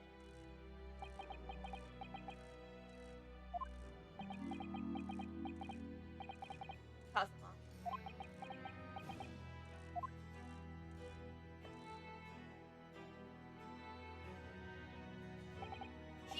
He did it for me? And as I told him at the time, my motive was simply to protect Britain from the damage the truth would do. To protect this country's law and order at any cost. Objection! I was about to say, is everyone going to yell objection? I never dared to let myself even consider this possibility until now. But in the light of all of this treachery, I have to ask. The mastermind behind the Reaper of the Bailey.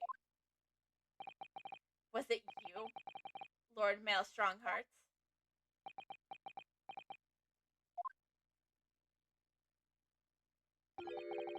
A rather brilliant idea, wouldn't you say, Lord Barakbanshi? That spirit of your late brother, that pargon of justice, should return to reap justice for its sibling. Could there be a more appeasing tale for London's masses? I asked. What phrasing? I knew that you'd play the part to perfection, but your role really wasn't some sort of embodiment of death. No, you were London's guardian angel. An angel with a bloody hand? I think not. Those who cooperated with me already were only too happy to participate in my plan. Inspector Gregson, Dr. Wilson. My minions worked tirelessly to ensure that their fingers of guilt could never come to rest on you. That's all thanks to them that you were exalted as the demigod of the Reaper became. But Dr. Wilson left Britain 4 years ago when he was invited to work in Japan. That's right. So I had to employ the services of his young prodigy after that. Dr. Courtney Sykes. Dr. Sykes? So what with the execution of the professor and the subsequent reign of the Reaper's Bailey? I have successfully safeguarded law and order in our mighty capital for the past decade. That is everything.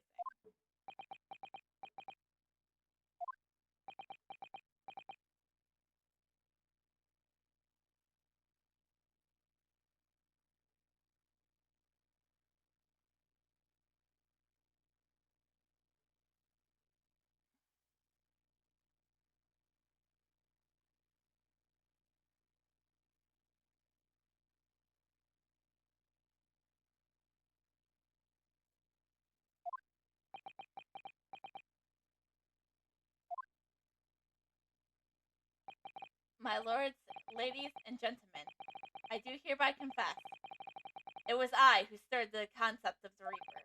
However, let me say in my defense. It was all for the preservation of law and order across the entire empire. A strong heart did it. An unforgivable collision sometimes, but still, those who died at the Reaper's hand were rotten to the core anyways. It was all in the aid of keeping London safe. There's no one left who knows to reveal the precise truth of what happened 10 years ago. Therefore, this trial can go on no longer. Now, I would like to entreat to all present. Beyond this 4 walls, nobody needs to know the truth. Even Her Majesty must be protected from this. I trust you all appreciate the importance of my request. It is, of course, for the good of the sentence. Can he do this? Can this trial really end now? Thanks, Cosmo. I have one last question. For the accused, Lord Banshee. What? Of course, I know that you're a highly accomplished prosecutor, so I find it hard to believe that you didn't have any doubts at all. That you never suspected your older brother. Yes, the same thought occurred to me.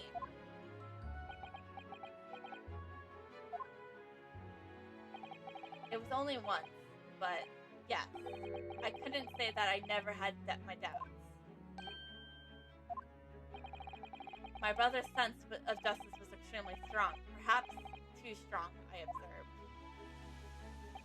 At that time, there was numbers of the Axery who were bleeding the country dry from their own king. And since they were nobles, they were untouchable. For my brother, it was a source of great turmoil. And contradictorily, at the same time, the professor gained his terrifying reign. During the time of the professor's killing, my brother did not appear to be himself. And that made you suspect?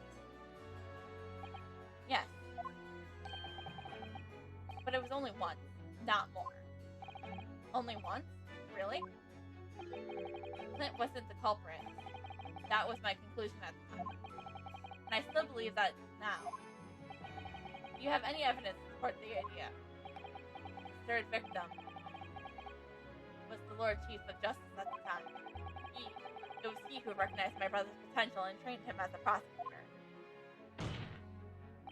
No matter what the circumstances, it was unthinkable that my brother could have killed his friend and mentor.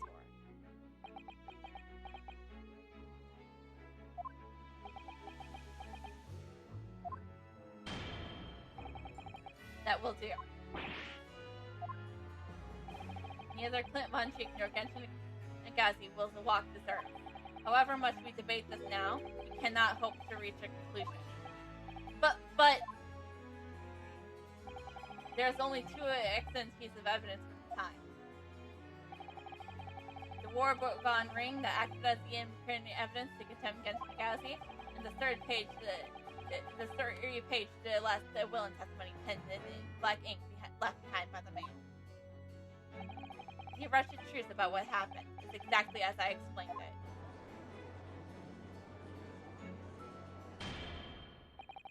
Later today, I will present myself as the Ministry of Justice for whichever scandal seems appropriate. That is all. Court is adjourned. Are we going to get a hold of it? Objection!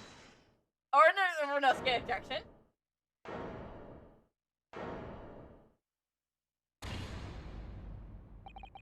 Thank you, Kazuma. Me? If it wasn't for you, I wouldn't have made it this 11th hour's discovery. What discovery? My lord, I'm afraid. I must insist the trial continue. I beg your pardon. As the court has been remanded today already, we must stop at nothing to uncover the whole truth. And to that end, one particular statement made by somebody else in this courtroom moments ago reveals a very subtle contradiction. What contradiction? But all I did was ask the accused one simple question. Well, it began with Lord Montique and his speculation about his brother. But Lord Strongheart did permit the defendant to speak at length.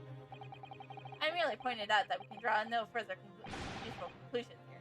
So what on earth is the contradiction?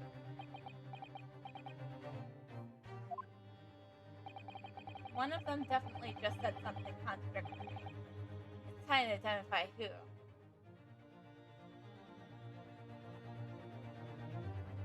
Who said something contradictory?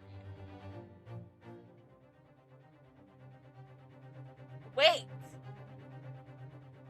It was Strongheart! It was Lord Strongheart. I'm sure of it. Something he said was slightly off. Come on, Inosuke. Take back what was her words. Find the problem! Neither Clinton Von Cheek nor Genshin Agazi will still walk this earth. However much we debate this matter now, we cannot hope to reach a conclusion. There are only two extensive pieces of evidence at the time. The war-belling gong ring that acted as criminal evidence against Agazi, and the three-page letter will and testimony penned in black ink by the man.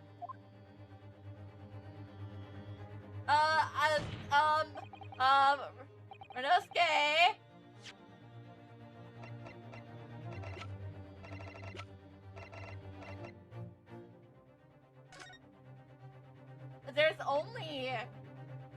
There's only 2 pages to the Agazi papers!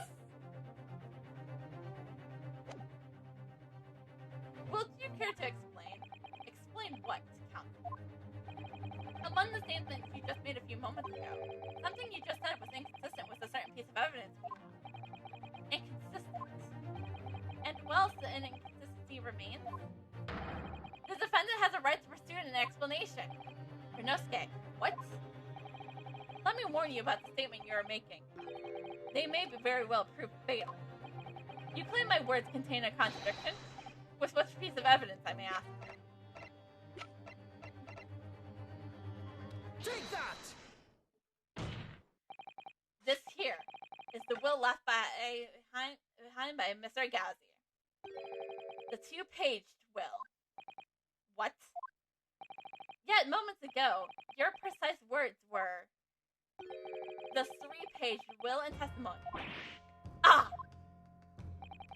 Could it be that originally there was a 3rd page? For a moment, I thought perhaps you would identify something worthwhile, but that's a mere trifle, I think. A trifle! Governor Callan! Eh? What can I do for you, sir?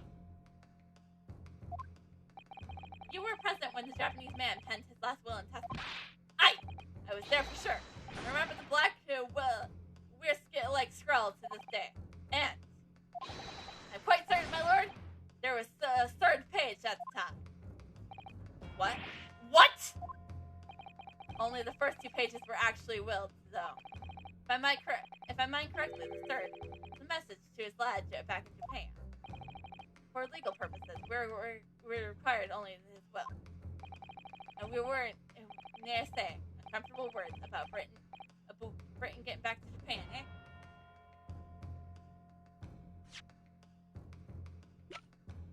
Hold on, hear me out.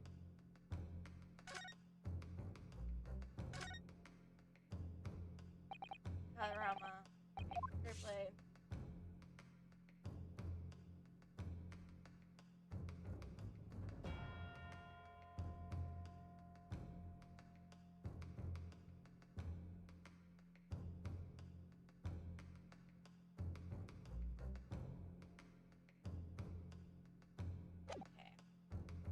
I thought maybe. So it was decided that the third page at least ought to be sent. Objection! How dare you make that decision? I have the right to know what it says, to hear my father's final words to me. The courtroom is no place for sentimentally counsel. As it happens, I have the third page of the document will with me here. My father's message? It will be given to you at the end of the proceedings. It will be too late once this trial is over. We need to know what it says now. Even the slightest thing may give us a vital clue. My lord, the defense calls for Genshin Tagasi's last word to his son to be read aloud before the court now. Your request is denied. The inventability mauling can be in no consequence. The prosecution agrees. The court should know what the contents of that message. Every possible piece of evidence must be thoroughly examined. Very well then. Governor Callan, you will read the third page of the document for all to hear. Yes, sir! Only, I should point to my lord, that I can't actually read the Warzone language. This beautiful handwriting. Shame on you, Burley.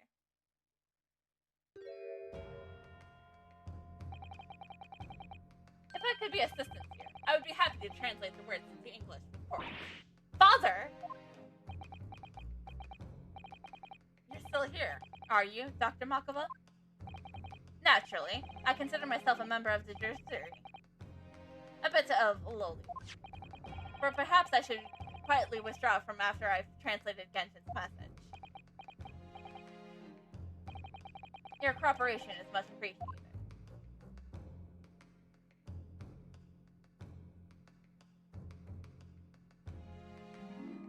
Kazuma, the truth is shrouded in darkness. A darkness only our clan's great sword can pierce. Mighty Kuroma, beside the head and watch them fall. All these mortal foes. That's the end of the message. It was... Wait. I know this is an achievement. Hold on. I must do this. This is an achievement. Kuroma, the great blade. Such a thing of beauty. I want to gaze on it for hours.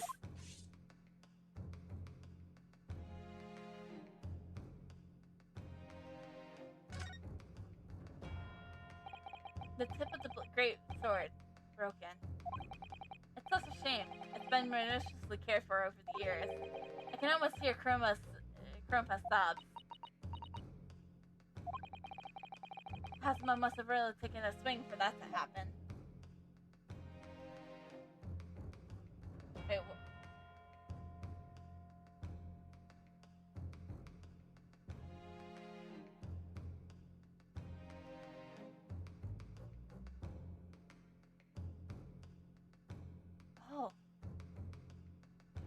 part of the...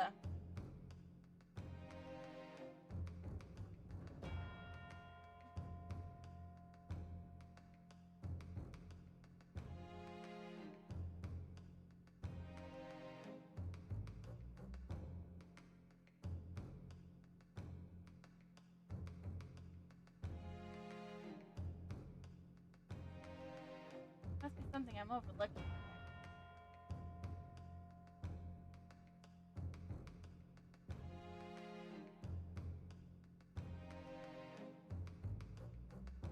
I'm sorry, I'm doing this for the intent of achievements.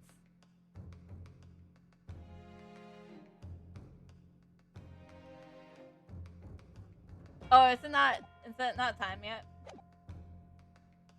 I hit Cupoman. Twist thy head. Father. What is this? Chroma. We have submitted it as evidence, Lord Strongheart. The name of the Agassiz clan's famous sword. A razor-sharp blade known to all, passed down from generation, and embodies the Japanese spirit. It's not known to me. The katana sword that has been submitted as evidence earlier in the proceedings.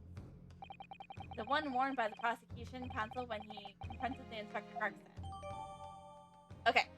Now that they have been updated, I need...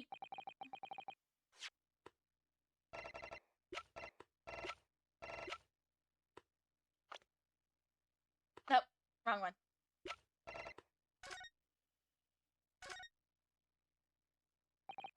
Chroma, the great blade. Such a thing of beauty. I want to gaze on it for hours.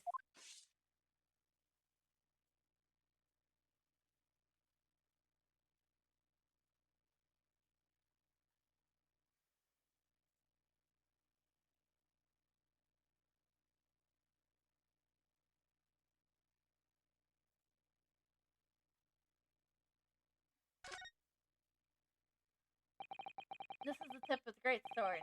Broken. It's such a shame. It's been so mysteriously cared for over the years. I can almost hear almost sob.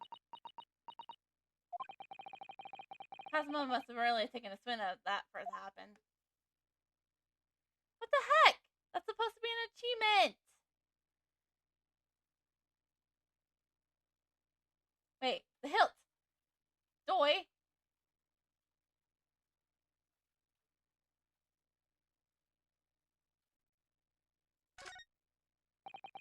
I can't find anything going out of place.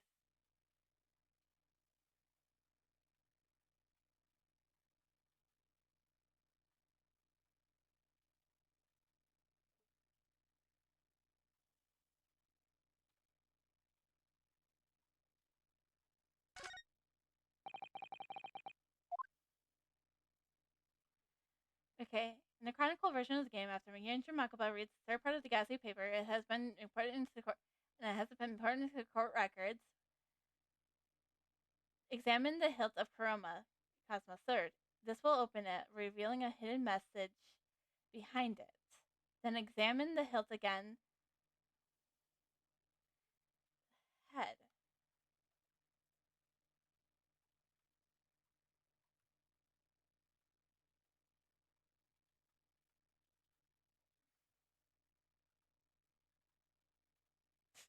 Looking at the wrong words.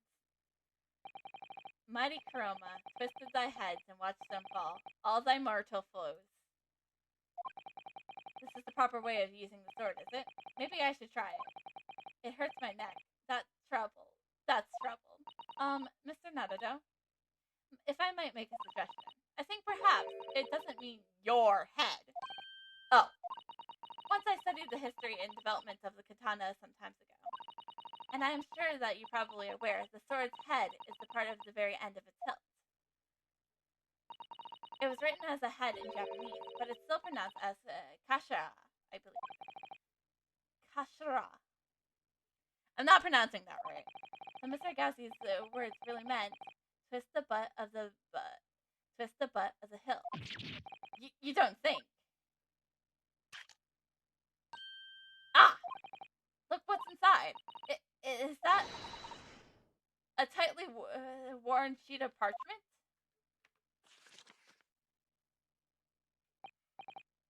scarlet ink. It's written in scarlet ink. I penned this, my last will and testament, in the final moments before my inventable willing in death. I figured that's where Clint's will would be. This is it, isn't it? Mr. Natado, look at the signature at the end. Clint von Sheep. And the date. 10 years ago, on that fateful night. So for 10 years, it's been silently concealed inside Chroma, and nobody knew. The last will and testimony of Clint von Sheep. Wait. Oh my goodness. Look at this. This is unbelievable.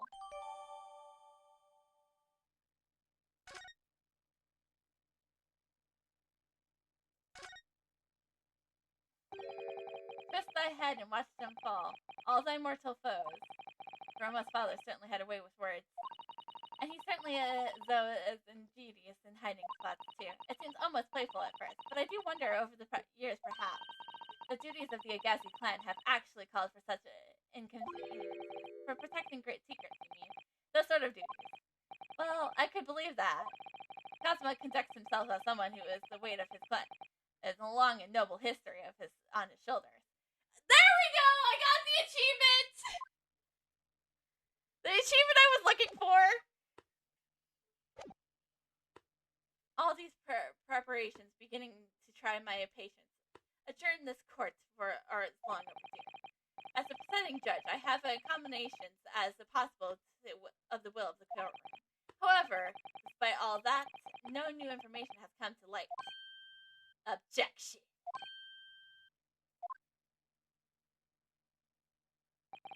In pursuit of justice, Lord Clint von Cheeks tragically lost all sense of morality. When he murdered his former mentor, clearly he was already devoid of his formal prestige. Objection! How dare you! I refuse to believe that of my brother. Too much time has passed. We can never hope to know what more we do now. Especially since the alleged was penned in his final moments appeared has been lost forever. Ah! Lord Stronghearts, you appear to be in a hurry, so to hurry wrap things up. I wonder why. We have heard your statement time again here this season. That everything you did was in interest of protecting British law and order. And I stand by that. Without the Reaper, we could have never have achieved a reduction in crime in the capital has ever. Objection! What about Inspector Gregson then? And Dr. Wilson. They were no criminals. You used them to achieve your end. And in the end, you had them killed. However you dress it up, there's nothing fair or just about it. Lord Strongheart, what exactly are you hiding? He absolutely murdered a man. Dr. Monk. Were you not quietly withdraw after the translation you informed of your former associate's will?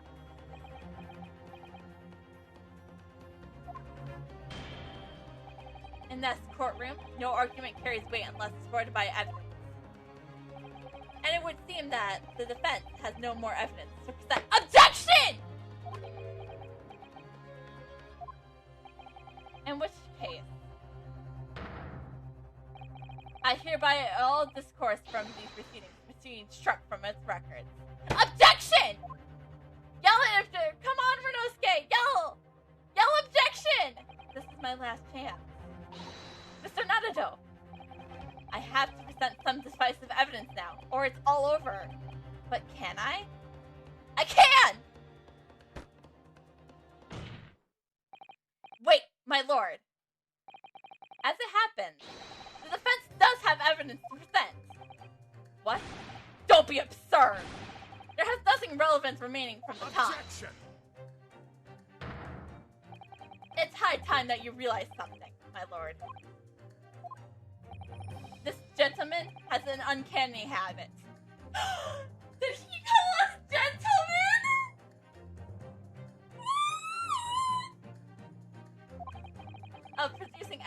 the final hour that has escaped everyone else's attempt. Nonsense. What is it, Renosuke? What do you have? I dare say, the final decisive piece of evidence. It will reveal the whole truth about this rotten tale. How? How could you? Decisive. Well, it would appear that there's no escaping it now. Let's be so then. Present whatever you think you have that can sell decade-old enigma, if you're capable. What exactly is this evidence that the defense claims to be so decisive?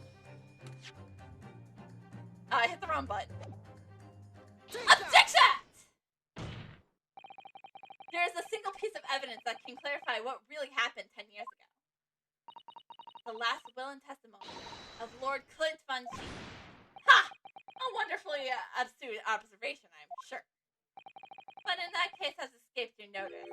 That document was lost long ago. That's right. It was. Only. I have it right here. Discovered just moments ago.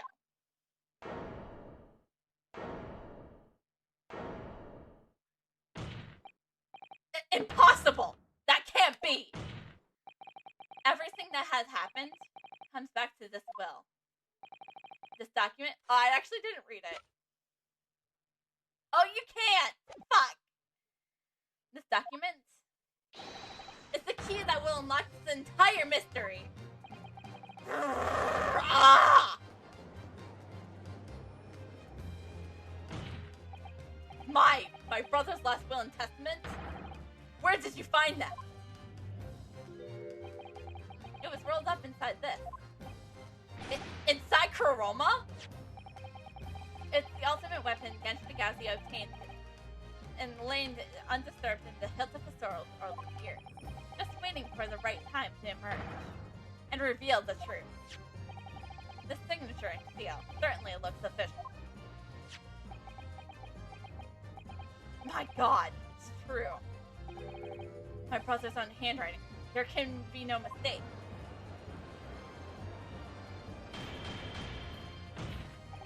I forbid the contents of that document from being read out loud. Do you hear me? I strictly forbid it. Objection.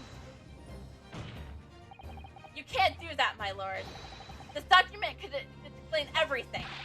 That document could literally destroy the meaning of justice in this country. I demand that you hand it to me at once. Why? What are you trying to hide? Could it be that you already know that what's written on this page? Yeah! What are you implying? The court is adjourned with immediate effect. The killer of the courtroom. Objection. Do that, my lord. Do that, my lord. And you will suffer a fatal blow as the Lord Chief Justice. I beg your pardon. Probably ending a trial without good reason. And not any trial. A closed trial by order of Her Majesty the Queen. To defy the monarch will be a treason. Her.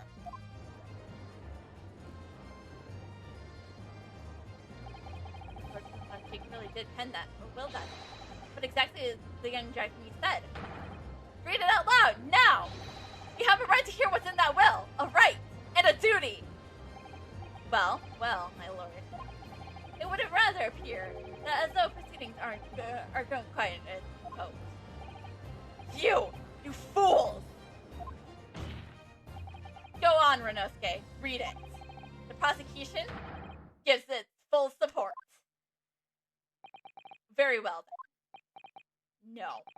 For God's sake. No! Oh my gosh, I'm losing my voice.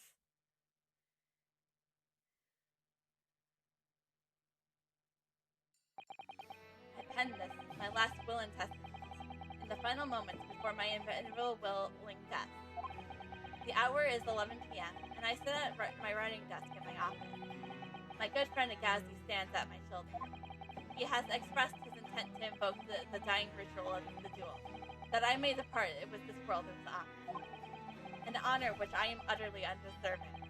That the Japanese are truly a merciful people. I, Clint Von Sheik, Lord of the Manor of the Von Sheik Estate, hereby confess to the following. I am the killer who had come to be known as society as the Professor, guilty of 4 counts of murder. I will not here to disclose the corruption rifle amongst the magistrate, which is to me, as one of them, so apparent. However, 6 months ago, I took the life of a member of the House of the Lords at the heart of this bureaucracy, a demon who habitually sacrificed the common man to further his own interests, abusing his position of power. The law is impotent against which a vile accuracy. Only a fellow demon can rid a society of this menace.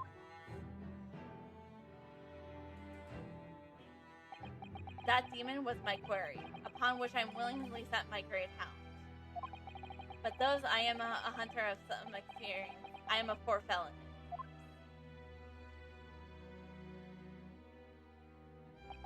My guilt was once recognized by another, and I became a subject to his extortion. He held me over the threat of exposing my wicked crime to my beloved wife and brother. Under that threat, I had done this man's bidding for months, killing those he demanded I kill. As I watched my foreman mentor perish before my eyes at the jaws of the hounds I commanded, I realized that I had to lose the last shred of decency with me, and shrunk into the level of a wild beast. Therefore, there is no path back to light. It be or I dear my friend Gazi, who dies this night, I internally damned. To my extraordinary male strong hearts, you may feel the jaws of the beast your throat every time you swallow.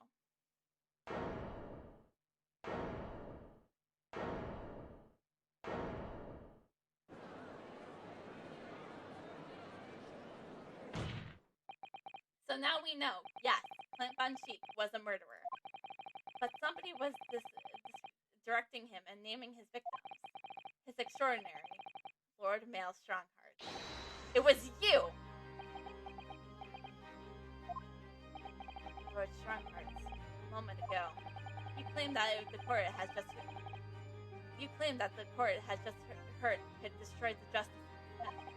But you weren't trying to protect the justice at all. All you were trying to do was to conceal the secret of your true nature and the countless lives you sacrificed up until now.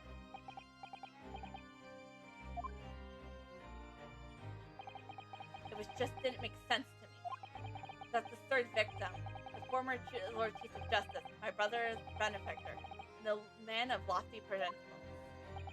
As I said, Clint had no possible reason to kill them. But you didn't you, Lord Strongheart? To eliminate the man who stood between you and the office you set your sight on. So you used your own hunting dog, Clint Von Sheik, to take him down. It's hard. It had to be done. London's unsavory shadows are deep, and the arms of the law failed to reach their depths. Crime must be cut off at the root, but Lord Chief Justice at the time couldn't see that. He was weak. Lofty principles, as you say. Tantamount to cowardice, if you ask me. Which is why I took his place, in order to fight the crime he was willing to spread like wildfire. But murdering the man, the Reaper, the Professor, the name makes no difference. I, as explained countless times already, it was all done by the furtherance of the law and order of London. Objection! You're going to legalize the murders of my father now, too? Ah, Kenshin Gazi. Well, that was unfortunate. I had fully intended to send him back to Japan, as we agreed. I don't believe you! It was you, wasn't it? You killed him! No, it wasn't me who took your father's life. Then who? On the night following his mock accusation, I went to Logate Cemetery at 3 in the morning to Jericho. Jericho? There had to be a collaborator on the Japanese side to manage Agassi's treatment after his revocation. Jericho has fierce ambition. I made it easy. It made him easy to manipulate. 10 years ago, after he stood trial for the destruction of the witness stand, I had words with him. When I told the position of Minister of Foreign Affairs could be his, he couldn't agree fast enough. Shirto, you fool. As you know, Agassi's escape to prison's closed casket was sequentially interrupted. We intended to dig him out of the grave before he ran out of air. But sadly, all did not go according to plan. Ah! There was an unexpected visitor to the cemetery with his own idea about digging up graves. A man who witnessed that nobody was supposed to see. Eknut Diepler. Of course, I knew the grave robbers frequent London cemeteries. But that grave on that particular night. Blast! If people find out the convict was really executed, the scandal will rock every fountain of the empire. Then, what do we do? Shoot him, Miss Jericho. Shoot Agassi at once. He can't live now that has happened. He has to go. What are you talking about? You had an agreement. You promised he could return to Japan. Everything has changed now. If the truth got out because of this, both of us would be finished. Forever. Come on, Jericho, do it. Pull the trigger. Shoot!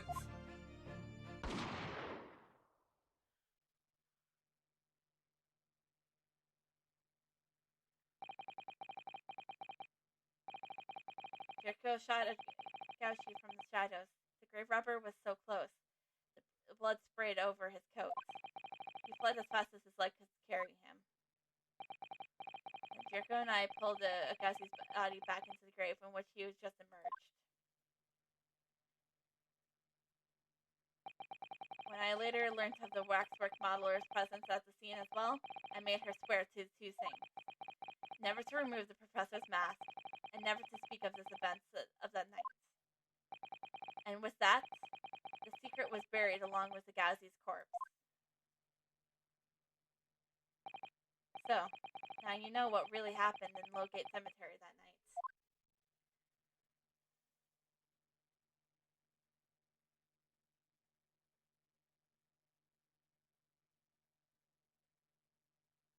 Please, no objections.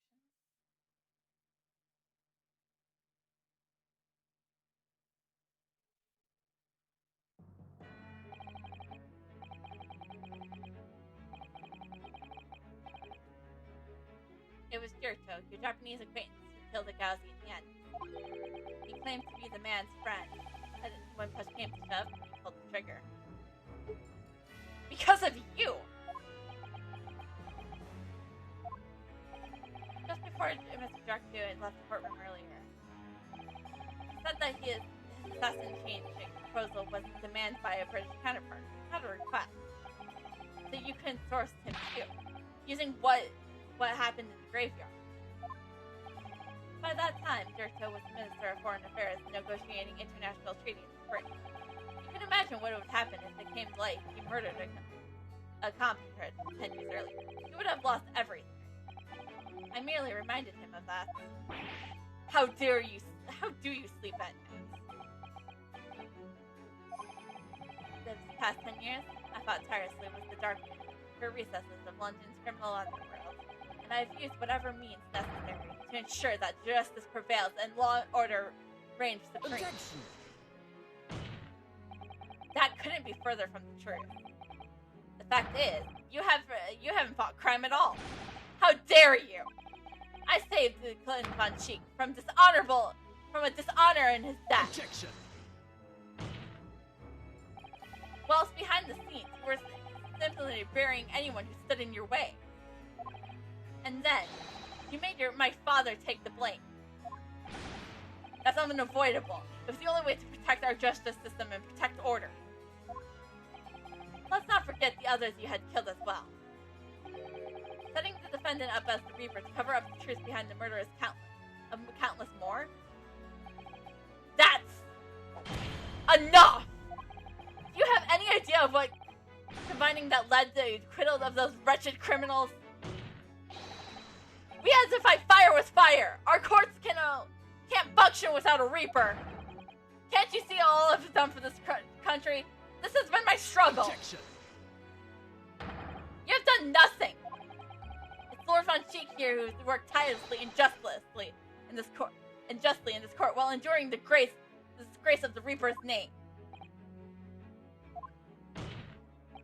And Inspector Gregson, faultlessly in English for having his subtle in his hand with the sort of desire to do the right thing.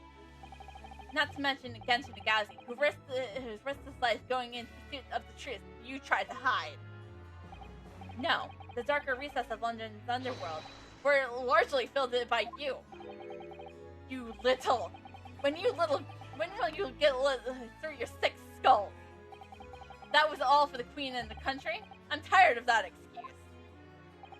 You've consistently twisted the truth from the Barner's powers to make others do your bidding. Nothing more. People who willingly twist the truth and coerce others have no right to call themselves part of the judiciary. I strongly suggest that you don't ever talk of justice again. I'm not gonna yell this time. My voice is... Yeah! Oh, yeah, you can definitely hear my voice is going. Luckily for me, we're gonna do less visual novels throughout a week.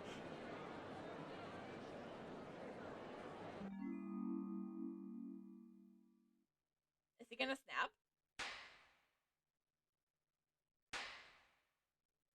You know, clapping goes, well. Dear me, my good fellows, dear... Oh my god. Anyone getting reminders of Diva Grant from Rise from the Ashes? My dear fellows, my good fellows, dear me. A well-deserved round of applause, I think, for quite a marvelous performance. Well, what are you talking about? Those delightfully grave expressions, those beautifully pronounced Queen's English. Really, our friends from the Far East are quite the picture of extraordinary. You're fraud. Keep your mockery. Please, don't misunderstand. It's really and exactly as you both said. What are you trying to say? I have occupied the darker recesses of London's underworld. How do you put it? Done nothing? I confess it's all a little embarrassing to have pointed out by quite some starkly, but yes, I really have done nothing, which he means. I can't be indicated for nothing, no. What? It's true. Personally, I've committed no crime. I've merely been surrounded by fools, who are acting very rashly indeed. You can't get away with that! You consistently prey on people's weaknesses. And what? Threaten them? Are you sure that's what... Are you sure it wasn't just bargaining? He's yelling objection. I would like to address for the good lords and ladies of the court of judiciary here present. You all know the darker recess of our great capital, and deep down, I believe you always know that to fight those who dwell there require at least some of us to occupy the darkness ourselves. So let me appeal to your good sense now. Consider the situation with me. If this catalog of horrific revelations were to become knowledge among the 6 million inhabitants of London, what might happen? To learn that the infamous murder of the royal and nobles was a respected number of the actor himself, the evidence was fabricated in the scapegoat trial, amid the secret negotiations with prosecutors to effect a jailbreak. The Reaper of the Bailey was an organized group of assassins managed by a Scotland Yard inspector. And finally, that it was all a mastermind by the Lord Chief Justice himself. If the general public of Britain knew of the truth, all faith in the police and the prosecutor officers would be completely lost, without doubt. Public orders in the capital would be completely break down. Will be cast back to the lawless days of the last century. Precisely, as it was 100 years ago, when 1 in 10 of the population were criminals.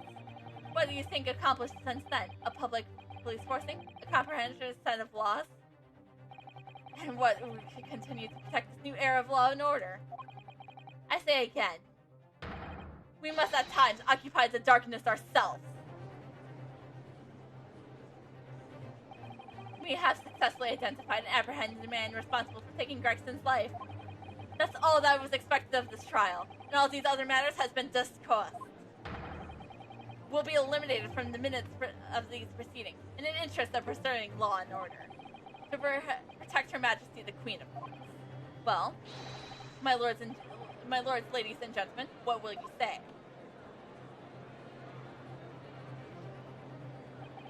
He has the point. Things which are done.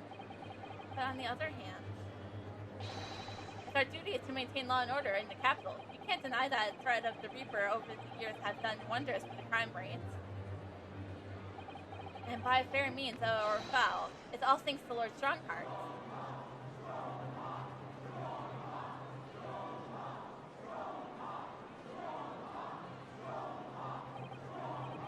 Are you hearing this? This will be the will of the British judiciary?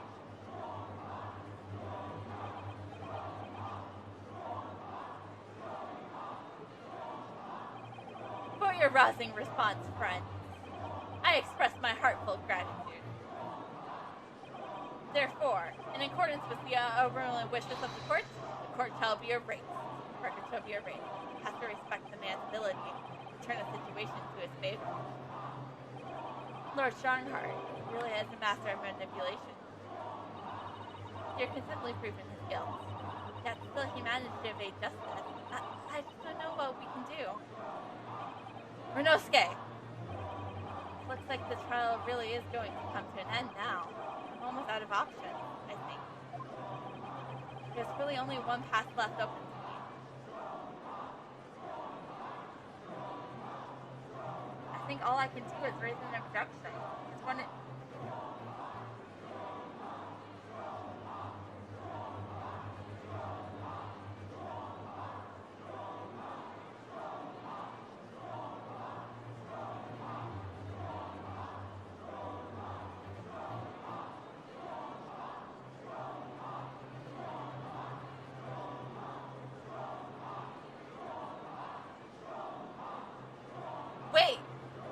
Wait! When you're out of options, pull in the air!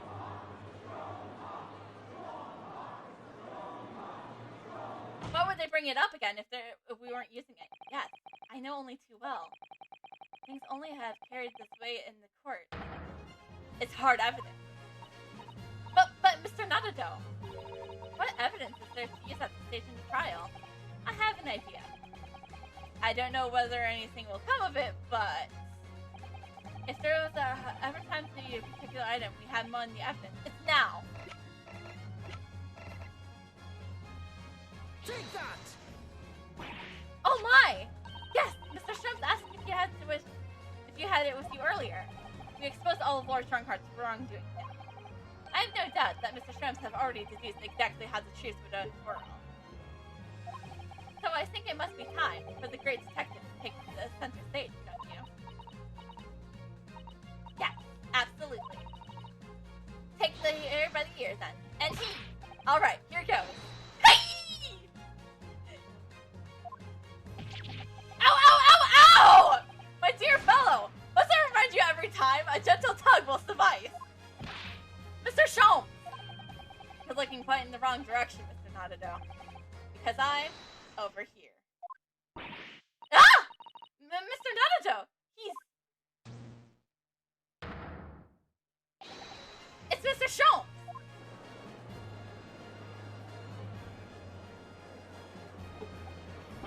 I wasn't expecting you back, Sholmes.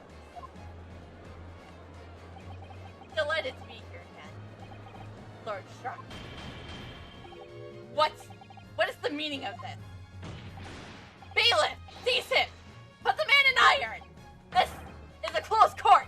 You've been warned once already, man. What the? We can't get a hold of him, my lord! Wait, just go right through him! I'm afraid your efforts are wasted. You see, the great detective you see before you is composed of entirely of light and shadow, an image, if you will. Mr. Nanado, I must congratulate you on your fine deduction. Mr. Sholmes? What on earth is this? Are you familiar, I wonder, with the invention known as the telephone? Well, yes. I heard some public telephones have been installed recently in Tokyo. The sound of the speaker voice have converted into electrical signals and transmitted instantly into another place. Quite. Sounds are transmitted. So could not images keep up their company, I mean. Iris and I did the modest experimentation to develop such a device significantly for this very day. Modest experiment. What a modest description. And somewhat instantly, I thought we might just as well terminate an entire scene. Somewhat incidentally, Mr. Sholmes, now you're being just immodest. Do you mean to say that you're not actually here, Sholmes? Ah! I knew my trusty partner would have no trouble grasping the concept. Except he's grasping the sand steadily himself after your shock revival. Poor father, I would hope he might have been forewarned of being the great detective's great partner. Leave my courtroom at once. Get oars, or I swear to you. Dear me, you only, on the other hand, Shockhart, appear to have a very poor grasp of the situation. Allow me to realize I am not here, which would mean, I hope, leads naturally to asking, where exactly are you? The very question that I was awaiting. I'm at present enjoying the air of a rather splendid garden. A garden. Not just any garden, you understand. A garden at Buckingham Palace. What? You can't be! Buckingham Palace? What's Buckingham Palace, Miss Sato? I never heard of it. Do you have a reason to use this, Nanado? Mr. Sholmes? Is Iris there with you?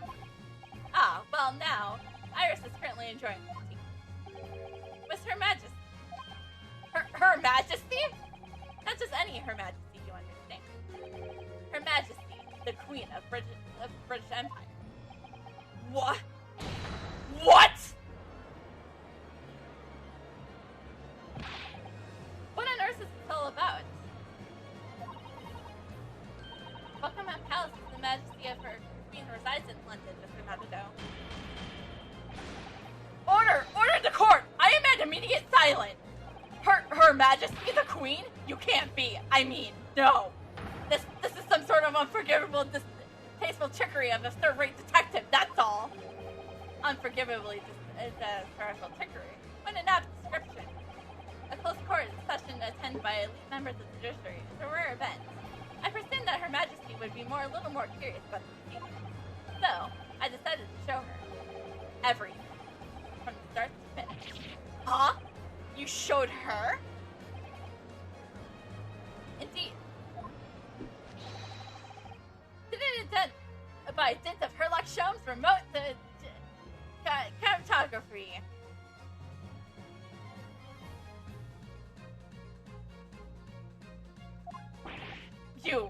You meddling! This is some kind of nightmare. As I just fear be standing before you, I'm regaling you this talk with my latest invention.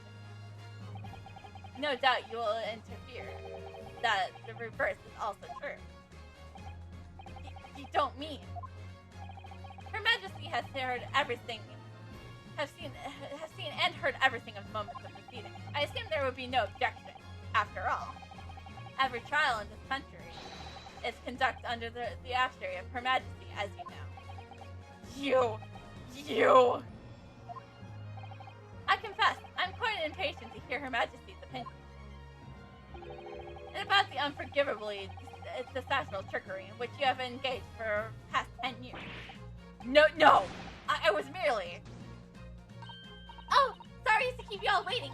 Vicky and I had so much to talk about. Iris, there you are. In fact, I have a little message from Her Majesty. A message? As well done. If everyone is sitting comfortably, for a while it was admitted in effect, all the authorities previously assorted to male Strongheart is hereby revoked forevermore. Furthermore, you will be prosecuted for crimes against the country in public trial by a jury committed in coming days. So, it seems that Her Majesty doesn't believe we needed to fight fire with fire. Justice in this country needed to be administered from the shadows of all. Male Stronghearts, the darkness you fostered to conceal your despicable actions these past 10 years is a thing of the past now. After all, after today, your brand of law and order has no future. No longer, you are the Lord Chief of Justice. And as of the law and Her Majesty the Queen, you are nothing but a criminal.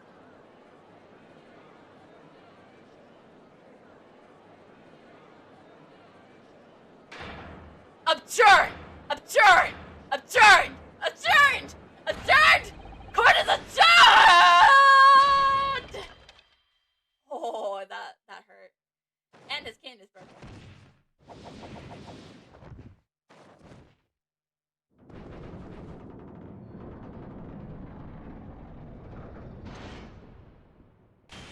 Double guilty.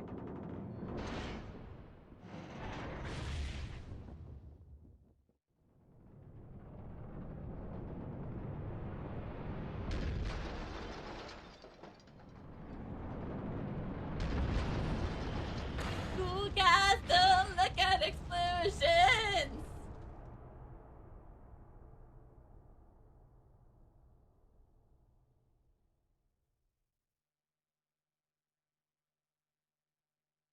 Well, I set to Sir Corson.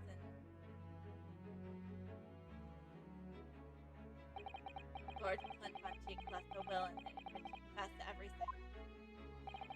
When those words came out of the Gazi's mouth, enraged completely. I knew I must do everything in my power to contain the situation. But I couldn't find the damn document. I searched his cell, but it wasn't there. Which predicted jailbreak plot. What do you mean?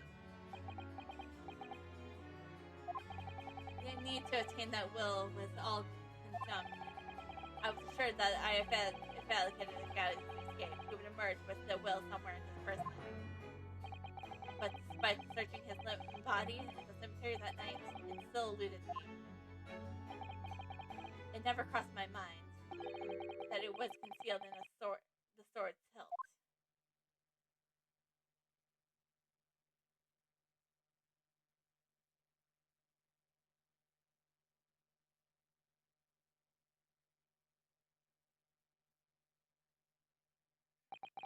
What pains me now is that my brother left this world without a word to me. I'm sorry, Lord Von Cheek. In point of fact, I think perhaps that isn't the case. Sorry? How can that be? There's more to his last will and testament. What?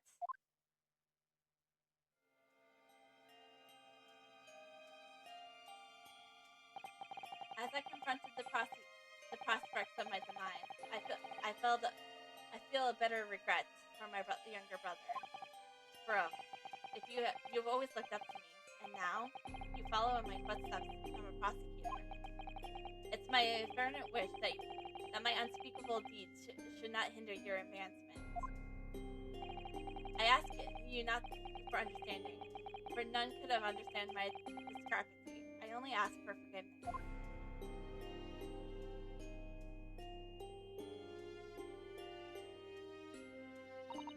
Agazi is a fine detective and a hunter who worthy of respect. He has agreed to honor my final 2 wishes. The first is that this document survives, and the second, I cannot commit to paper. I have confessed my sins to my wife. She finds resolution in my death. With my eternal gratitude to my Japanese friend, I rest my quill. Clint Funchi.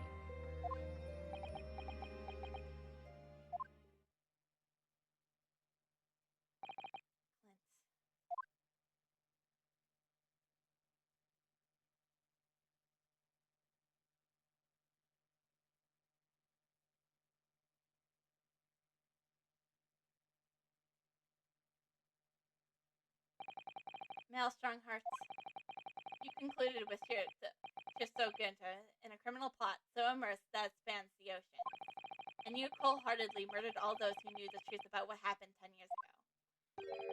But why did you set about that now, a whole decade later? To ascend to the very peak. These last 10 years made me realize being the Lord Chief of Justice wasn't enough. Sort of becoming Her Majesty's Attorney General. I should have no real power to effect changes needed in this country. And for that promotion, I needed to ensure no remnants of the past remained. How could you? I liked everything to run smoothly in the exact manner as I prescribed, like a wild or oiled machine. And I was just a step away. And for your ambition to succeed. You didn't even bother to count the number of brilliant people you've killed.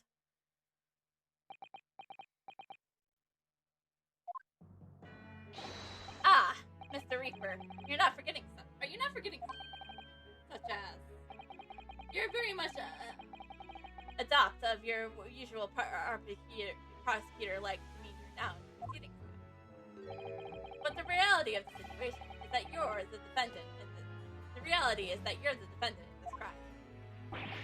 Ah. However, the proceeding judge will appear to have fallen from the bench, as it were. May I suggest, therefore, that we entrust the final judgment to an old friend? My lord! As a member of the jury, I have been following the proceedings from the gallery. I must say, I shan't ever forget the extraordinary battle between a good and evil that I witnessed here today.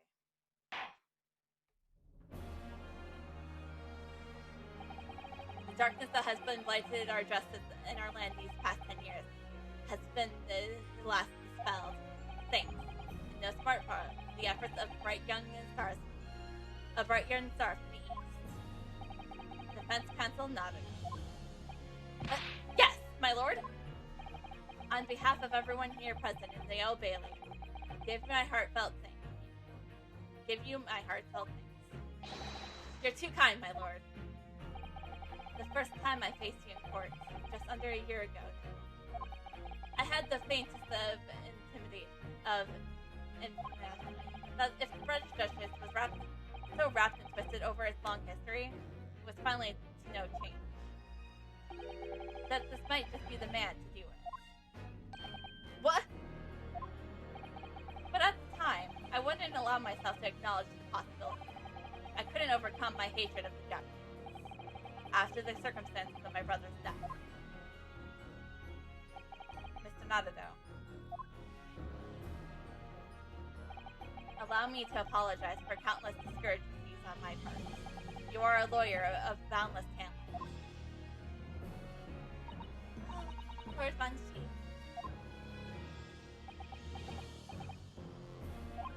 When I first arrived in Great Britain, I was literally a nobody, certainly not a lawyer. The truth is, my fortunes have entirely been made by the miraculous people I've met.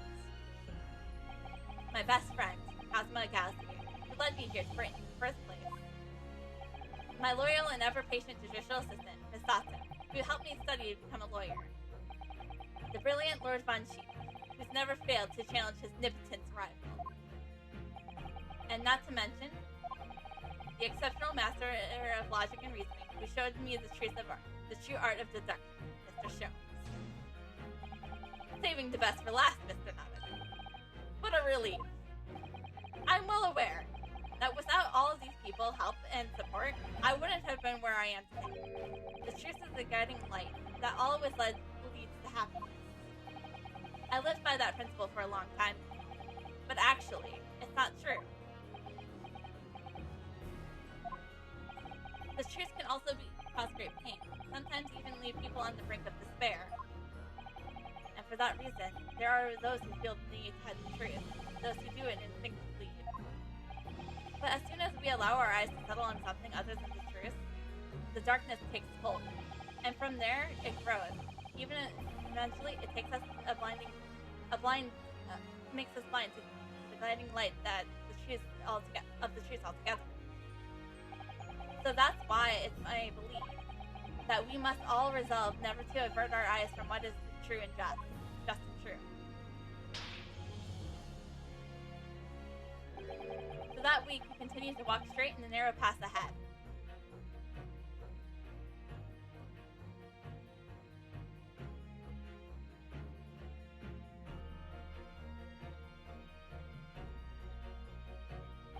Well, I must excuse myself.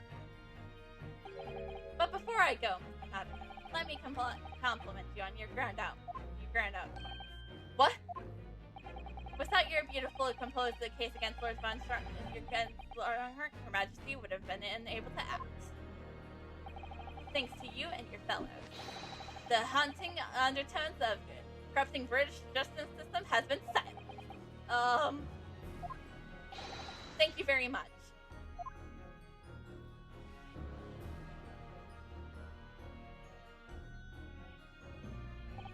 So, until our paths cross again somewhere. Well then, it would appear that this long trial has finally come to an end. My apologies for any anxiety caused, my lord. I am quite sure we shall meet again in this courtroom before long, Prosecutor Brock Ronchi. In conclusion of the proceedings, I hereby declare the defendant, Barack Von Sheik, not guilty after a long trial, man. Woo! Did we get fireworks? Do we get the fireworks? We get the fireworks! Oh my gosh, my voice is really going. Yeah, my voice is really going out here. That is all. Court is adjourned.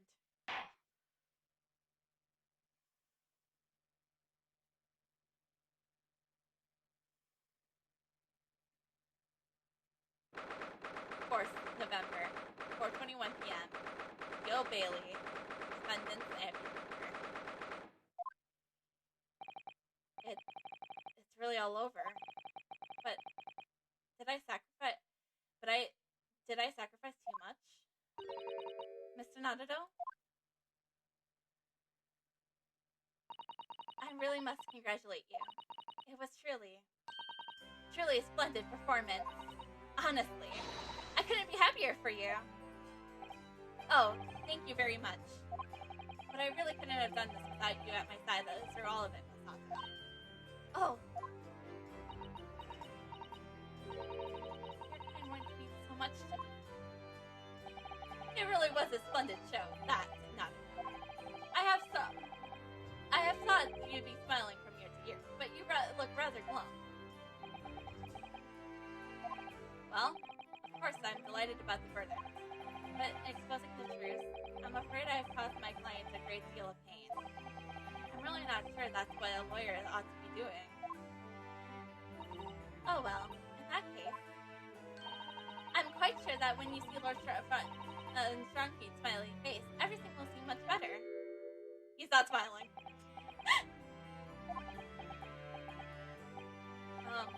Miss Sato, everything seems to be worse. His face is like thunder. Oh dear, I really shouldn't have presumed. Mr. Hanado. Yes? Almost a year it's been now, since I first encountered you here in this very courthouse. For you to have raised to the level of excellence you had demonstrated today, well, it's quite remarkable. But I exposed the most unpardonable truth that you could have ever imagined in court today. I feel as though I robbed you of something you've held so dear. What was it he said? To fight those who dwell in the darkness, require at least some of us to occupy the darkness ourselves. But that was just a feeble excuse of power. Only those with steadfast eyes for the truth have what it takes to fight the dark force of crime. You made a fine work of establishing that fact in court today. Oh. Well, thank you. But a man with no persistent word. I'm sure that Kazuma-san would have a smile on his face at the very moment if he were here. Kazuma.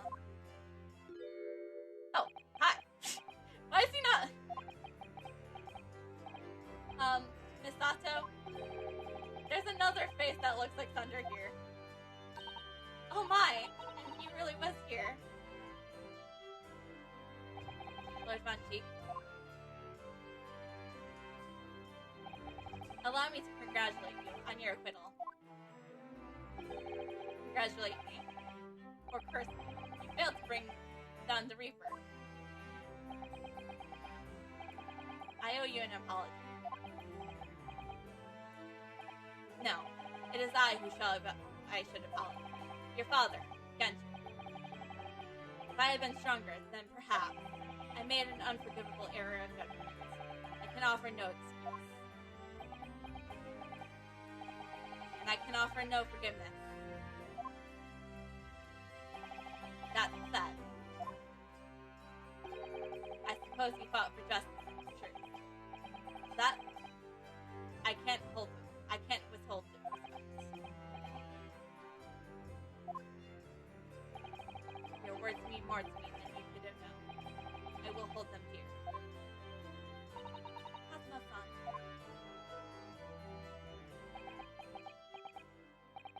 I must say, there's one thing that's still bothering me. What is that? The will that Clint Von Cheek wrote before his duel with my father.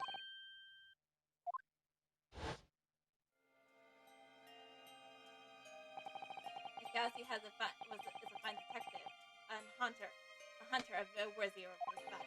He had agreed to honor my final two wishes. The first is that this document survives. The second, I cannot commit to paper. I have confessed my sins to my wife. May she find a resolution in my death. With my eternal gratitude and my Japanese friend, I rest my quill. Clint Von Cheek. What could the second of his final wishes have been? That your father agreed to his honor. I think perhaps I might be able to shed some light on that. What? Father? It was 10 years ago, as you know. The day before the execution was scheduled, I went to the prison to say my farewells to Genshin.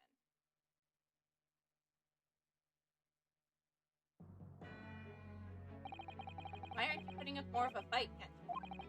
If you only agreed to it, Kirito and I would gladly petition the government. We've been through this already. You don't need to worry about it. Anyways, Yujin. I have a favor to ask of you. Something of great importance.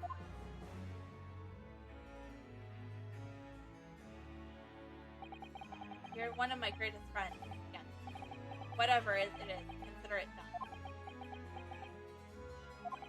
I'm going to tell you an address. I need you to go there at once. In secret, telling no one. You should find a lady of Gently hiding there. A lady of the Gently. She's not in the good way. She's with child. The birth is imminent. As a medical man, I would like you to attend to her. Please, you're her only hope. By any chance, Is the child yours, Gen? Don't be daft.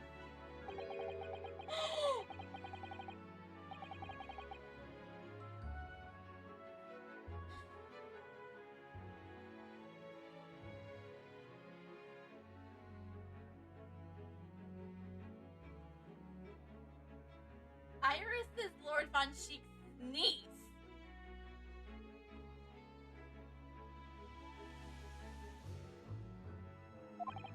My goodness. I swore to the man that I would help. That I would do whatever I could for his wife and his unborn child. But if something should happen to me, I need to ask you that same favor. You're the only person I know that I truly rely on. What did you say? If something should happen to you? Tomorrow night, you're going to be...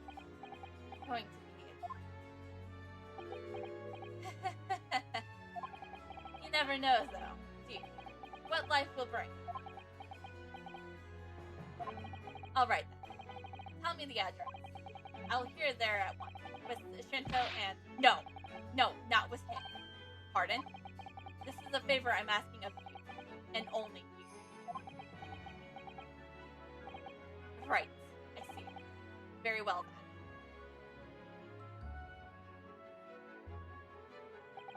That very night, I caught a train to Palatine, to Demon on Devon. I found the old house, in the middle of nowhere. It was an old hunting hound lay asleep on the ground. Oh, was it the dog? Oh, no. The poor woman was on the floor at the back of the darkened room. She was in mortal danger. I broke her water to resuscitate the labor before she weakened further. But it was a tortuous birth. I did everything humanly possible for her and her child.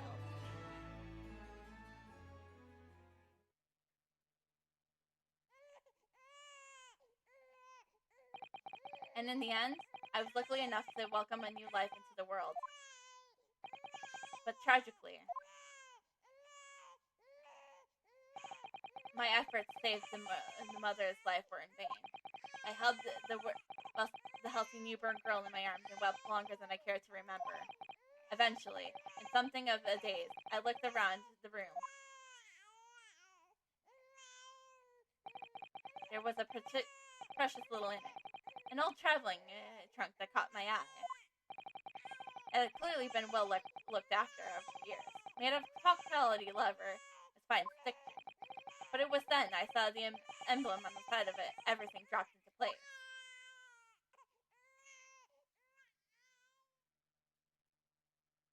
B for Bakersville.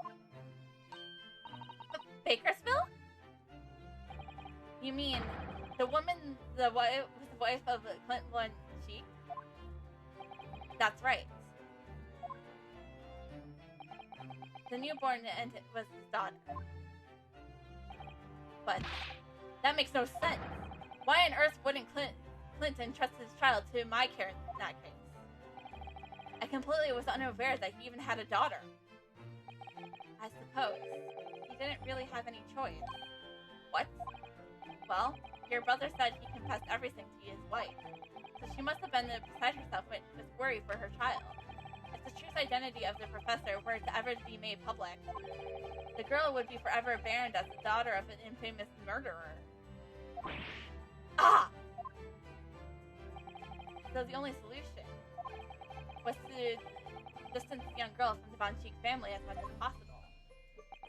I don't believe it. I imagine that in his final hours, Lord Clint Von Sheik made a villainous choice. He would have thought to himself, this Japanese man is here someone I can trust.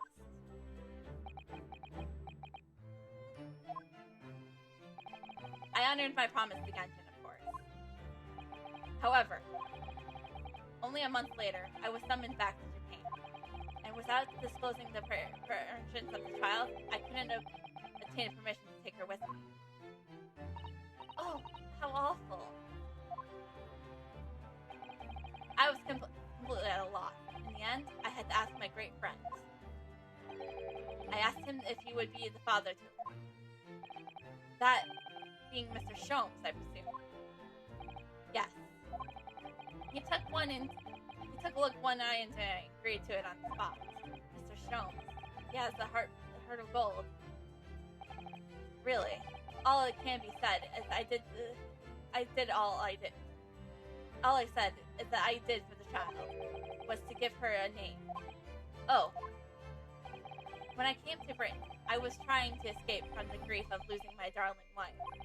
So it was her name that I gave to the little girl. Your wife's name, other words, the name of my mother, Amai Makaba. Oh! That's right, an Amai, or in English, Iris. Iris.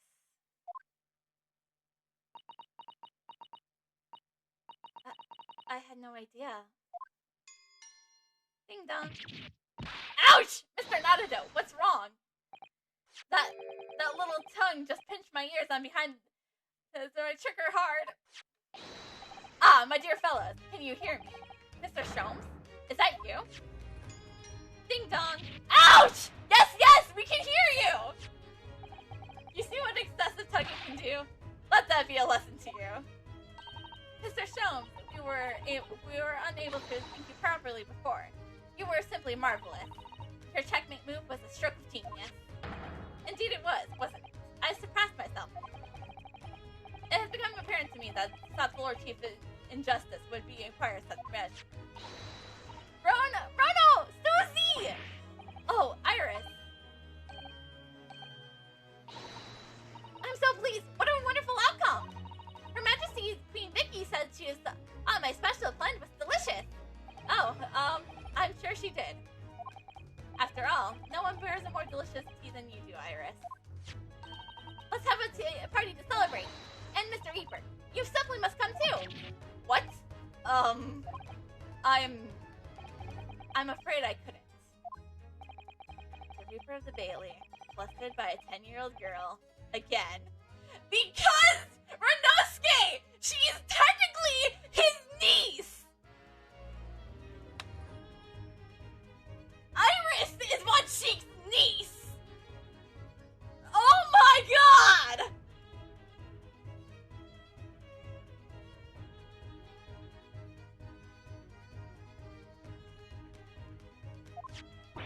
No! Really? Oh. But I give you my word that I shall present myself as your resident in the near future to express my gratitude. Oh, how lovely. You promise now. I won't let you forget. Bye for now, then. Alright, Iris. Thank you for all your help earlier. Oh, that was nothing. Let's come back home soon. Ding dong. Ouch! Ugh! One final pinch goodbye, was it?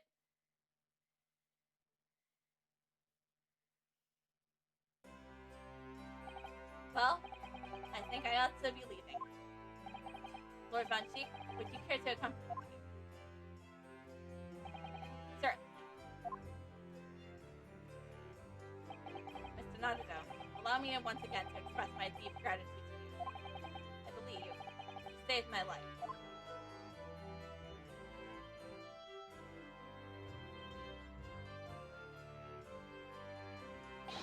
Wait! Lord Von Cheek!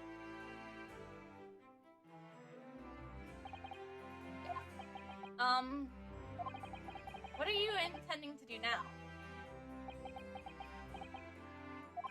Well, clearly, I shall have to resign from the prosecutor's office. Oh no! I intend to publicize the full truth about the professor's case. Once that's done, the Van Von Cheek family will be ostrated completely from London society. Surely not. So as soon as I am free from my employment, I shall leave the capital. Oh, I see. Don't be a fool. Are those actions of a man once feared as the mighty Reaper failing? I beg your pardon? For the past 10 years, you endured the persona once been cast as the Dark Force yourself. Now you have finally been freed from that death route. Your battle is just beginning, surely. Well, I certainly never expected to hear those words from your lips. I waited a very long time to come to London. Now I'm properly here. I intend to learn all that I can. Anyways, goodbye for now. Renosuke nodded up. Kazuma Gazi. It seems though as he has really matured so suddenly. He's not the only one who's matured, Mr. Nadado. Well, I think we should make our way back to Baker Street. We must help Iris. This is tonight's dinner. We must.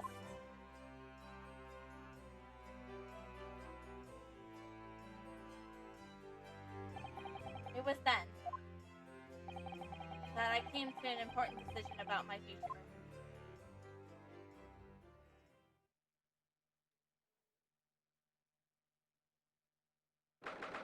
4th November, 6:25 p.m.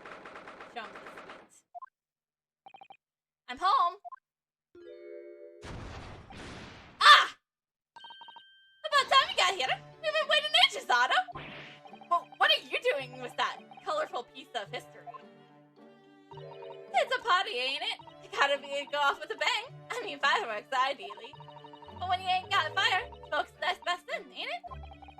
There's a girl on Fresno Street who could help you with that, I think.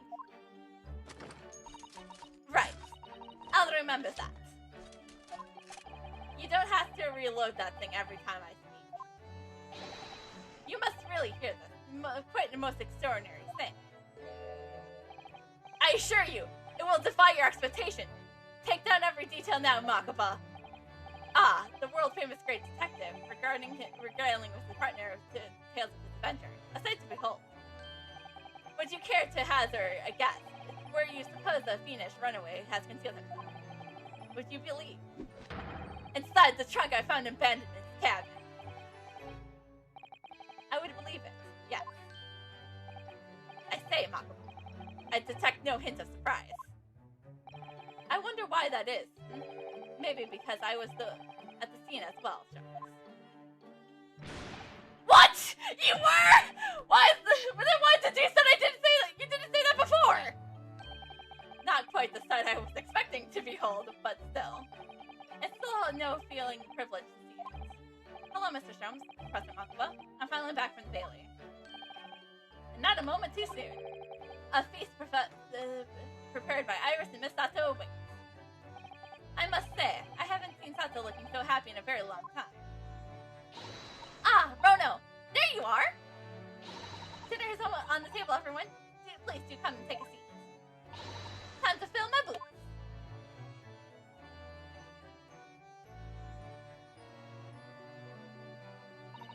Goodness, is that really true, Gina? Yep, I'm losing me cop of a gobbler ink, and going back to what I know best. I thought I was less company. You're really leaving the police force? But why, Ginny? Well, the boss ain't around no more, so... Oh. In a way, no matter how hard I try, a Reaper ain't never gonna accept a dive return to Dick, ain't he? Well, people can change, you know. Ah, yes, that reminds me. I rather thoughtfully offered to reveal the bailiff of this now defunct piece of evidence. Eh? It's the inspector's pocket watch, and the crown of his has been reattached. That watch is his pride and joy, a symbol of his great achievements at Scotland Yard. But 10 years without fail, it measures every second of the man's remarkable career. But now, it's stopped. Only to be wound again.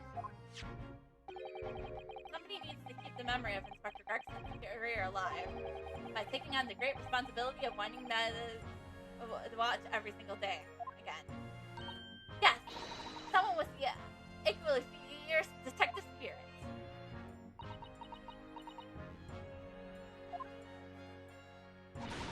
That gotta be me! There ain't no one else! Quite right. I mean, after all, the boss was... Well, he was my boss. Yes, Ginny, yes he was.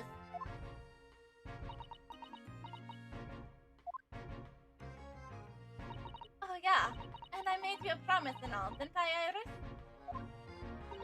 That I'd become a proper detective one day and track down your old man. We already know the truth about his old man. Oh. Alright then, it's decided. I'll do it. And I swear it. I'll find your dad and bring him back kicking and screaming. Her dad is dead. I can say that with full certainty right now, that her dad is dead.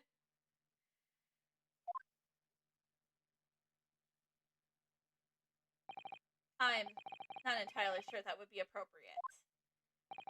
Yes, I think, Gina, it might be best to, well, I think you'd like to forget that promise, Ginny. Yeah? Iris? Well, obviously I've always wondered about who my real daddy is, of course, I have. I wanted to know where it came from. Well, I thought it might tell me something about myself. But I caught such a lot of trouble trying to find out for so many people. Curly, Ronald, Professor Mickey. No, not at all, my dear. Really, I owe you an apology to... you owe no apology to anyone. Well, anyways, I've decided to give up on it. Because I finally realized my daddy is the greatest in the world. I don't think it matters what his name is or where he's from. Don't you agree, Curly?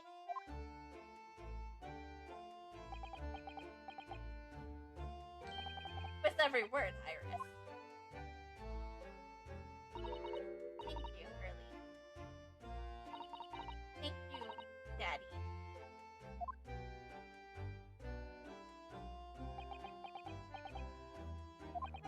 I think Bakuba. Yes, Jones? I think I ought to express my gratitude to you. Oh. For 6 years, you and I solved many mysteries together. And during that time, I remember countless expressions of gratitude for our good services. But a moment ago, I heard the most pleasing expression of gratitude of them all, and I should never have experienced it. Whether or not for you, your old softy shows. But I must confess, it was a weight off my mind to hear you say it. Well then, I think it calls for a lengthy violin recital, wouldn't you say? Oh, well, food good cold. That's one only problem. Maybe next week, Curly. Are you sure a week is long enough, Iris?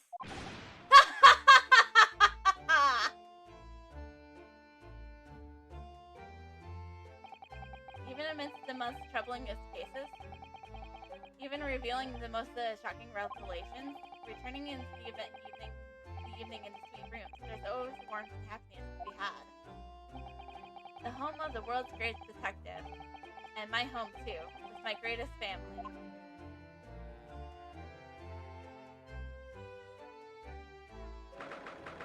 Thank you for the follow there, Miss Ipopo. The spade. I think this attic has been my home and office for almost a year now. I've certainly had some unforgettable experiences whilst I've lived here. But I think now, the time has come. Time to bid this place farewell. Naruto. Oh, Professor. Are you alone? I didn't hear any sound from Sata. Yes, Sata-san went out after dinner. She took a carriage.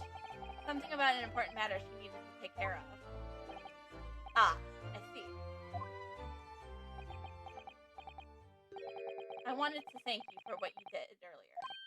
Oh, with Iris, I mean. When the subject of her father came up, Lord Clint Von Cheek. I made up my mind many years ago never to tell her who her real father was. It was agreed with... That was agreed with Genshin after all. Lord Clint Von Cheek's final wishes before he died, you mean? Yes. I had to take some rather drastic steps at the time to protect that secret, you know. Calling Sato-san back to Japan 6 months ago, for example. That's why.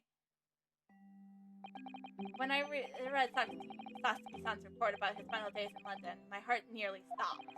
You stumbled across the crucible of that terrible case. The collar. The description of the Bakerville's enigma left me no doubt. Bakersville. If you decided to investigate that enigma sooner or later, you would have made the connection to Banchi. And to make matters worse, Sato-san knew of the unpublished story as well. The story that Iris written based on my notes from the time. Ah, yes, the Hounds of Bakersville. Exactly. It was a work of fiction, but based on the grim reality of the huge beast of the dog used as a murder weapon. The dog of Bakersville's family embedded around its neck. Armed with those two clues, I feared you and Sato might arrive at the truth. So I invented the story about having collapsed justly for her to leave London and return to Japan at once. All in aid of halting any investigations you or she might have been compelled to make. I see. Something has been I never understood. It's why Sato-san came across the manuscript in Japan, though. You know, Iris's Hounds of Bakersville story. I mean, Shom sent it to me. That was before Sato-san left Japan. He was very troubled about what should have been done about it, you see. I read it carelessly and left it on my desk, which is where Sato-san came across it, of course. Ah. It was the only case Stroms and I ever pursued that didn't record in much detail. I was stunned when I discovered that young Iris has pieced together so much of it from my partially notes. Stroms and I had discussed the matter and decided that we wouldn't allow the story's publication. At that point, I returned the manuscript by post for Stroms' safekeeping. So you did all that to stop Iris from finding out the truth about her father? That's right, because Stroms had told me how obtuse she has become. However, having witnessed the events in court today, I must say my opinion is somewhat shifted. Oh. I think at some point in the future, the time will come for the Iris to know the truth. And when it does, well, I believe it will be for the rest. I think so too. Actually, Professor, I wanted to talk to you about something too. Judging from that expression, I'd say you've come to a decision, have you? Yes, I have. I will be returning with you to Japan. Are you quite sure? I'm really only here as a substitute for Kazuma. But he's here in Britain now, as it originally intended. Lacombe student Naruto doesn't really have a right to stay, I think.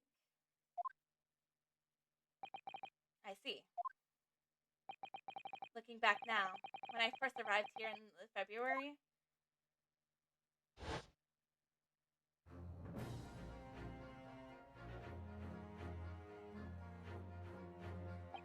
my becoming of a lawyer just seemed the way things turned out. It was Kazuma, Sato-san, and Mr. Stroms all gently pushing me in that direction.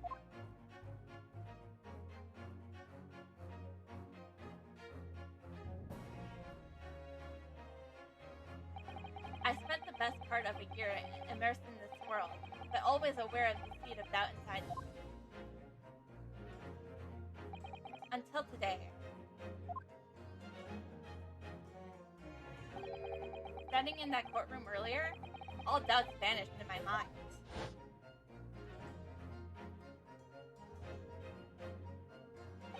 I was totally focused. I was sure of my belief in my client. I was sure I could see the trial through. And at the end of it, I finally realized no one else could choose this path for me. I chose it myself.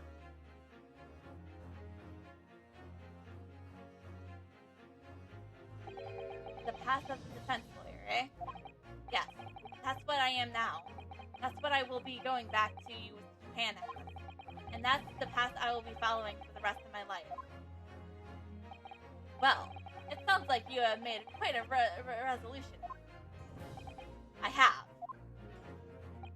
Very well then. I must say, it's extremely welcoming news.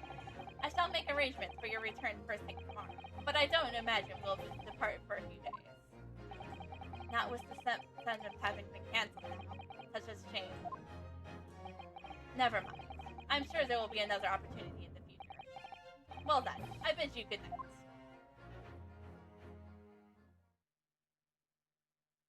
You heard that, Sato-san? I just wanted to let you know that I'm back.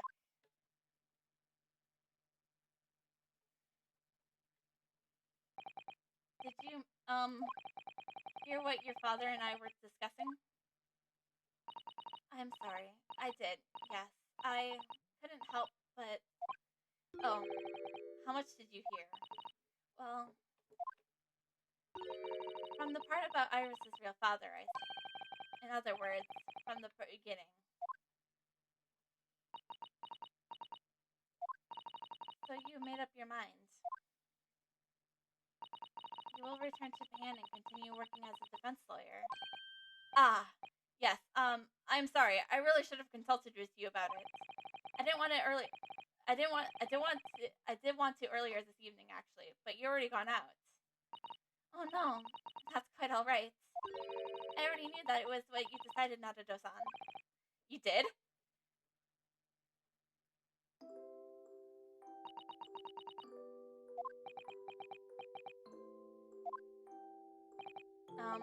Sato-san. Ah, yes? I suppose this means it has to be farewell soon. I suppose. You'll be a great help to Cosmo going forward. I mean, I know he's a brilliant lawyer, but he's new to the British courtroom. He certainly benefits great in having a brilliant judicial assistant at his side. I will do my very best. I wish I could say it, but I just can't. I can't ask her to come with me. After all, she was always supposed to be coming to Britain as Cosmo's assistant. So, it's growing late. We should both try to get some sleep. I'm sure you must be exhausted after today. Oh, yes. You're right. Before I retire, let me just say one more thing, Simon. You really were quite splendid in court today. So if you ask me, anyone who thinks of you as a substitute as a Lacombe should be ashamed of themselves. Sato-san.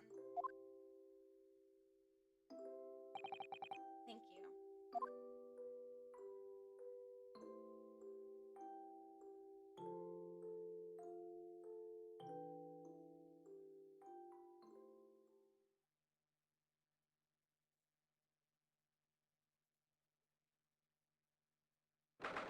November 5:32 a.m. Port of Dover, Quarterside. I can't believe this day has finally come. You're really leaving then, Ronald? I'm afraid so, Iris. Thank you so much for everything. I don't know what I'll do without your wonderful cooking and delicious tea. I wish you weren't going, but you have to come back and visit. Say you will. Of course. I promise.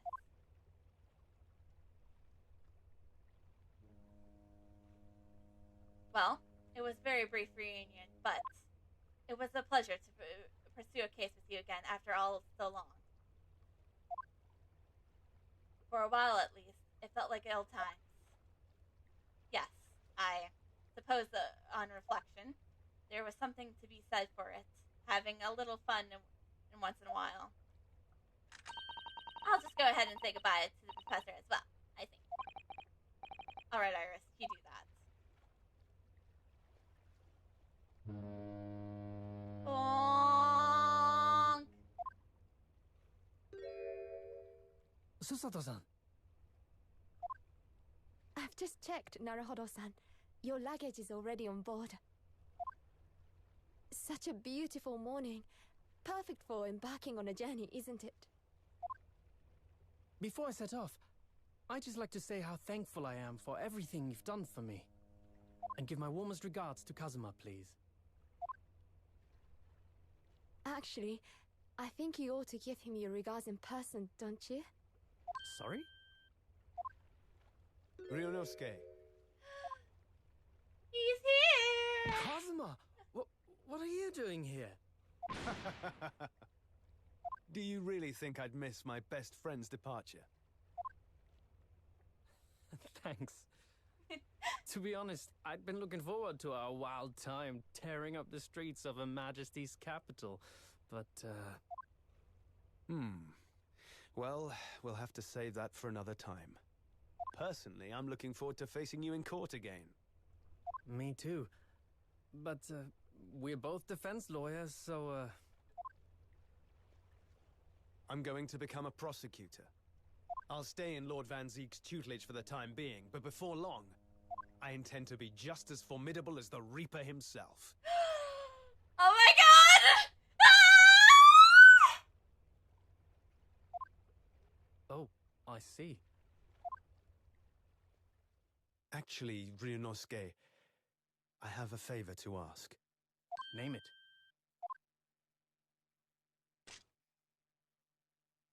I'd like you to take care of this for me for a while.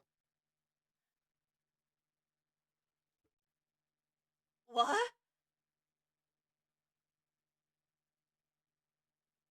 Karuma? Why? Because I've seen it now. I've seen what's inside me, the demon that reared its ugly head that day.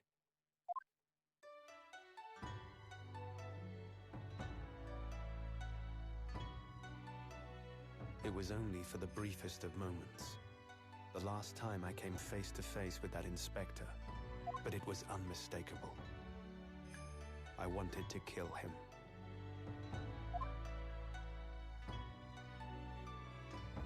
I've always known there are demons that live inside people.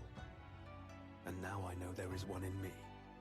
The fact that it very nearly consumed me is something I'll carry with me until the end of my days, while I devote my life to fighting those whose demons have got the better of them.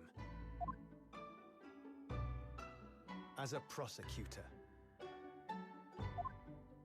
So, that's what you've resolved to do, is it?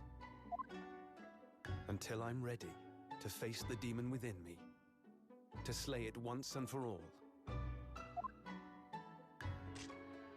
I leave this in your care, if you'll take it. Of course I will. I'll keep it by my side. Always. Like a part of you will always happen. Be with us. Until we meet again, then. You have your path to follow, and I have mine. Naruhodo-san? Huh? The path you're going to follow from now on. I wonder if I might follow it at your side, and unless I'd be a burden. What? I mean, I would very much like you to come with me. But aren't you... You're so predictable, Ryunosuke. I am?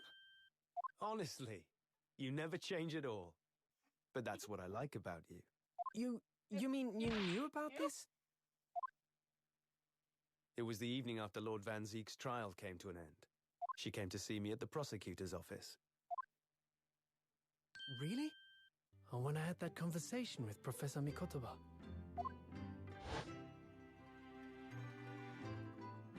So, you'd go with Ryunosuke back to Japan? Yes. I know it's unfair of me to follow my own interests like this. Coming here especially to tell me. You're a stickler for etiquette, aren't you? Well, what are his feelings? We've never discussed it, of course, and Naruhodo-san has made no such suggestion. I worry that perhaps I'd be a burden to him. He's just as much of a stickler for etiquette as you are. He'd never say anything before he was asked. But I'd feel happy knowing you were with him. Look out for him on my behalf, will you? Of course. I'm sorry for being so silent. I'm just so... Susato-san. What do you think, Naruhodo-san? With you by my side, no trial would seem too daunting. So if you're willing, I'd be honored if you'd come with me. Together we can take on the world. I'm terribly incompetent, but if you'll have me, I'd be delighted. Oh, no, not at all. If anyone's terribly incompetent, it's me. Ah! What's wrong? Your luggage, Susato-san. There's no time. The ship's going to set sail any minute now. It's all right. There's no need to worry. As it happens, my luggage is Already on the ship. already on board too. It is?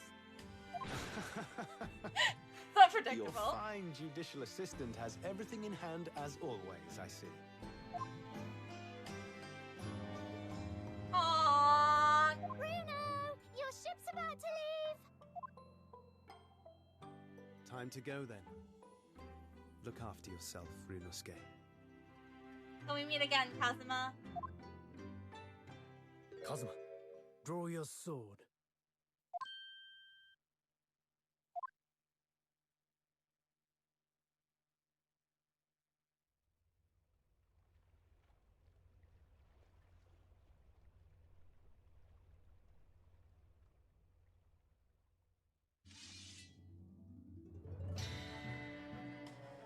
Oh my gosh! One day, when our paths cross, once more, we'll fight a duel of words across the courtroom. A day I eagerly await as a lawyer. I've been waiting to hear you say that, partner.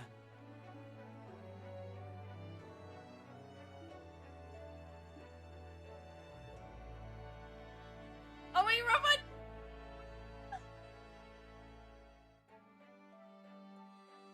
Don't forget me then, Kazuma. As if I could, Ryunosuke. And Mr. Sholmes, thank you so much. I'm very much indebted to you. Indeed, Mr. Naruhodo. I believe you are. I'll never forget all you've done for me during my time in London.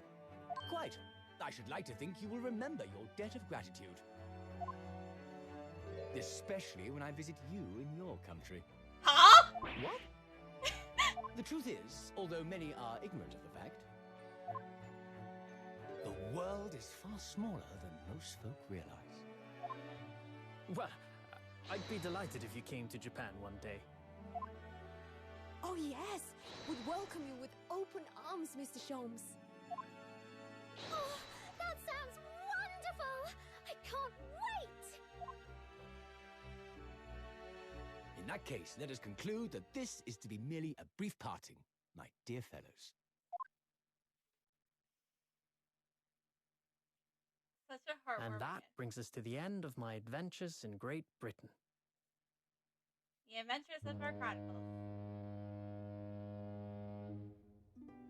A peculiar twist of fate brought me halfway around the world those many months ago. But that was just the start of my journey. Who knows where fate will lead me next? Still, I'm confident this won't be my last meeting with the friends I've made in London. And when we're together again,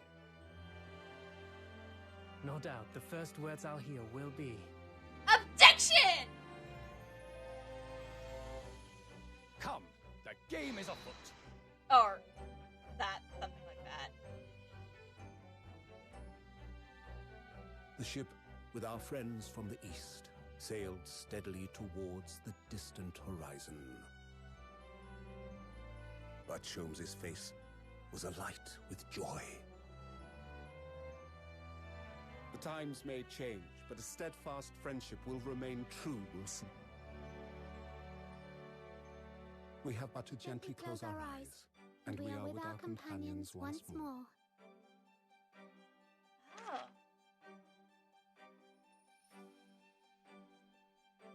So I do just that. And when I do, I can hear his strong, familiar voice ring out. Objection! Objection! Until we meet again, Bruno. The Great Ace Attorney.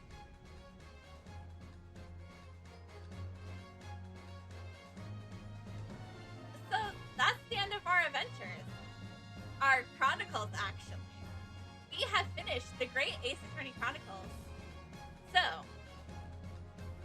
I've been thoroughly intrigued with inquiries about remote transfers and that thing. But I have no pursuit of electronic goods, what's promised in close court secrecy. Anyways, I have decided that from absence of London is order, a certain distance apply. The Empire fans, perhaps. I understand that the wardrobe class incurs no charge whatsoever.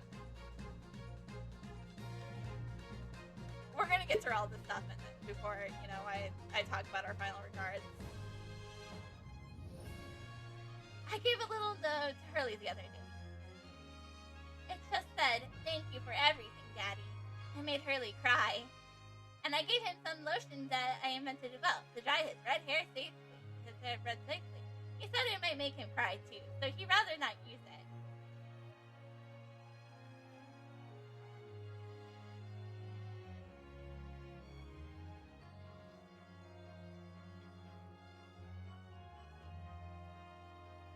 In those days, when I known as it was Aurora, I felt as your presence was still on my side.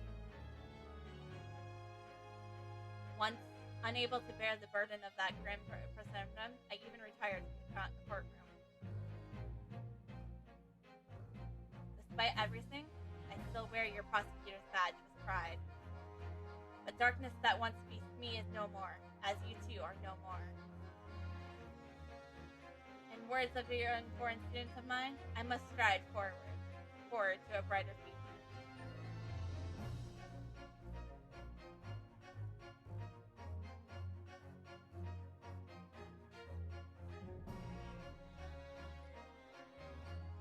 The boss left a note for me, I can't even read it in a letter now. It's the whole lot.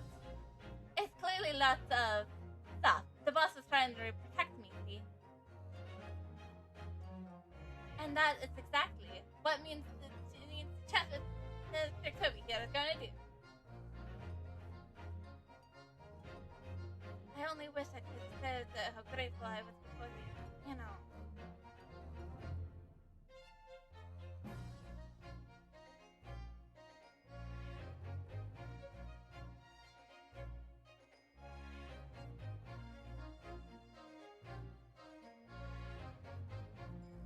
Gina, the truth is, I'm not an upsetting fellow as you think I am. You might be a diver at heart, but that's a good heart. You have reminded me that I need to be true to myself. I've got one more job to take care of before it's taught it all to London for the fourth day and then I gotta complete your education into heart detection, law correction, say the station.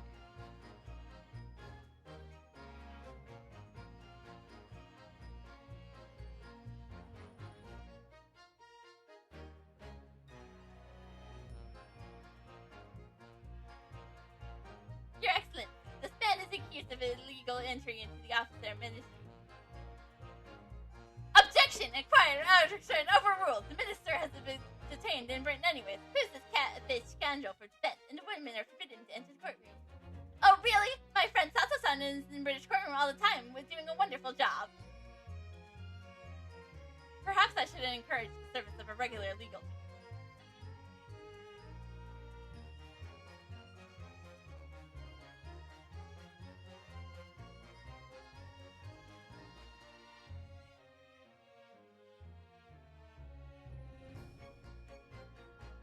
Mama, is it true about Japanese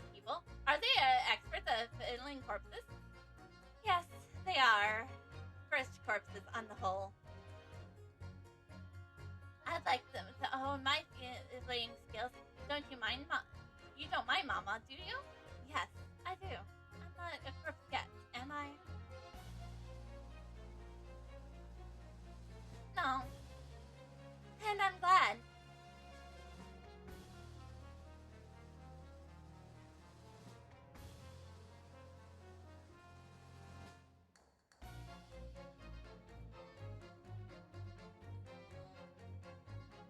Here I am again in Great Britain on the invitation of my dear old university friend. He sent me a very nice letter saying he'd like to show me around now that everything was settled. But what have I done? I was so excited I picked up the splendid hotel and now I can't afford the bill. Oh, Baroque! Come to my rescue again, please! I wish I could have just vanished into air sometime.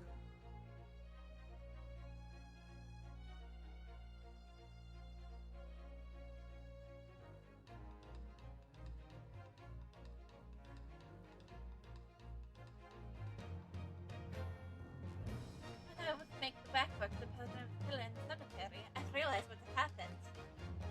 But even now, we witness stand on the highest court in the land, I could never speak of it.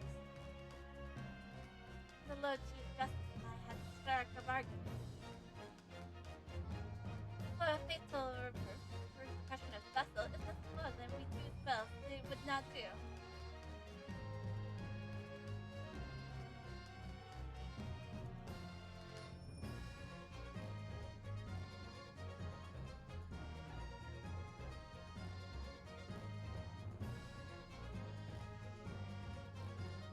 Hee, everyone calls me gossip. I did be a little tidbit to pass by, you know. Hee, everyone calls me a Pepino. I sell a sketch guy. Hee, everyone calls me the... Nah, I cannot do it. This is ridiculous. Oh, darling, how? How charming. You made lots of new friends here, I see. Yes, and when we were released, we're going to strike it rich together.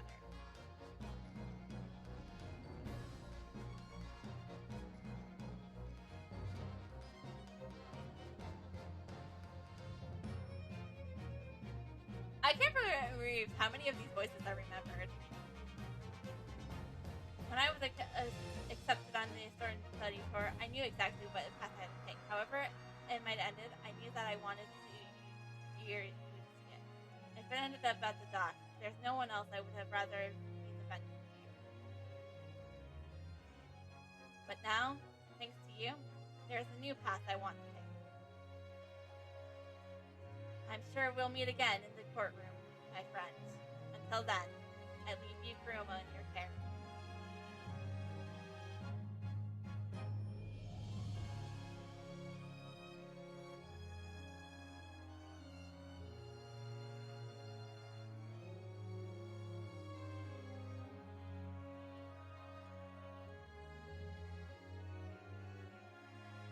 Made some tea, Narada-san. It's important that you rest while you can. Once we arrive in Japan, you shall be busy establishing your new office. I'm so delighted to be accompanying you. After all, it takes all your talents are recognized by a great detective, because you really are the greatest of all lawyers. A great ace attorney, some might say. She said the name of the game!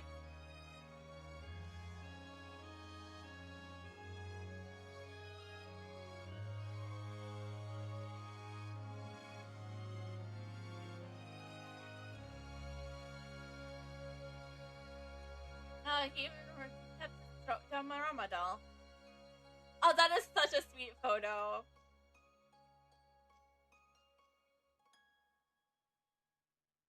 That is such the sweetest photo ever. I might save that off as a screenshot and just use it as my background.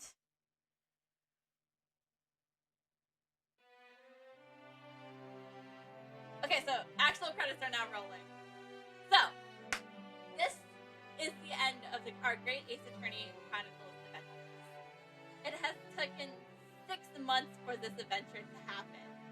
I can't believe we're finally here at the credits of Resolve.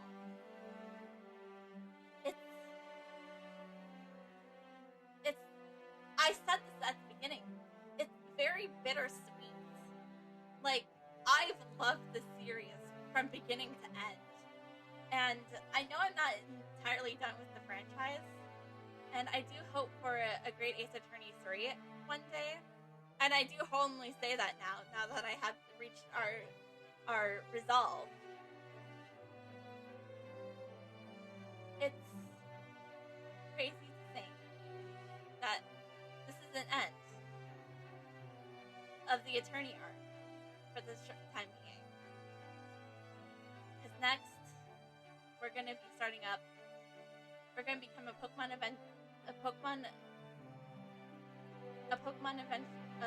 trainer, and as well as a whatever they do in Psychic. I haven't really read too much into the prompts so much. So,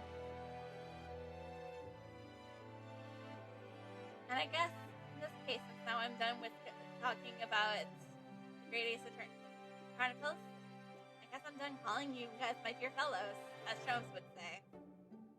So, you're back to the Nigtavians. But, even so, our adventures surely our adventures have not started yet from our friends. It's, like I said, I really hate to leave the series behind. And I hope one day Capcom does make a Great Ace Attorney 3. But until that day comes, we have to abide ourselves with the other Ace. I have to abide myself with other games and the other Ace Attorney games, because this is not the last of you'll be seeing of me as my attorney. This is just a break in the attorney arc, if one might say. It's, like I said, it is very bittersweet to leave the series behind, but these games behind, and, actually, not open this game, only again then to get the achievements I'm missing. Because I do plan on going back for that. Because I must have missed some shovels. I must have missed some shovels, even though I particularly was always on keen with shovels. I think there might have been a time where I did forego going to the office just to go argue about the shovel.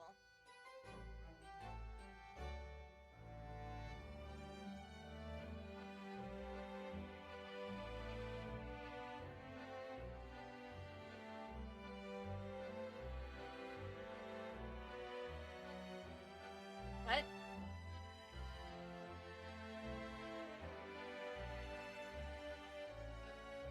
I'll always look unmemorable on this series.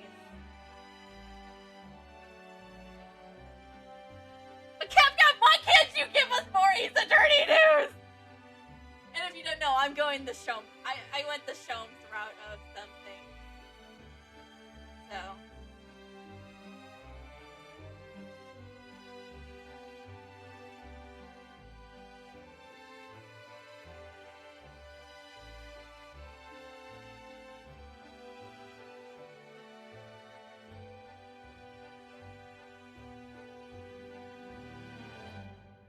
The game was afoot, but now the game is over. I also just came up with that right 5 seconds ago, and it was great.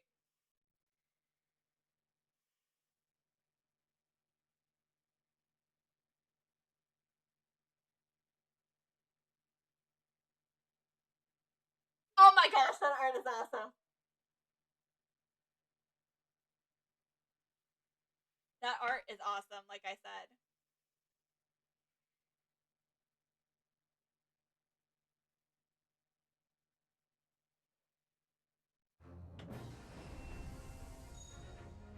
So,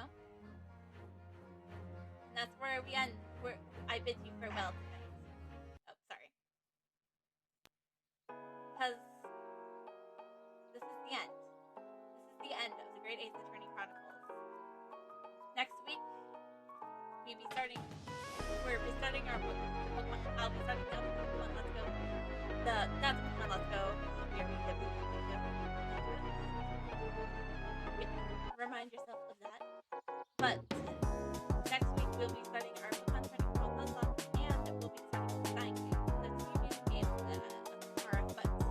Will be afoot next week. So, like I said, I really, really enjoyed the Great Ace Attorney Chronicles. It's the memories we have, we'll have evidence of forever because gods are on YouTube. And I will really miss this character. But I really do hope Capcom does release the Great Ace Attorney series. That would be great. Now, I'm not in a position to talk about wanting a Phoenix Wright 7, but that's if they are going to be making new Ace Attorney games, they probably will be making a Phoenix Wright 7 first. So, I guess I gotta get on board of the other games so that I can get through the rest of the Ace Attorney games, you know? But we have lots of plans for the future, so have no mistake, my dear fellows. It's all in the name.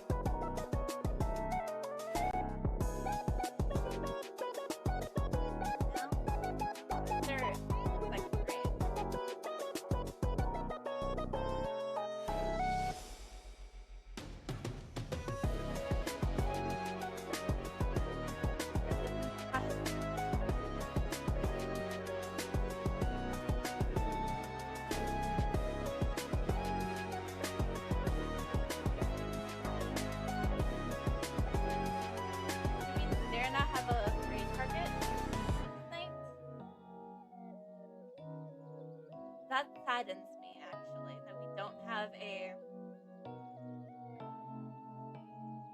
a raid target.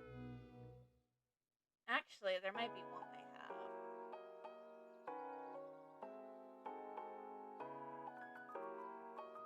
Ah, yes. How could I have forgotten?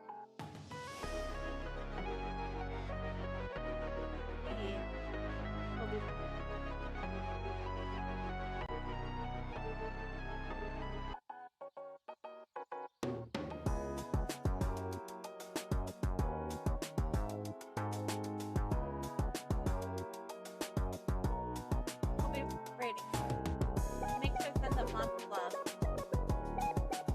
As I not get a lot of sleep tonight, actually, because that's usually how it is when I end the series or end the game early. I don't get much sleep, but I do need sleep. And I need to avoid the rest of my goddamn voice. Like, goddamn, I've been talking for like 6 hours, man. We're almost 7 hours here.